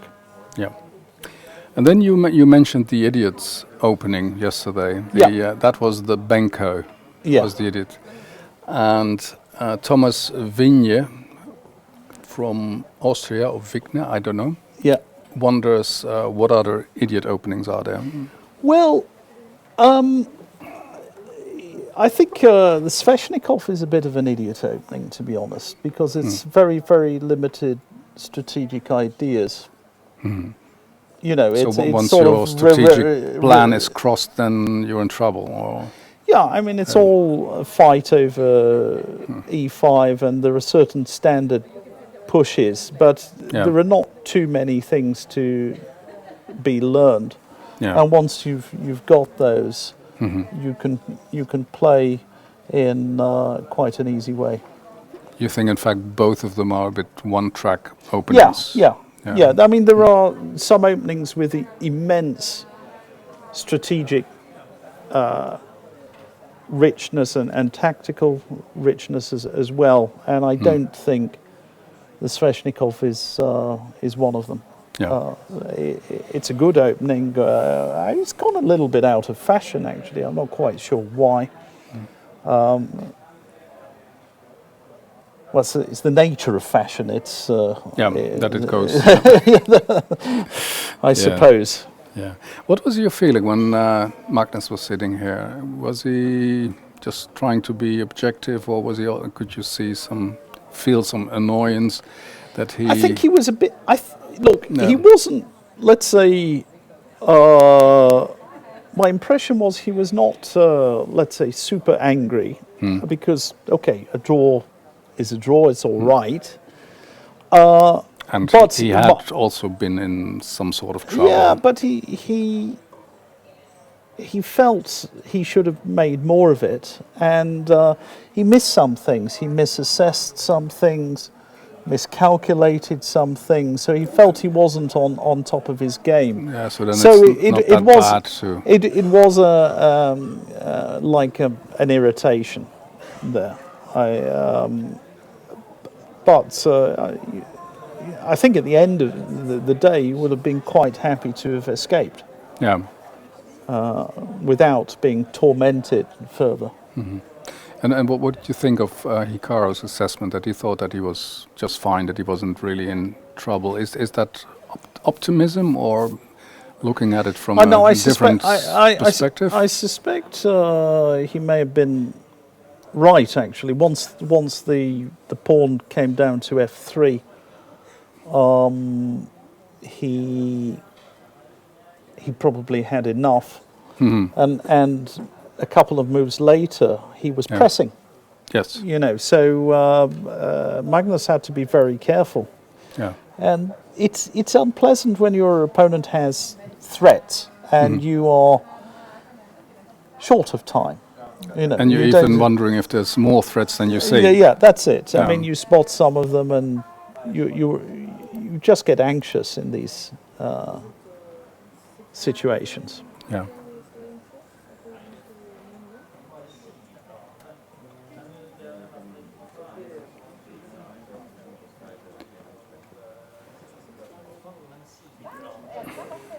So, what's our next question?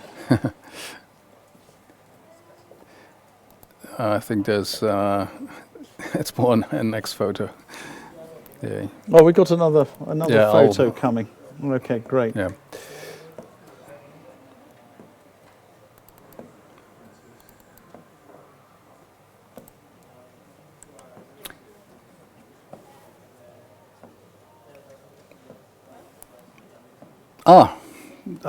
We hadn't shown that one.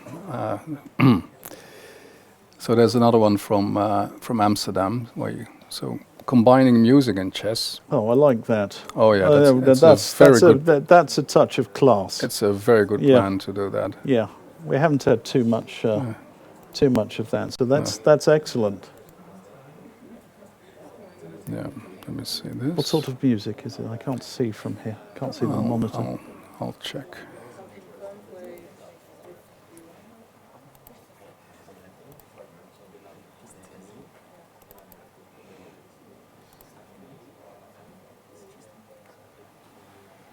That's difficult to see.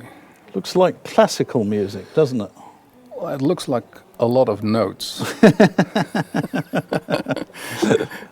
What is it? What was it? Too many notes? Yeah, paid by the note. Yeah, that's it. There's another one coming, Nigel, and that is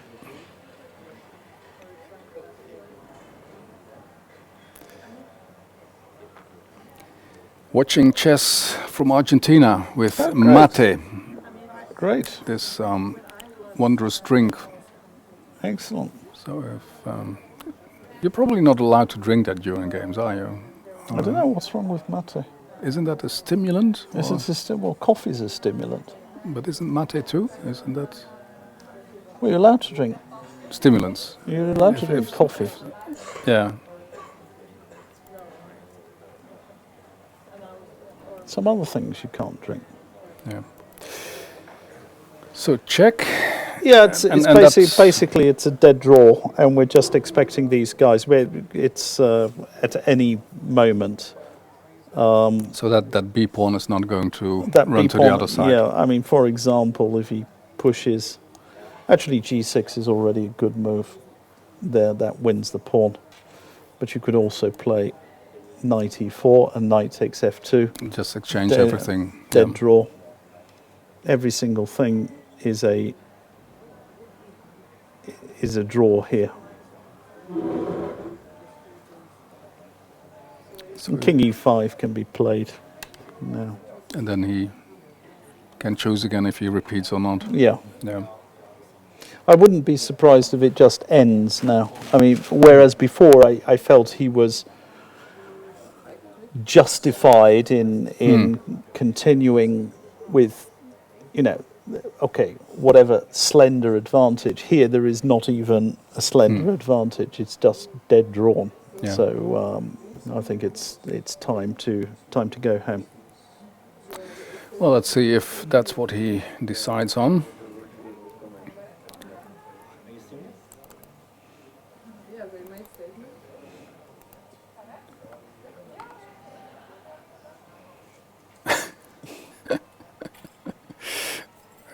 Is Martin Murk or Murch? I don't know. Murch, I guess. Murch, yeah. Is it an English name or no? No idea. Oh, but of course he's reading in German, so it's Martin Murk. Murk. I guess he is watching the games while trying to understand the theory. Nimzowitsch, yeah. Yeah.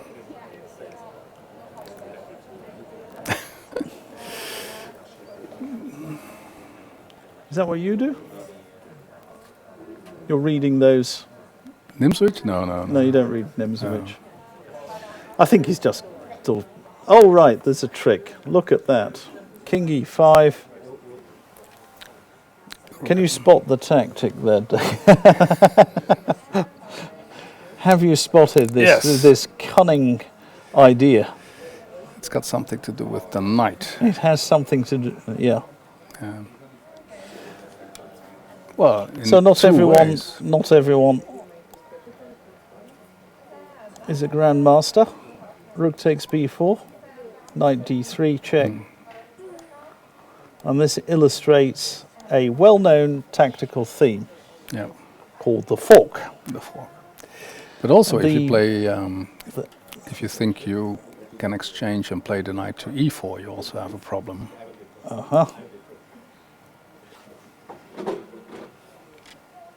So if you want to play cleverly here, forcing an exchange, you don't. Well, you force a losing exchange because rook e8 check wins.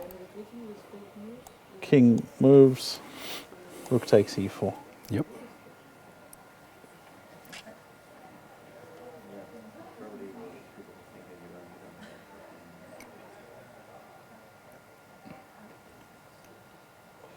Yeah, that's a very safe move. I didn't think there was any chance whatsoever of blundering.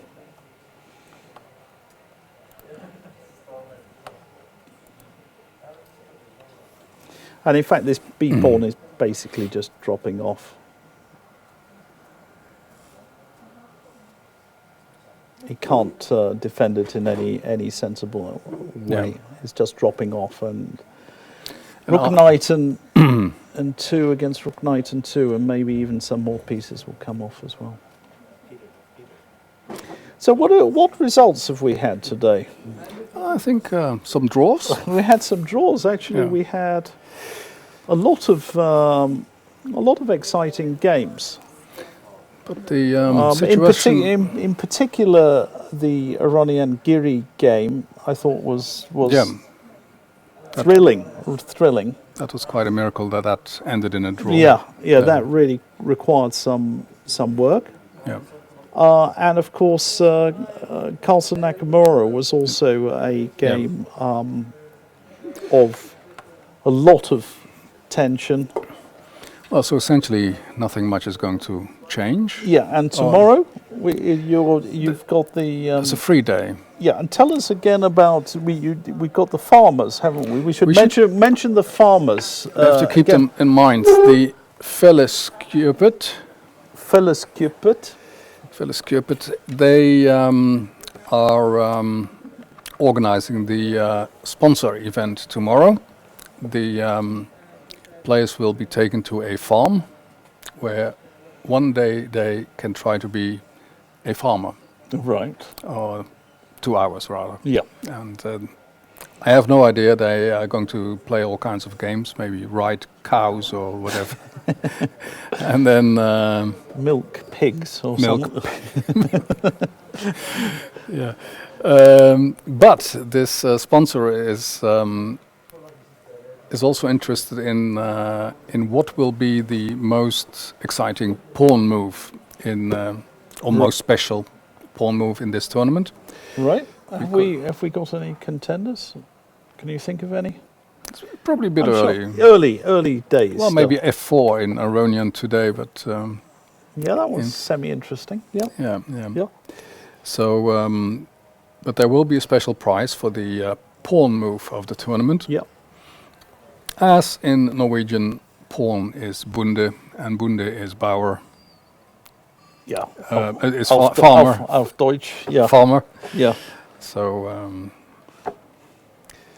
So that's going to happen tomorrow on the free day, and then in the evening the players will go to the Wittenfabriken, okay, where kids are introduced to all kinds of sciences. Yes. And there's a big children's tournament there that the players are going to visit. So it's not only the top dogs who are playing here, it's... We've got to do lots of other events going on at the same time. So this is the next generation of Magnus Carlsens are coming along. Yeah, being given their opportunities. But it is amazing how this has grown in this area, because there was hardly anything, well, even close to it years back. But we've been to this knowledge factory for a couple of years now, and it's always very nice to see. So back to f4. Nothing to say. Nothing. That's a song by Jethro Tull. Oh, really? Yeah. So finally, I find one today, after having missed several. Yeah. Did we see Justin Bieber today? Did he pop in as he was threatening to do? No, I think he's probably camping outdoors somewhere, because he went to a camp shop and bought outdoor gear for 900 euros or whatever. Oh, really? Yeah. So apparently he has plans to. That's amazing. To do something in the neighborhood, and. Yeah. So that's it. So as soon as Justin Bieber heard that Kian was going to be broadcasting, he obviously booked his concert. Yeah. At the same time. So it happened before. I was at the Alyakhin Memorial in Petersburg some years back. Okay. And he was even staying in the same hotel. He was staying in the same hotel. Great, fantastic. I didn't see him. Or maybe I saw him and didn't recognize him. Is he stalking you? I get that feeling. Yeah. He was seen in Vegas. No, he was not. Okay.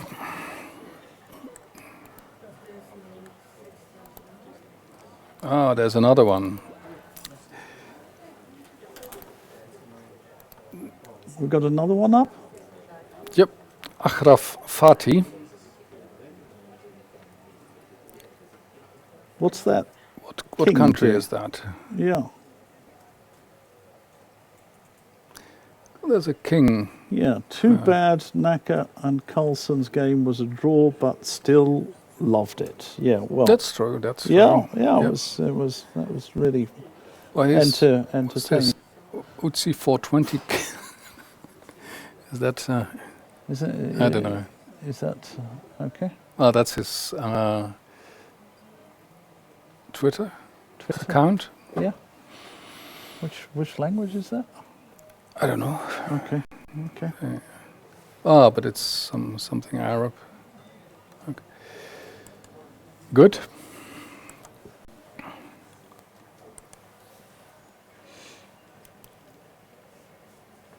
Still nothing to say, Nigel. I've got absolutely nothing to say. It's.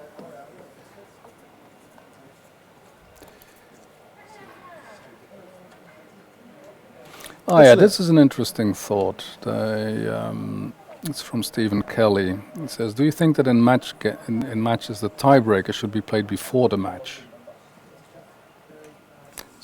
so that there's always someone who is in the lead, whatever standing you have?" I've heard it before, and I think it is interesting. It's not the most stupid idea, actually. No. That one. Yeah. I'll have to think if there's any drawbacks. Well, the drawback is if it might not be necessary. So may well not be. But the question is whether it makes more sense to have it before than after. And it puts some extra pressure on the games. That's why I've always been in favour of the defending champion having the draw odds. Okay. So and if the match is long enough, it's reasonable, because I say you have to defeat the world champion if you want to take his title. Yeah, and preferably not in a tiebreaker. Yeah. Okay. Good. So I don't like tie breaks. It's another reason I don't like tie breaks is because it's a different discipline. It's a different discipline altogether. But okay, they do it in other sports. Yeah. I mean, taking penalties is not the same as. Okay, yeah, you have to sacrifice something, but at the same, you get a decision. Yeah, you do. You do. Yeah.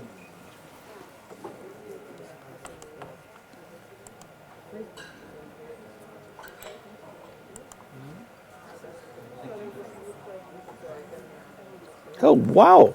Sri Lanka beat India today. Oh gosh, I wasn't watching that. Wow, that was a big chase. So that's what Kramnik and So are doing to you at the moment. Yeah.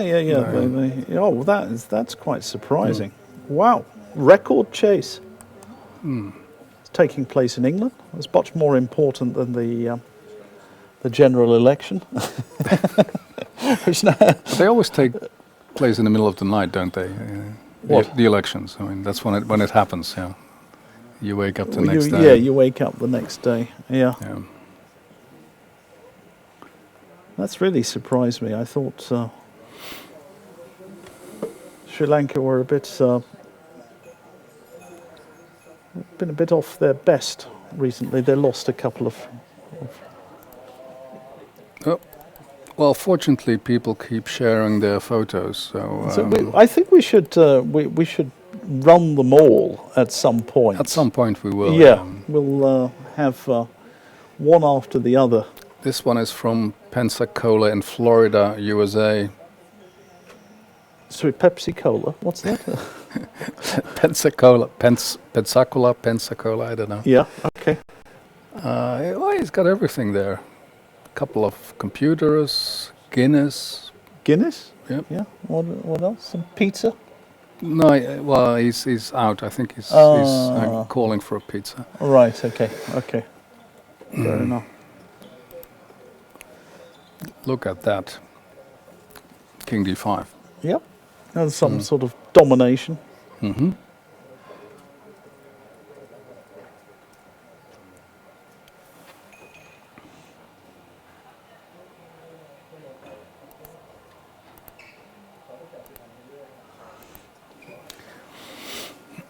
Now I'll show you the move not to make here. Rook E5 check. King takes. Knight D3 check. This doesn't work, and in fact the computer doesn't seem to allow me to play this move. No, it's a very honest computer. Yeah, because it's illegal. Because of this check. Okay. All right, you've been abducted by aliens. Yeah. Is that right? Yeah. You can join. I believe I'm going to drink. Genzuna Sumos, what was it? The Pecunia Vincit Omnia. Pecunia Vincit Omnia. Yeah. Shall I get you a glass of wine, Nigel? Yeah, get me a glass of wine. That would be very welcome. Yeah. In fact, two glasses of wine. White or red? Red, please. Okay, red. Okay, thank you. Thank you.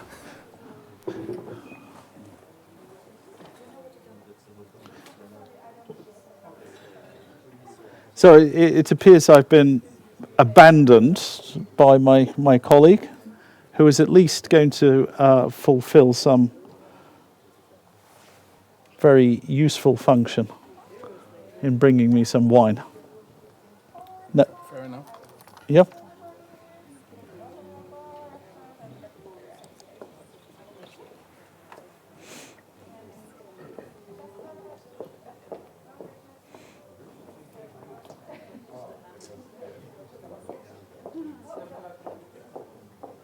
And now Wesley So can simply capture this pawn, which is what has happened. And I'm actually amazed they're still continuing.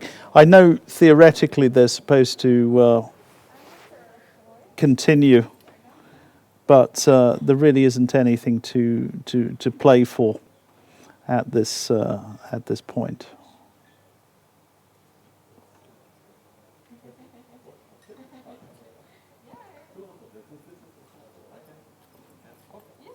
If anything, Wesley So has the better of this completely drawn position. But in reality, it's nothing.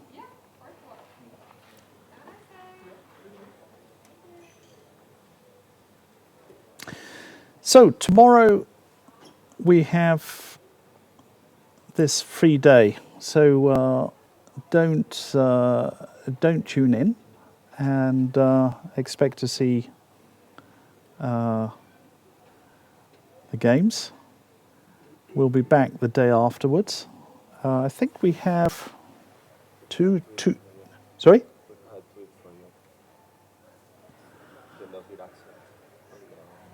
Oh, love your accent. Yeah, right. Okay, that's it.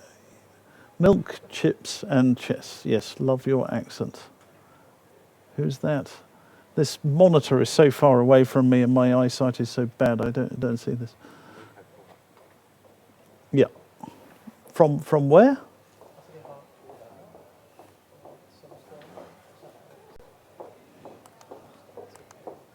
Ah, yes. Kovac, I guess from Hungary or something. That looks like a Hungarian name, I guess.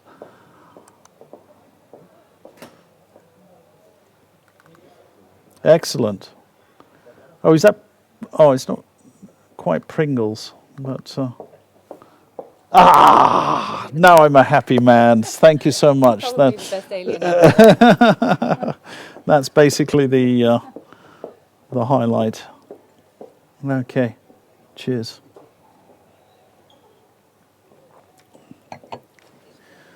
That's you know, this being Norway, that's worth about 80 euros.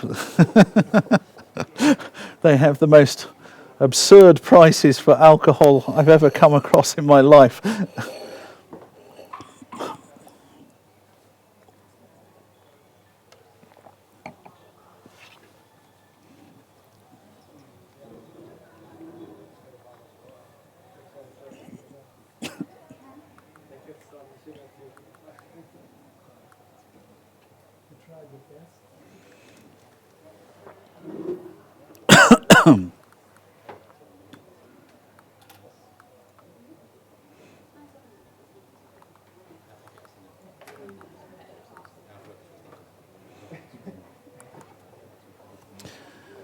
Basically just waiting for these guys to join us. I think it's only a matter of minutes before this game ends. Kramnik against Wesley So. It's been a hard-fought game, but never the balance never really tipped that much.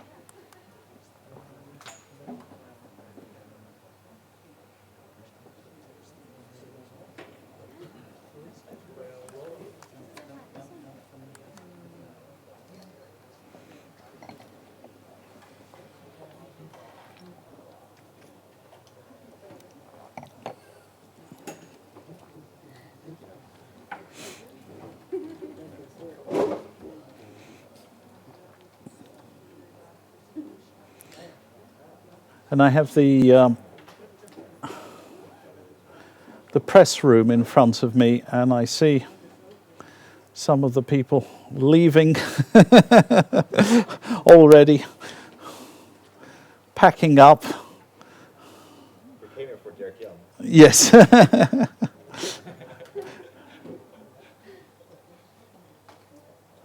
I think we're going to see a repetition. I'll be so happy if we see a repetition now. Oh, yes, we got a repetition. Come on, guys.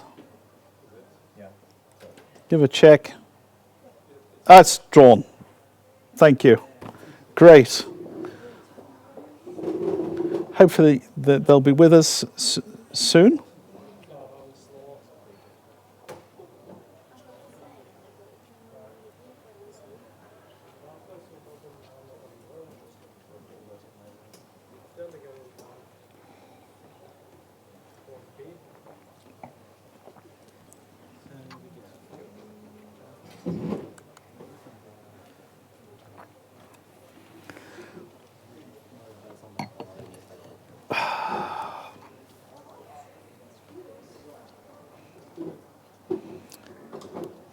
And I can see people exiting the hall.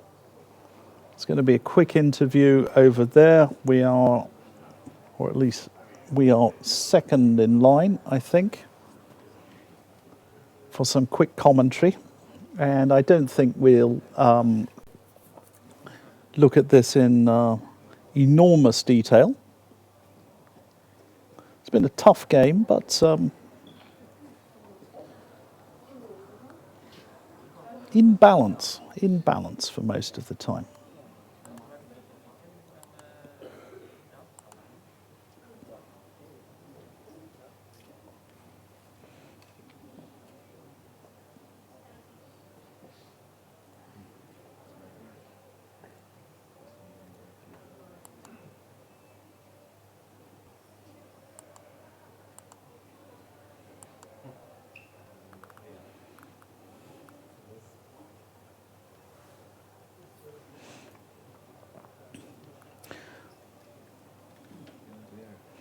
And actually, I'm just having a look at my emails now. I see that the 13th World Chess Champion Garry Kasparov is about to reveal some of his secret openings, which he's got all that analysis. Megabytes, gigabytes probably of analysis, which he'll not get to use anymore, and he, for a huge fee, will reveal some of that stuff to some people.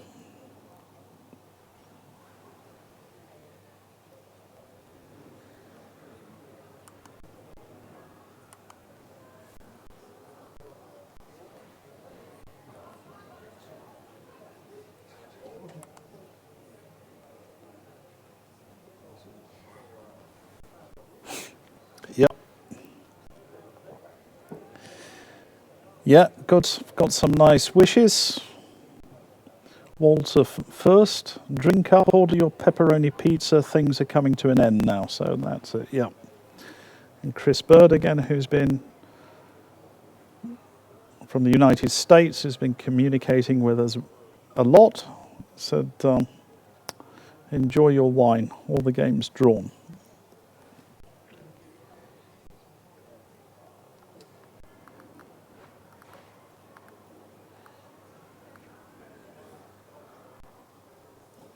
We'll take a break at this point, and hopefully, if we're not back in 5 minutes, that will be the end of it, I'm afraid. I can't see the other players. Maybe they're analysing in the... Are they analysing in the hall? Yeah? Yeah, we'll take a break. Thanks.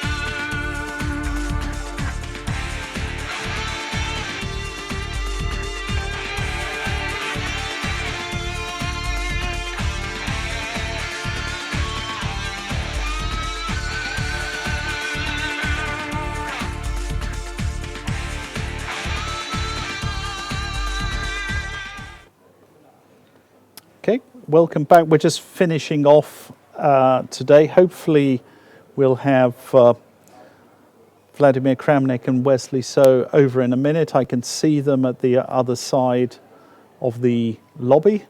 And whilst we're waiting for them, let's talk about Norway and alcohol prices. So I actually don't have the figures for wine, which I'm drinking right now, but we'll just put up the cost of a beer. This is actually from 2015. It should be approximately accurate now.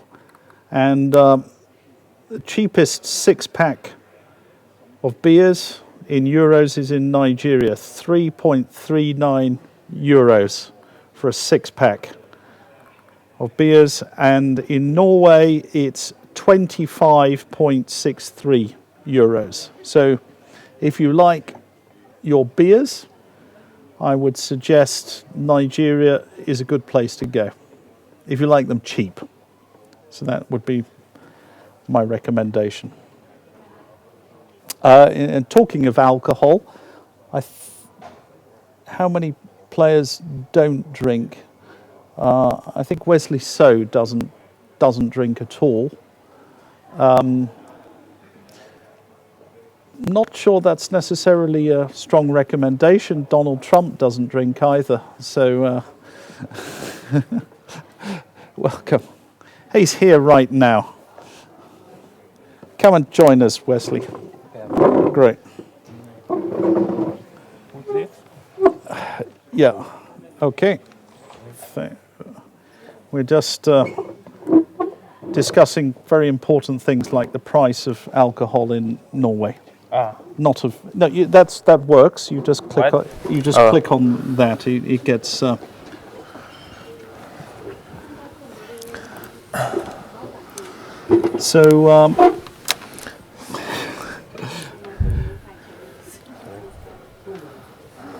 So thanks, guys, for coming along. Fighting, long game, yeah. Yeah, long game. That's all right. You're entitled to play a long game.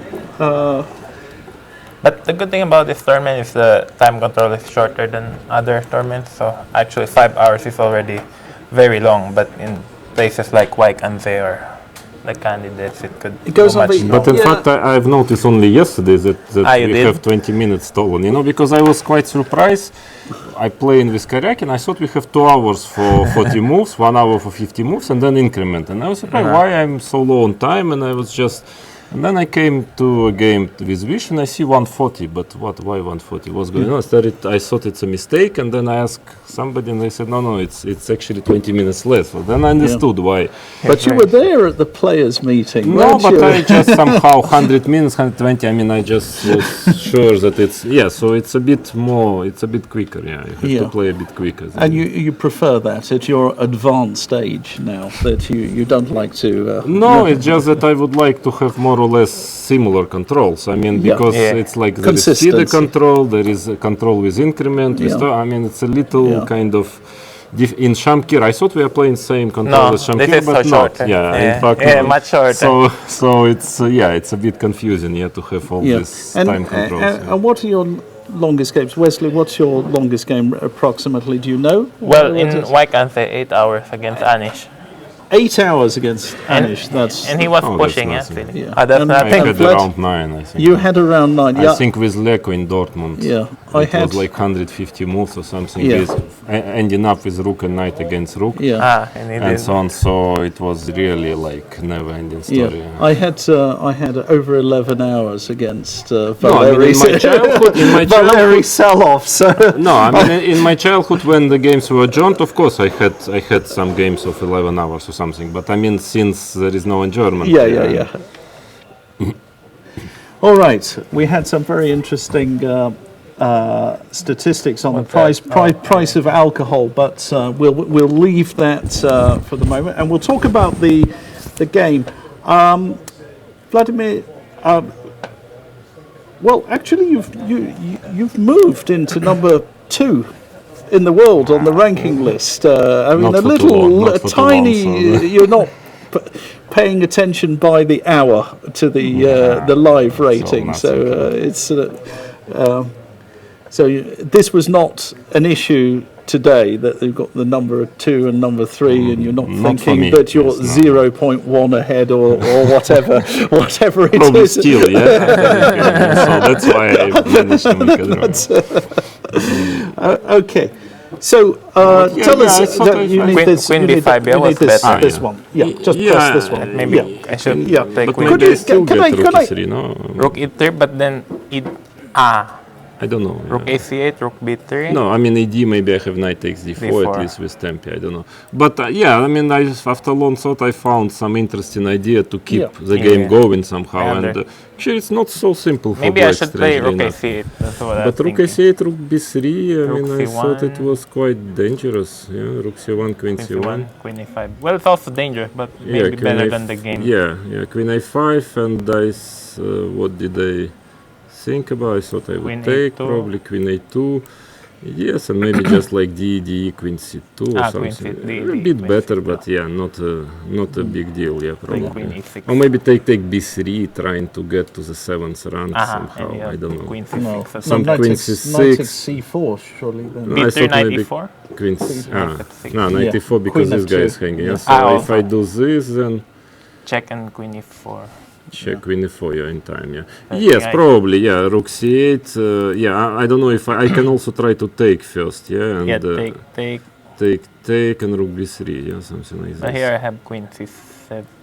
But I was not sure, yeah, because some tactics probably you do have, but Rook c3, queen b8. I mean like this, yeah, rook c3, queen goes, and I don't know, takes, take, takes, take, takes, takes. knight e5. Yeah, 95, I thought you have even queen e6 probably here. Queen e6. Maybe. Queen yeah. d4, queen a2. Queen d4, queen a2. Yes, I mean that because rook b3 is strange, but it's a bit kind of dangerous. Yeah, because if rook e4, you rook e4, I was not sure. I had several ideas here. After rook e4, okay, I thought maybe queen b3. queen d5 and Queen d5, take rook d1. take and rook It's d1. a bit, or rook d1 first, maybe even more precise, not to have knight f4. Okay, I have still some, yeah. I can play on. Also, there was rook e4, rook c7 was kind of ambitious move. And I I was have to not play sure. rook f8. Or rook e8, queen b3, or something. I was not sure if what is this, but and rook f8, queen b3 or something. I don't know. Yeah, the pressure. It's but maybe it was because it's queen a2, rook c7. Yeah, because strangely enough, I just I also didn't have because this is very unpleasant position. Yes, simply. I mean, strangely enough, because the king is very weak. Maybe even have queen b3 or just Queen knight b3, d4. king f8 somehow, but knight d4 and knight f5 is coming. It's quite difficult to. And the point is, to of stop course, this knight the f5. queen and the knight, they combine and well the attack, together. Yeah, it's strangely. No, I thought first it should be equal, and then I started to realize. I mean, when I was thinking on rook e3, that in fact this position can be really dangerous. King g8, knight f5, and let's say if d5, queen b3, okay, threatening here, threatening here. I mean, it's kind of really risky. The problem is you still have this pawn if you don't have the b2 of course. pawn. No, if then it would be a draw. But I mean, so I don't know, rook b8, but this is clearly better for white. Yeah, I think. And rook f8 is no good here. Rook f8. Rook knight f8. d4. I thought maybe even e5 is interesting. e5. Even e5. I was not sure, but it looks The quite knight scary. e5. Takes. Has to be calculated. Maybe rook c8 or something. Rook b8 or something. Yeah, rook b8. I thought even queen d4 is still keeping quite considerable pressure. Takes. I mean, okay. Yeah. It's clearly white is pressing. I don't know if it's a lot, but also there were some other moves. I think here. Rook f7. Rook f7. Yeah, rook f7 was not. No, instead of e5, knight takes d4 was also very dangerous. Knight e4, knight Knight f5. e4, knight f5. Yeah, it can really end not well because queen g4 is coming. I don't know. Yeah, very dangerous. Yeah, and here, it looks. There are so many interesting ways for white that I was not. Yeah, we went rook b6 right away. Yeah, rook b6. I just was. I thought that a5. I thought better to have king on f7. Yeah, my king is very weak. Yeah. No, I thought, okay, check. If you play king f7, it should be good, yeah? To have Yeah, my king. here I have many interesting moves, yeah? Even I thought king h2 or queen d2, I was Queen thinking D2. about this strange move. What? Just to take on d6 Take on D6. somehow, yeah. Because, okay, check seems to be King nothing H2. special. I thought maybe queen d5. yeah, queen d5. And then rook a6 or something like this. So it's basically you've got No, better coordination. That's yeah, the, I mean king, especially mainly king. Yeah, because here queen d3, d5 again. Yeah, maybe I should have gone king h2 here. Yeah. That's interesting. I was not sure. Yeah, king h2 was maybe. And if queen c4? That was what I was hoping for. Yeah. No, but the thing is that I was not so sure if this is winning. No, of course that was my trap, in fact. But the question is that whether it's any good. yeah. This is a question. I mean, somehow pawns are running. I was not completely sure. So f3. Yeah, I don't know. C3. Even there is c3, takes knight c3. I don't know. Yeah. Yeah, it's not so clear. I mean, that's why otherwise I would have played king h2 because, but because. And if rook c6 so instead of f3, maybe c3. and then takes. Yeah, I don't know. Quite scary. Takes knight c3. Knight c3. Rook c4. Yeah. Rook c6. Maybe knight d2 just protect and it's a bit a4 is risk. Maybe my king is awful. I mean, okay, this was, but in any case, it's not the only move, but queen c4, but even queen c4 is not so clear, I mean, somehow, so I decided not to play it, and I don't know, this check was not very convincing. I don't know, maybe I can try to take right away here, but same two moves. But queen c4 take knight f5, just that I have knight d6, but knight a8, no, it's better probably with this king. Yeah, my king is very fast. Yeah, check, I mean, I was, okay, rook b7, rook e4, so finally I decided to take here. Yeah, takes a, but of course endgame is very unpleasant for black. King g2, because I just slowly... You have the 7th rank. Yeah, I don't know if I rook a7, maybe I should have just continued, but I actually thought you would just go c3, just to give this pawn, and because probably you will lose it anyway, but just before I push my... Yeah. So because knight c7 very risky, I thought, because I don't know what is your next after knight c7. In fact, I even was considering knight d6 here, which is actually quite interesting. And if knight e6, knight e6? Knight e6, something like rook e7.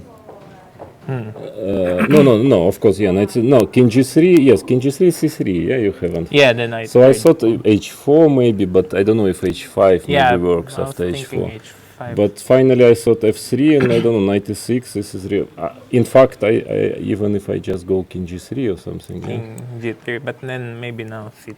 You take. I was not sure because I take rook e7, rook c6, rook g7, but I don't know if I win it. I'm not so sure. Yeah, maybe with that case, no. Yes, but rook e7, I thought it's almost winning, because this seems to lose because of this. Yeah, I think it's losing. So rook e5, and now it's amazing that I don't have a forced win here, because king f2, king f8. King f2, knight f4. No, knight f4 I thought it was. I thought king f8. Oh, yeah, sorry. Yeah, knight f4 I thought just taken king goes, but king f8, somehow.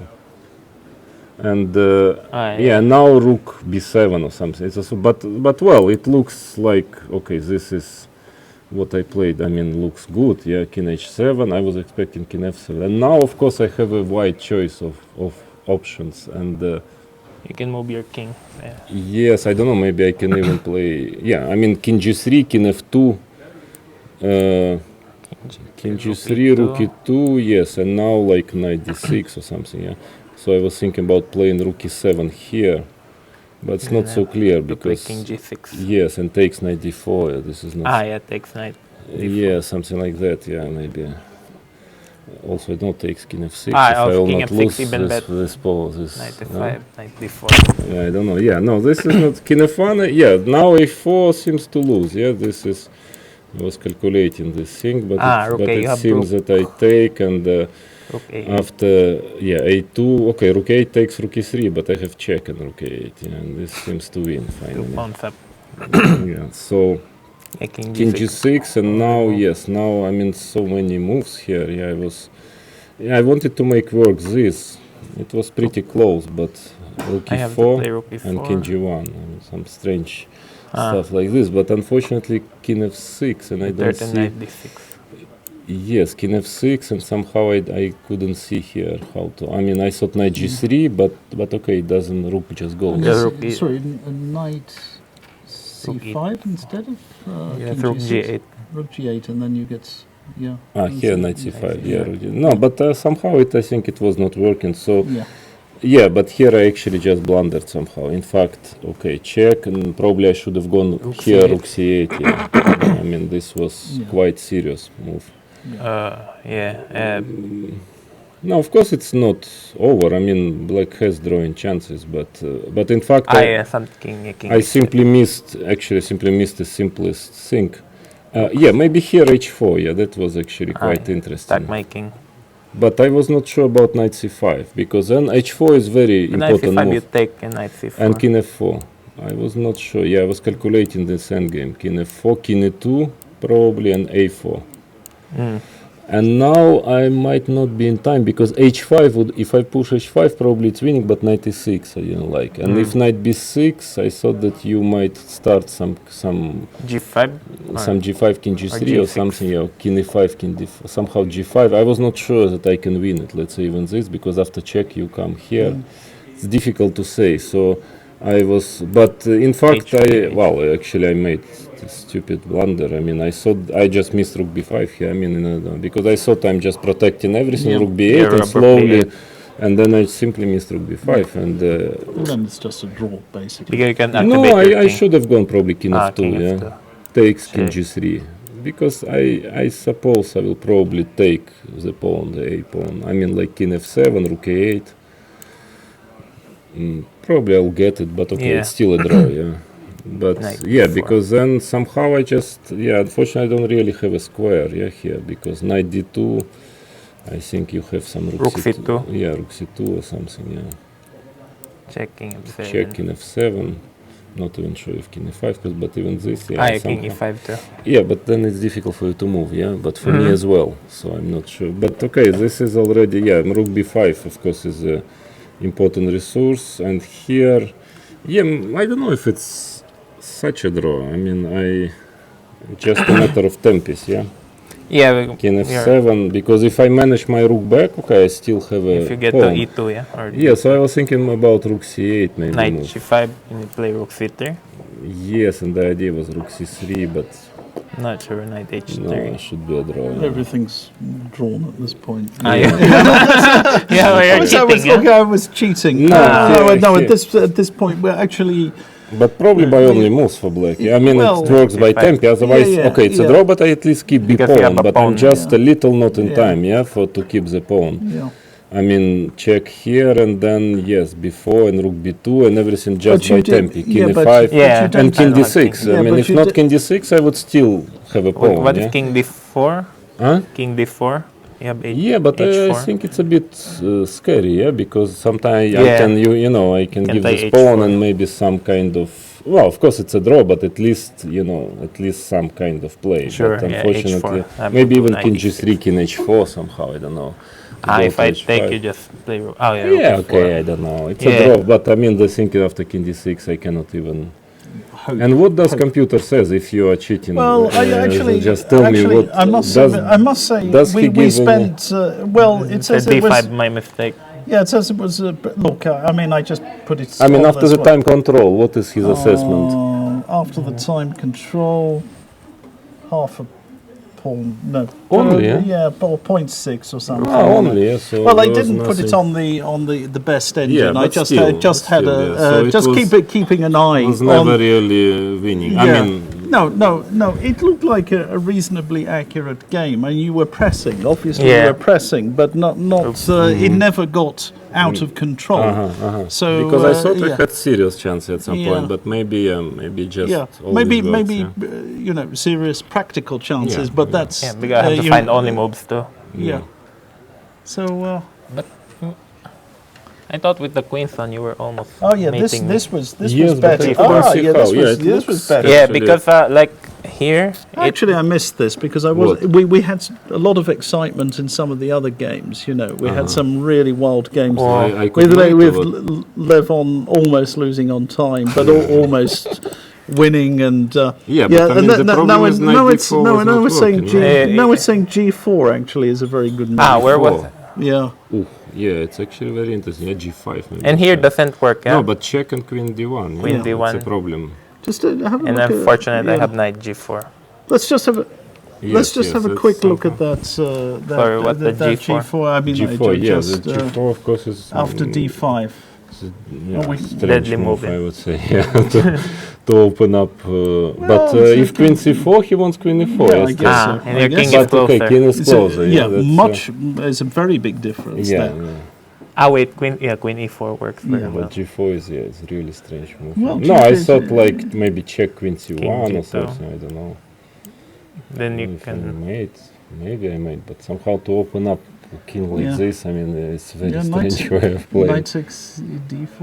No, but okay, queen or maybe check and F4 knight or something. D4. I don't know. I mean, I don't argue with him. Of course, if he says G4, it means G4. But well, I mean, usually you play this move. It actually gives that actually the first line. It's actually the first line you've given. The first line. And what is the assessment here? It says 0.85, but it's not the best engine. Still, but you know, it's not that much. I mean, no, but it's pressing. It's pressing. That's.